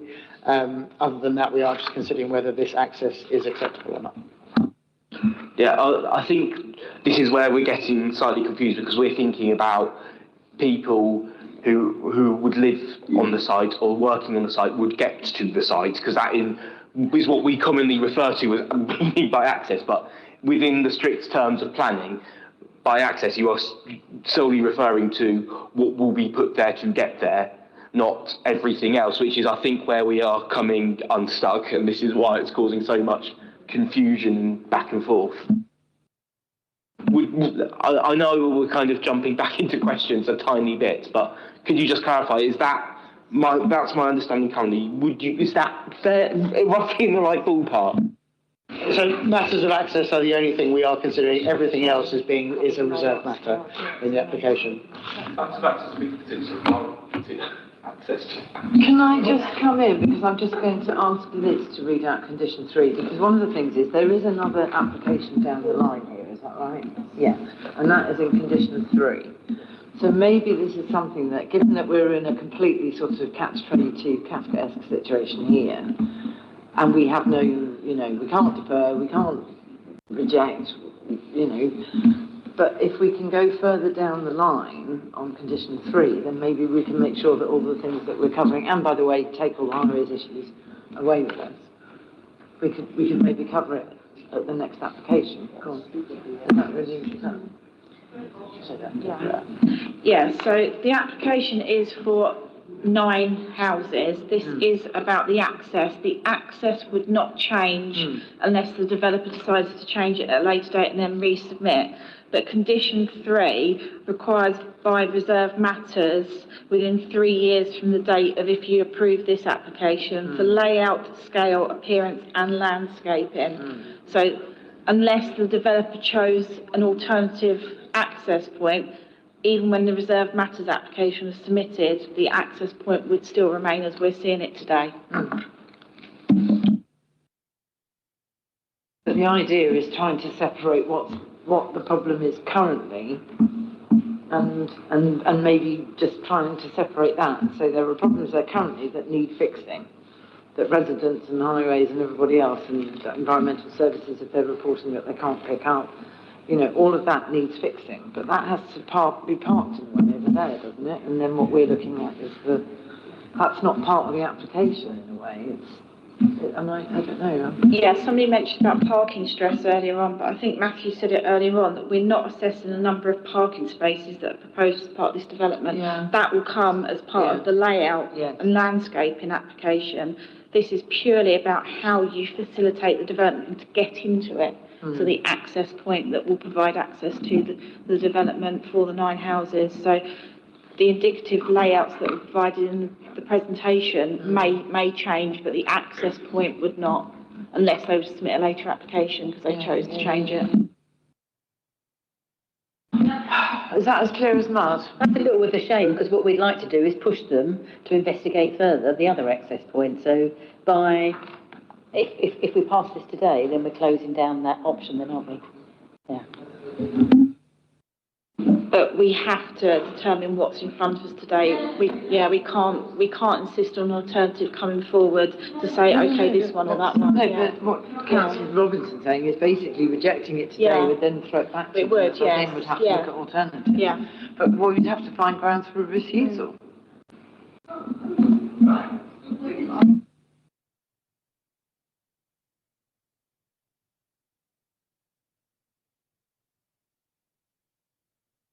I mean, we're really struggling to find grounds for refusal here. Let's just go into legal. Chair, we're only discussing, as Matthew was saying, the access route. And you have your highways officer saying they have no objection to the highway, to the route. So if you're going to object, which can only be on highways grounds, you have to have sufficient reasons to overcome what the highways officer is saying.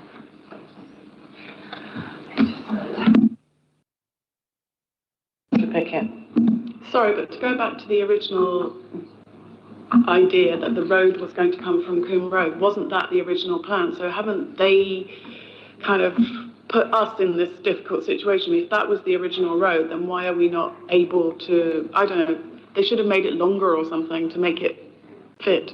Yeah. Chair, that's not something that's part of this application. It's not something that we should be considering as part of this application. That is not the access that is before you. You solely consider the what is before you. Councillor Shanks.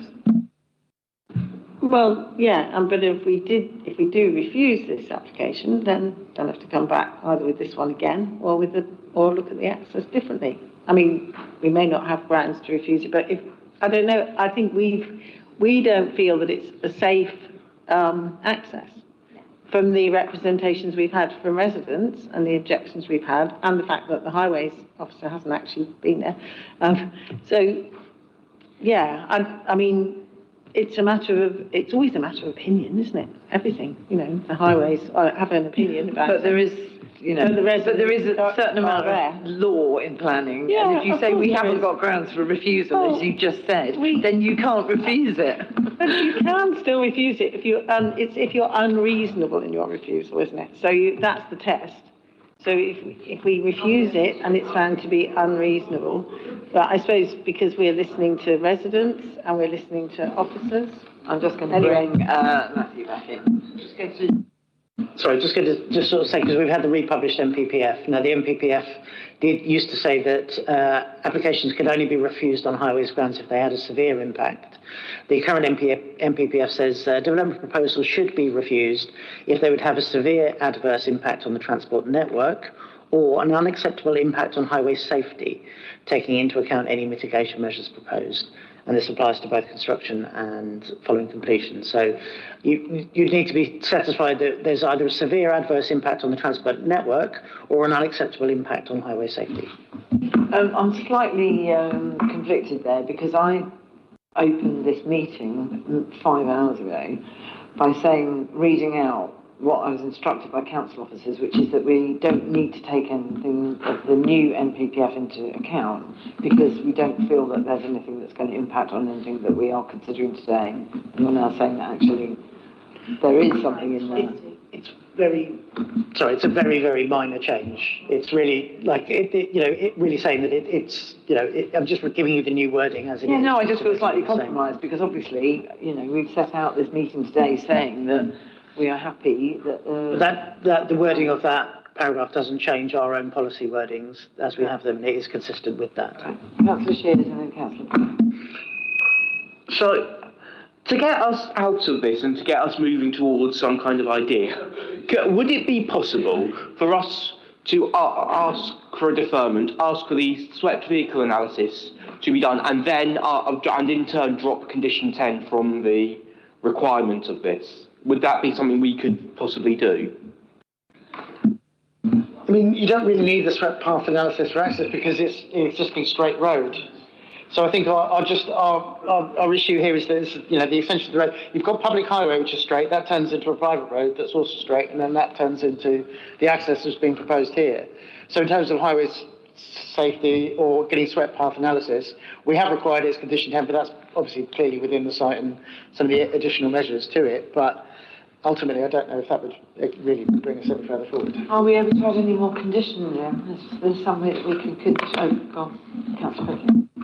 Sorry, I just want you were saying just now that safety would be a possibility. The fact that we've got cars parking on the pavement, is that not a safety issue for pedestrians? And the fact that if the cars are not parked on the pavement, that vehicles such as fire engines and ambulance and all those kind of things can't get through. So that is a safety issue as well, isn't it? It is.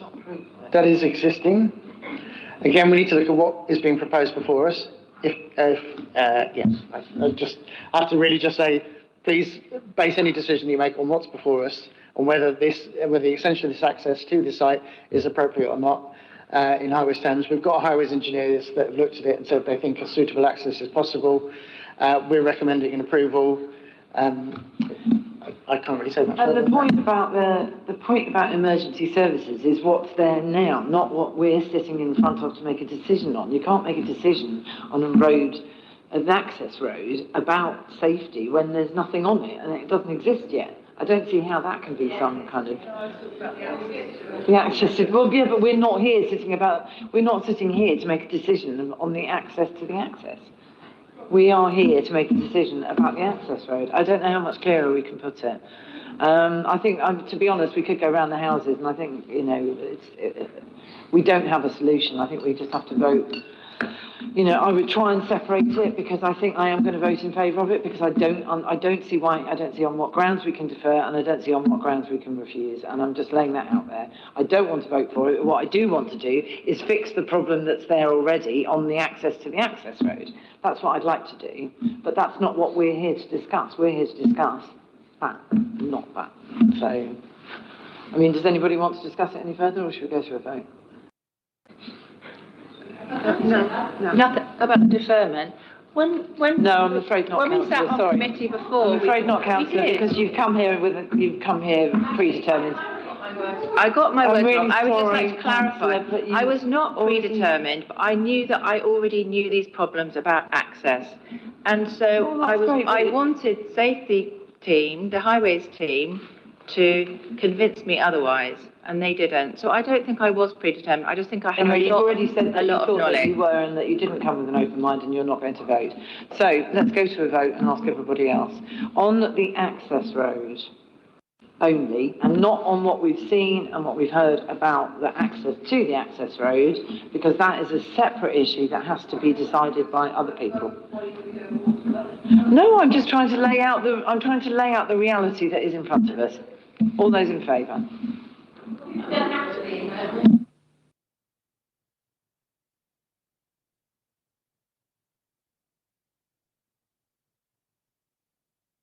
All those against?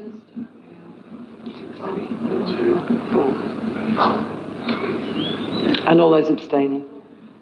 Oh, have you not voted?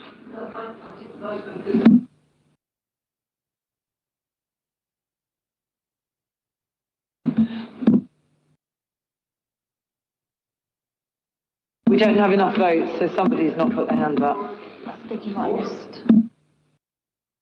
Who voted against? And how many abstentions? Well, because Councillor Fishley can't vote. Voted in favour.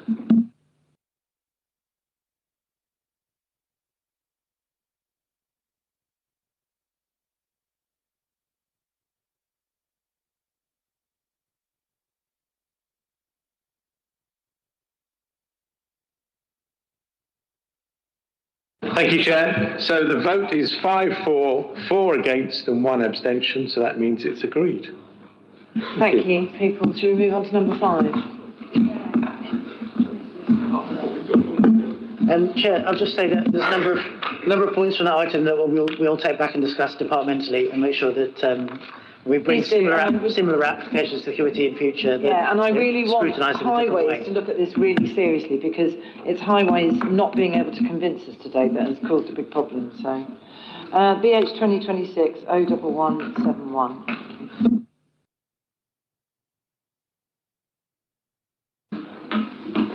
So this is number 6 Westbourne Place. The application is for the change of use of the existing retail unit Class EA with ancillary workshop to a coffee shop Class EB at ground floor level, together with the conversion of the existing first floor ancillary office accommodation and roof space to form one self-contained 2-bedroom dwelling, C3.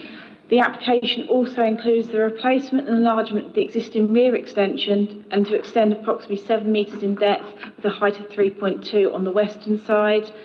Other alterations include the insertion of one dormer within the front roof site, one dormer within the rear to facilitate the proposed residential dwelling. The dormers will be slate clad to match the principal roof.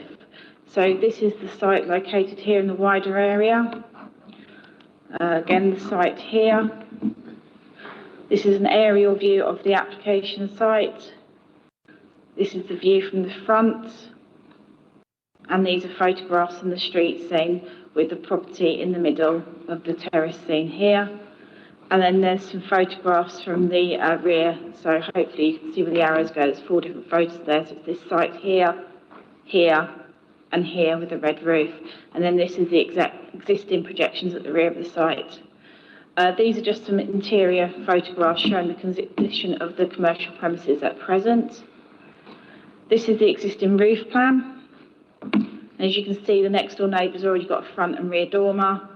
This is how the proposal would be post-development, so the front dormer to match the size and scale of next door and design, a smaller rear dormer than what next door's got, and then the proposed extensions at the back here.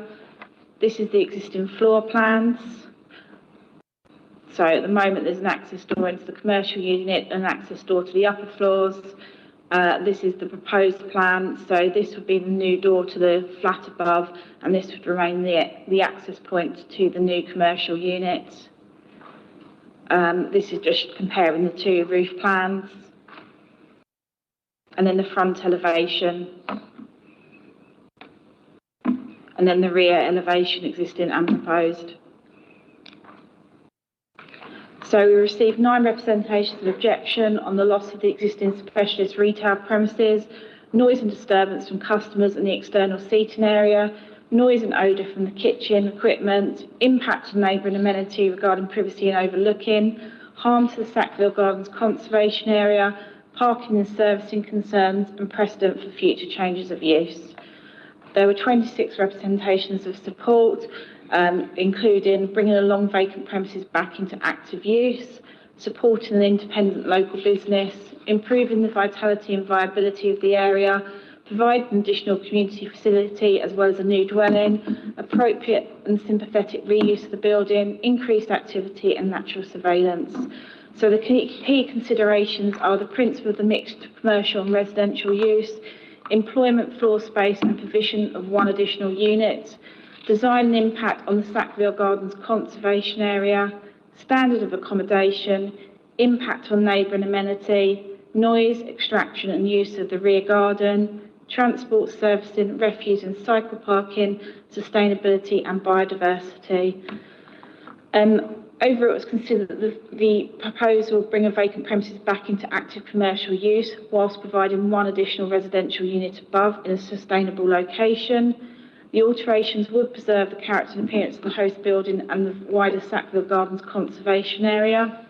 The dwelling would provide an acceptable standard of accommodation and add a new dwelling to the city's housing stock, and subject to conditions which control opening hours, use of the rear garden, the extraction equipment and sound insulation. The proposal is not considered to be harmful to neighbouring amenity. The absence of dedicated cycle parking is noted as a shortcoming, but would not, given the constrained site and a sustainable location, justify refusal in this case. So overall, the officer recommendation is for approval, subject to the conditions set out in the officer report. Thank you. Thank you. Do we have Margaret Parks here, please? Hello. Thank you for being so patient. You've sat through a long afternoon with us. You've got 3 minutes to speak, and there's a bottom button on the right, which is the red button that will switch your microphone on, and whenever you're ready. Thank you. Thank you. I'm a resident of number 2 Westbourne Place, and I'm speaking on behalf of neighbouring residents. We are concerned about the overall impact and intensity of this proposal in a quiet, predominantly residential area, and disagree strongly with the planning officer's recommendations. Outdoor seating, any use of the garden for customer seating would create an unacceptable level of noise, nuisance and loss of privacy to the neighbours' gardens. Any outdoor commercial use, front and back, is inappropriate in our conservation area. Commercial waste bins should be stored within the property and not in the alleyway to the rear. This is a right-of-way to 3 properties where domestic bins have been stored for more than 25 years. Mixed use is not allowed. Scale of development, the commercial footprint would increase by approximately 2.5 times. This represents an overdevelopment and an inappropriate intensification of commercial use in a predominantly residential area. Also, the proposed extensions are substantial and will reduce light and increase overshadowing to number 4, particularly affecting its kitchen windows. Opening hours early and 7 days a week in a residential area is not acceptable. Hours should be restricted in line with other businesses, closing midday Saturday and all day Sunday as a minimum. The extraction system. The proposed commercial extraction equipment has no odour filtration and will vibrate adjacent to the lounge and bedroom of number 8A and other nearby windows. We would like clear assurances regarding noise and odour nuisance together with operating hours, as the owners have verbally confirmed they wish to start baking at 5 a.m. in the morning. in this residential area 6 days a week. Traffic. Westbourne Place is a narrow one-way residential street and parking on both sides with limited spaces for deliveries. Additional traffic would increase congestion and double parking. In conclusion, this is not an objection to this business in principle. Our concern is the scale, intensity and impact on this particular proposal on neighbouring homes. We ask the committee to consider our objections and the residential character of Westbourne Place and respectfully request that the application be refused. Thank you. Do we have Henry Wagstaff and Ellie Barber? Thank you, Ms. Parks. If you want to take a seat and then these guys can come and give their presentation. Thank you very much.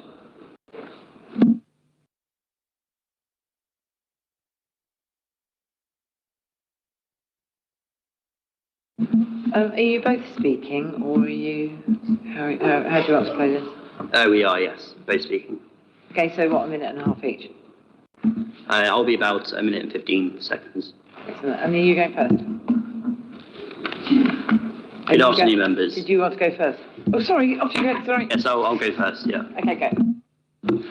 Good afternoon, members. My name is Henry Wagstaff, Director at Wilbury Planning Limited, acting on behalf of the applicants. This application comes to you with the officer's recommendation for approval. Number 6 has stood vacant since the previous fireplace showroom ceased trading.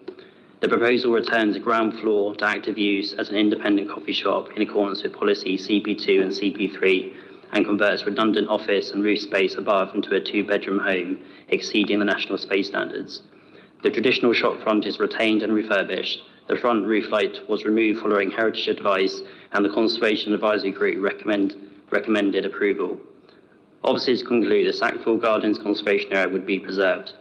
A noise impact assessment accompanied the application, and the hours of use of the coffee shop, the seating area to the rear, and the extraction system are all secured by condition, and officers find no unacceptable harm in terms of noise and disturbance. Representations in support outnumbered objections by around 3 to 1. Therefore, in summary, this application proposes to put a vacant building back into active use, with an independent and local business created and supported, and an additional home delivered. We are in agreement with the conditions, and I trust that members can support the officer's recommendation. Thank you. Thank you. 130. 113. You said it was 1:15. Very good. Okay, so over to you, Ms. Barber. Good evening, everyone. My name is Ellie. I'm the owner of Number 6, and I hope the future home of Frank's. Frank's is so much more than a coffee shop to me. I have entirely changed the direction of my life because I wanted to create something special that brings people together in the community where I grew up. Frank's is named after our miniature schnauzer Frankie and my late granddad Frank. My granddad had an amazing ability to talk to anyone. Those everyday conversations and familiar faces in his Richardson Road community became his life, and that feeling of connection is exactly what inspired Frank's. I'm building Frank's at 6 Westbourne Place, alongside my mum, who lives on the road itself, and with my dad, who lives just around the corner. This is our home, and being good neighbours genuinely matters to us. Westbourne Place has always had a strong sense of community. Number 6 was a fireplace store for over 40 years. There was a post office next door, and the old horse mews to the rear reminds us of the street's history. This close-knit community, with its street parties and friendships, still exists today.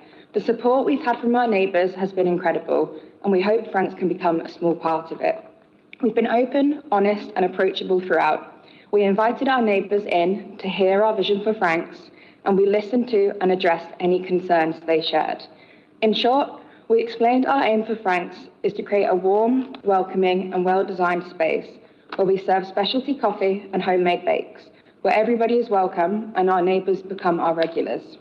I understand your decision has to be based on planning merits, but I want you to know that there is a real heart and community spirit behind our application.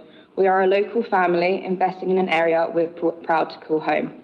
Thank you for your time. Thank you. Who would like to start with questions? Councillor Robinson and then Councillor Shanks.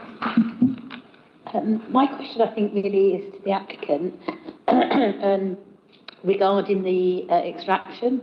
So I'm somebody who's very susceptible to noise. Is it correct that that your plan is for the extraction to be operating from 5 a.m.?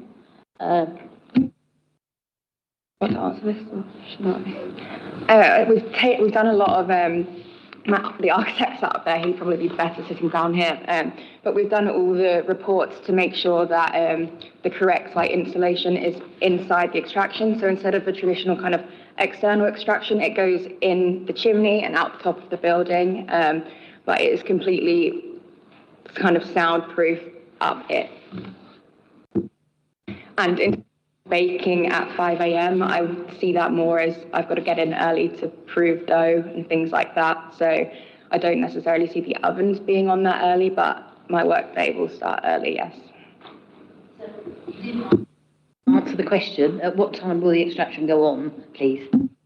Well, if I may answer in Eddie's behalf. So the extraction would come on when baking would commence. Could be 6 a.m. I said 5 a.m. to the neighbours because that's going to be the time I'm going to have to get in there and start preparing the dough. Yeah. But as part of the assembly and submission of the application, we have the exact specification of the extraction system, and there is condition 6, which will be attached to the decision notice, which refers to prior to first use of the premises as a coffee shop, the extraction and ventilation system would be installed in full accordance with the specifications and mitigation as submitted as part of the application. Just going to bring Liz in here for some clarity on that. Yeah, I just wanted to clarify first of all regarding the use of the commercial premises. Technically, a change of use application is not required because the existing use and the proposed use are both within Class E. It's the external alterations that are proposed as part of this that technically we are approving, but all the changes, including the class change, the category in Class A, is part of the description. So the flue and that does need permission, but the actual use as a coffee shop technically doesn't. Condition 6, which the agent has already referred to, does say that the prior to first use, the ventilation system, etc., has to be fully installed in accordance with the specifications and mitigation measures that are set out in the noise impact assessment. Acoustic attenuation, anti-vibration mount and flexible connections as well. So the documents that have been submitted by the applicant have been fully assessed by our environmental health officer, and then condition 6 ensures that will actually be installed. Condition 4 relates to hours of use in terms of customers being on site. If councillors wish to, you could also add a condition or add to that condition hours that the premises can be occupied by the sort of retail user beyond when the customers are there. So you do have an option there if you are concerned. Did you want to come back in, Councillor? I'm just thinking back a little bit to the gym application that we discussed a couple of months ago, whereby we put in a condition that no, it was all about recorded music. You weren't on that committee, and we put in the condition that we didn't want this any I can see Matthew's face there, any noise to be heard from outside of the building. And this is kind of the same thing. If this is a brilliant extraction, doesn't cause any vibration, doesn't cause any smells, doesn't wake up the lovely neighbours, yay, yippee-dee. But if it does, it's not really acceptable, is it? So what can we do to condition that? Well, I think, first of all, just remind councillors that the Environmental Protection Act does exist, and odour is part of what can be considered to be a statutory nuisance. So, and I don't mean that in any weird way. It's just the fact that obviously we will do everything we possibly can within planning to mitigate against harms to neighbouring amenity, but action is certainly possible even if we approve all of these conditions. But it turns out to be noisy and it turns out to be unacceptably smelly, harmful to harmfully odorous, then our environmental protection team can still look at it. I'll just bring it back to the wording that Liz was talking about in terms of number 6, which is in terms of the extract equipment, what we're asking for is that before you first use it, you need to make sure that even all the anti-vibration mounts of those kind of things, because obviously extraction systems, although this one is largely installed internally, we're all familiar with those where they wrap up the back of the building and then they can rattle away. So for a start, I guess on this application, the fact that most of it is internal actually helps that, but also that condition 6 is referring to all of the mitigation that had already been laid out. So just in summary, we're confident that with compliance with the conditions, it wouldn't be harmful. However, even if there was full compliance with all those conditions and it was considered to then be harmful, the neighbouring residents could certainly still seek action through the Environmental Protection Act and an investigation from our environmental health team. Thank you. Councillor Shanks. Yeah, it's sort of partly been answered because there was an application in 2023 which was approved, which was to change the use to a 3-bedroom dwelling, C3. So that's what I was just wondering where we were on class of use, but I think there's still, even though that was approved, that doesn't mean anything because it wasn't done, presumably. But there was a change of use to a 3-bedroom dwelling. So that isn't what it is now, though, because that wasn't actually done. But if they wanted to do that, they could still, because they're still within the time. But anyway, my other question is perhaps to the applicant, if they're going to roast coffee or not, because that is going to be an issue. I mean, just coming back to the question, if you like, is that in 2023, yes, the application was approved in November of 2023. Most consents come with a 3-year time period, so that would allow till November 2026 in order to implement that permission. But as we stand, that permission has not been implemented, and therefore the existing retail use of the premises is the prevailing planning lawful use. Councillor Pickett. Oh, sorry. No roasting on site.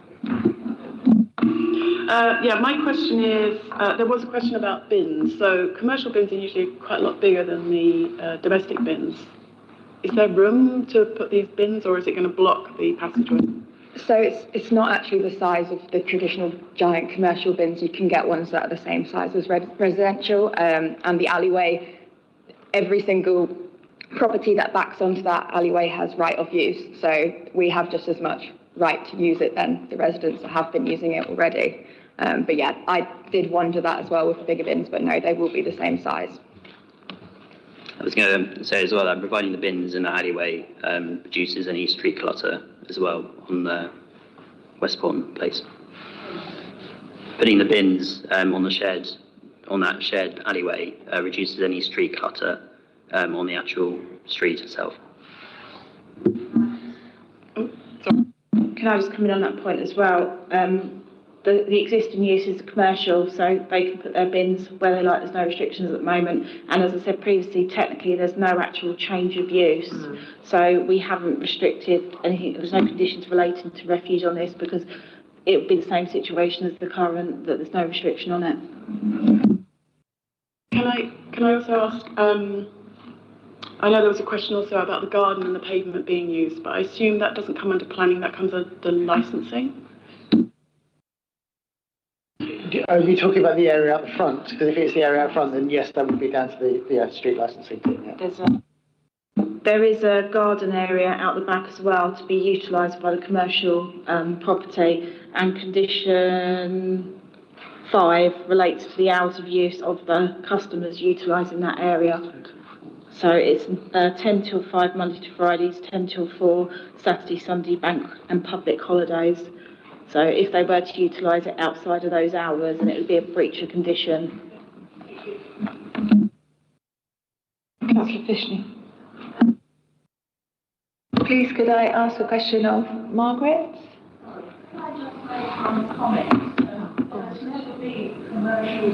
I'm awfully sorry, but you're not allowed to make comments, I'm afraid. We can ask you questions. So, did you, Councillor Fisher, did you want to ask? Did you want to come and sit here, Margaret, and just sit at the end? And then you've got a microphone and somebody could ask you a question. Does that help? Yes, please. Thank you. So I was looking at the photos of the surrounding properties, And I was just wondering how many of them have little gardens or yards that they sit out in, and suddenly they've got a coffee shop and its customers there chatting for long periods of time. Sorry. As I stated, I'm number 2, which isn't on any of these photos or plans. Number 2, I have a residential garden. Number 4 has a residential garden, and 8A have a residential garden. We all use that to sit in, to dry our washing, to have friends round. Number 6 has always been a yard for the fireplace shop. Councillor Pickett. So can you tell me how many customers you think would fit in the garden at one time? Because the size of the rear amenity space would be reduced by the proposed extension, means that there would likely be about 5 persons in the rear garden area at any one time. Councillor Theobald. Actually, I was going to ask that question as well, but the other question is why 7 in the morning in that kind of area with residents? I just think that's a bit early. Why 7 o'clock?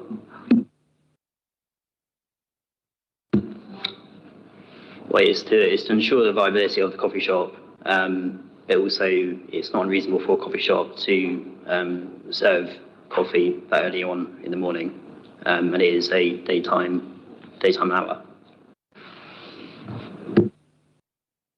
If I may just sort of clarify one thing for you, Councillor Theobald, which is that the rear garden area has different conditions in terms of hours of use. So we as officers have said, well, look, the outside space of the back garden can't be used before 10 and not after 5 on a Monday to Friday, and then 10 till 4 on the weekend and on bank holidays. That's different from condition 4, which is that the use of the shop can be open from 7 in the morning. The other thing to sort of really make you aware of is that because of the flexibilities within Class E, in theory, the building could be used for a coffee shop without any restrictions at all.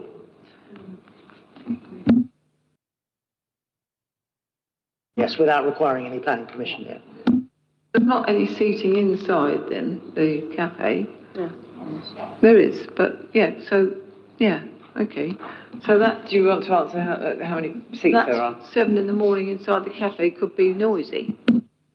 Oh, sorry, yes, there is seating inside the coffee shop as well. And the reason we've had to kind of extend so far at the back, which is one of the main things we're looking for permission for, is because we've put an accessible toilet into the shop. The reason why your microphone doesn't work is because there's only one, so you always have to switch off. Could I just ask how many covers are there inside? 25. It's quite a big shop then. I used to live opposite. Does anybody else have any more questions? Could I ask just a couple? How long has it been empty? A long time. I'm not sure that's relevant. Well, so number 6 and number 8 are owned by Peter, or number 6 was owned by Peter, and then he was looking at selling it to someone, converting it into a house, which is why that previous planning permission exists, and that sale didn't go through. So he was using it as a workshop, but it hasn't really been used by customers in a long time. As you can see from the photos, it's not really usable in its current state. But we don't lose the loss of his business because he is still continuing that in number 8. We are just gaining another one. Okay, thanks. A marketing report was also submitted as part of the application, done by a property agent, which looked at the unviability of the change of use of the ancillary office space at first floor level, plus also just the loss of the existing retail use and the creation of the coffee shop at ground floor level as well.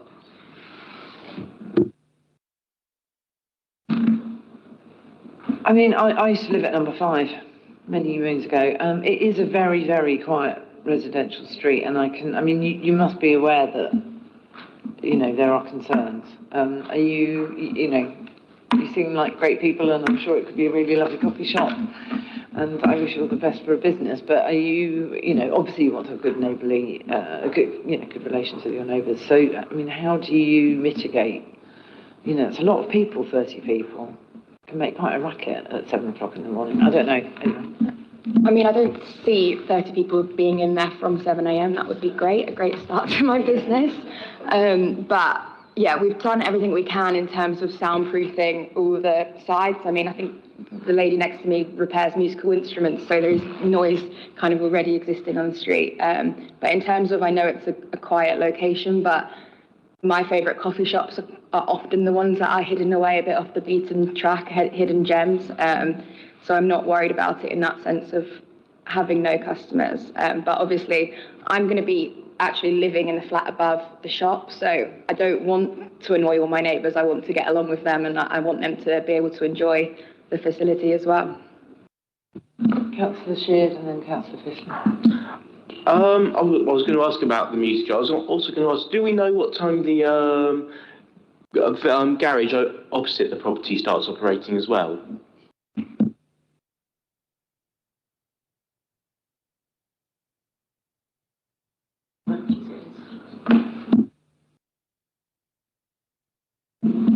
I used to use them as fifers, right?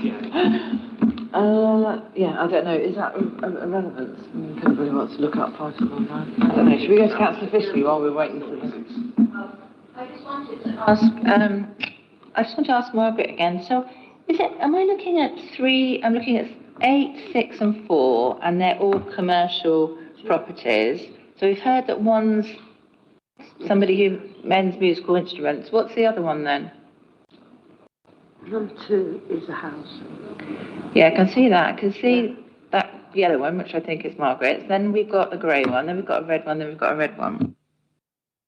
Number 2 is residential.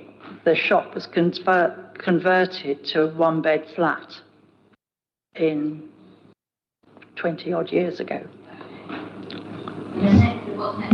Number 4 is Fab Music, which she just does repairs to instruments. Number 6 was Pyromania until it was sold, but he has now moved into number 8 because he owned number 8 as well.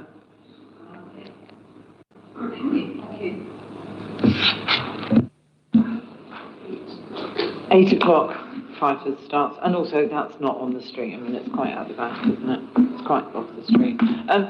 Yes, did you want to come in? Sorry, I was just going to say fifers is opposite, and there's also down the other side, I'm sure you're aware of, there are other garages as well. So that is quite a few kind of loud businesses.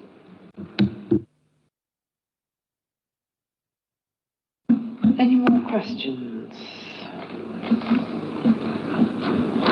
I mean, can I ask you a question, Margaret, if I may? You've obviously seen a lot. You've been on the street a long time, seen a lot of toing and froing. I mean, I'm sure you could welcome something if it wasn't noisy or odoriferous, if one might say that. If you've got do you see a future where everything might be great if there's no noise and no smells? Yes, I mean, obviously we've no objection to a business being there, but what we would like to see is contained within the building, not with any outdoor use, and obviously this extraction, with no odour control, which I don't believe it has at the moment, can be quite a nuisance. We dry washing in our gardens. We don't. But there are conditions to ensure that. Yes, I understand. But and if it's operating, if she's baking it at 6 o'clock, 5, 6 o'clock in the morning. That's not allowed occupation, though, is it necessarily? But I don't think it was mentioned what time she was going to operate it on the application. As I did, when I made my initial complaint, I asked that it should be only operating during opening hours. But, okay.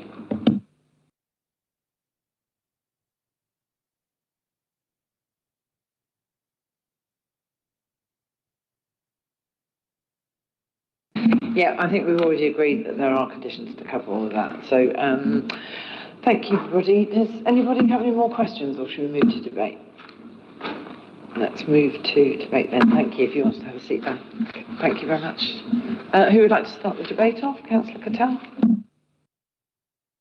Thanks very much, Chair. I mean, this, as we've already ascertained and seen on Google Street, there are other businesses there and there are garages. It's the same in quite a lot of those funny little areas in that part of the ward. You know, with garages who cause more problem than a nice little cafe would. And I think, you know, the building looks pretty rubbish at the moment, so doing it up is going to be great. And I think there were 26 people supporting the application and saying how pleased they were about bringing along vacant premises back to use, supporting independent local business, and so on, improving the vitality and viability. There's lots of little parades of little shops, 2 or 3 shops and cafes in Westbourne. So I don't have a problem with this, and I know the conditions.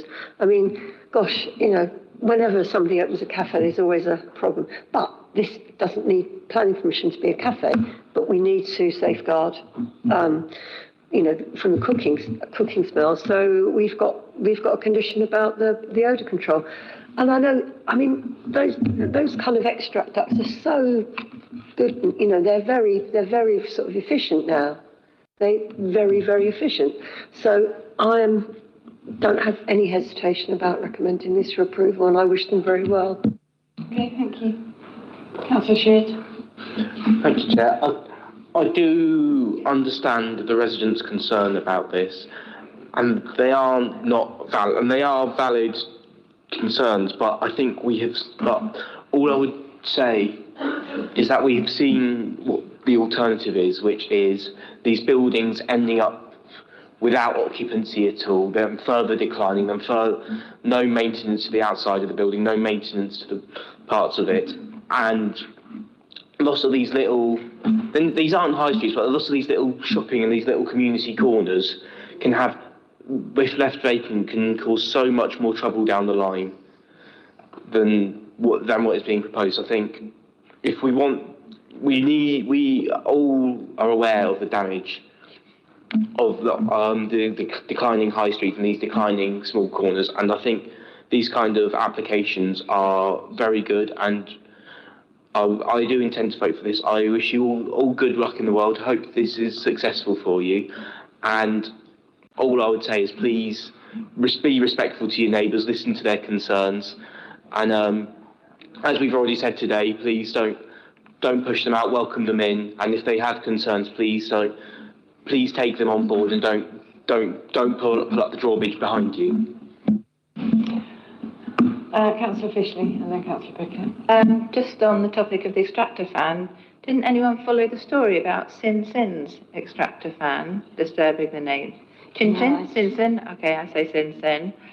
I mean, there's obviously a reason why there's never been a cafe on that strip of housing before, strip of commercial properties, because it's not suitable. If I lived in a terrace place and my next door neighbour wanted to open a cafe with a garden right next to where I sat, I'd be absolutely devastated.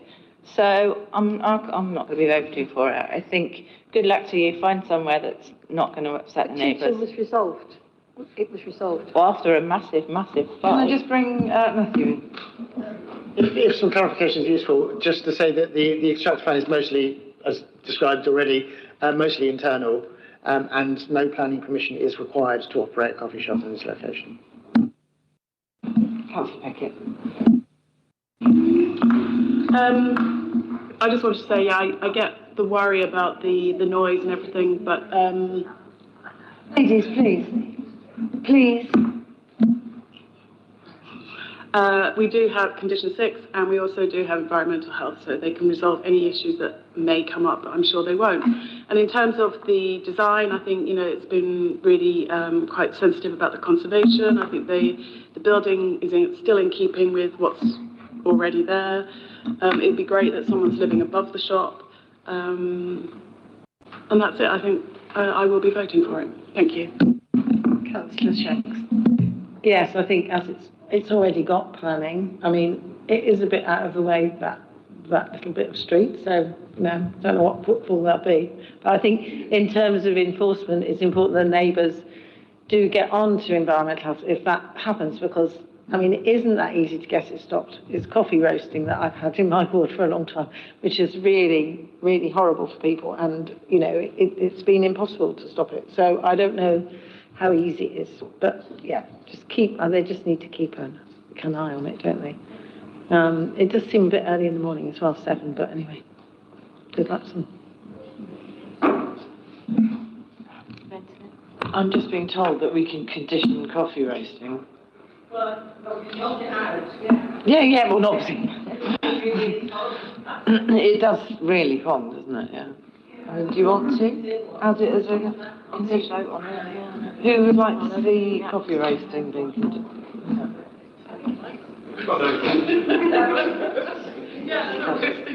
They're not roasting coffees. I know, sorry. You don't get a vote on this, I'm awfully sorry. But I know you said you didn't want to.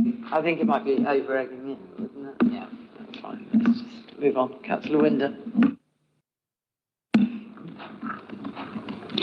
Yeah, I just want to say that a lot of areas of the city are really crying out for these kind of small investments to keep them going, so that they become kind of business centres, but at the same time they're part of the community. So I think it's really important that we encourage this development. Thank you. Councillor Robinson. Yeah, I do have concerns on behalf of the resident about the extraction in particular, but it's been explained that it's an internal extraction, so I don't know where the smells go. If it's internal, the smells just get recycled around, or do they get squidged out somewhere? And I do have a concern about the hours, but the fact that the cafe owner is going to be living upstairs and clearly won't want to be upsetting her neighbours too much. I think, as you've said in earlier applications, Chair, play nicely, please, talk to each other and see how you can work together to make this a success for everybody. So I will be voting for it. Councillor Theobald. I'm a bit torn on this one because I do feel sorry for the neighbour who doesn't want it there. I can understand if it does wake her up in the morning, and the extractor fans can sometimes be noisy. I don't like them when they, and there's be a lot of people sitting in the garden. So I don't know if I should vote for this. I think it's probably the wrong place for a coffee shop, and it's a quiet place, and perhaps it's not right. I will hand you over to officers if I have to remind you that it doesn't need consent to turn into a coffee shop. It's not a change of use, so we can't vote against it because we don't want it to be a coffee shop.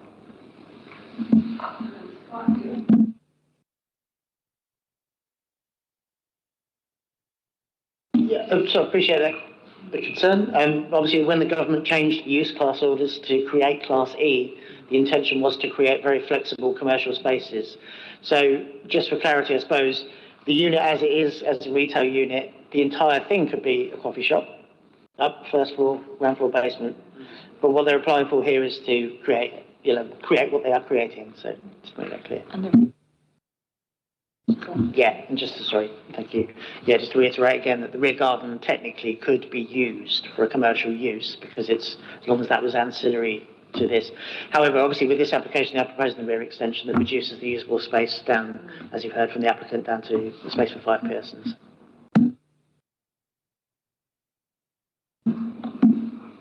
Shall we go to a vote? I'd just like to say that I'm in favour of it, but again, let's just end the evening how we began, which is please get on with your neighbours. I'm sure you want to, and I sincerely hope, Margaret, that they invite you in for free coffee and things go well. Shall we take a vote? All those in favour?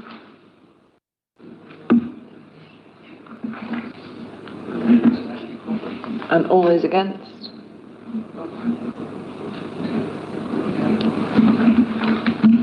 Thank you, Chair. So that's 8 for and 2 against, which means that planning permission is granted. Thank you. Thank you very much for your time.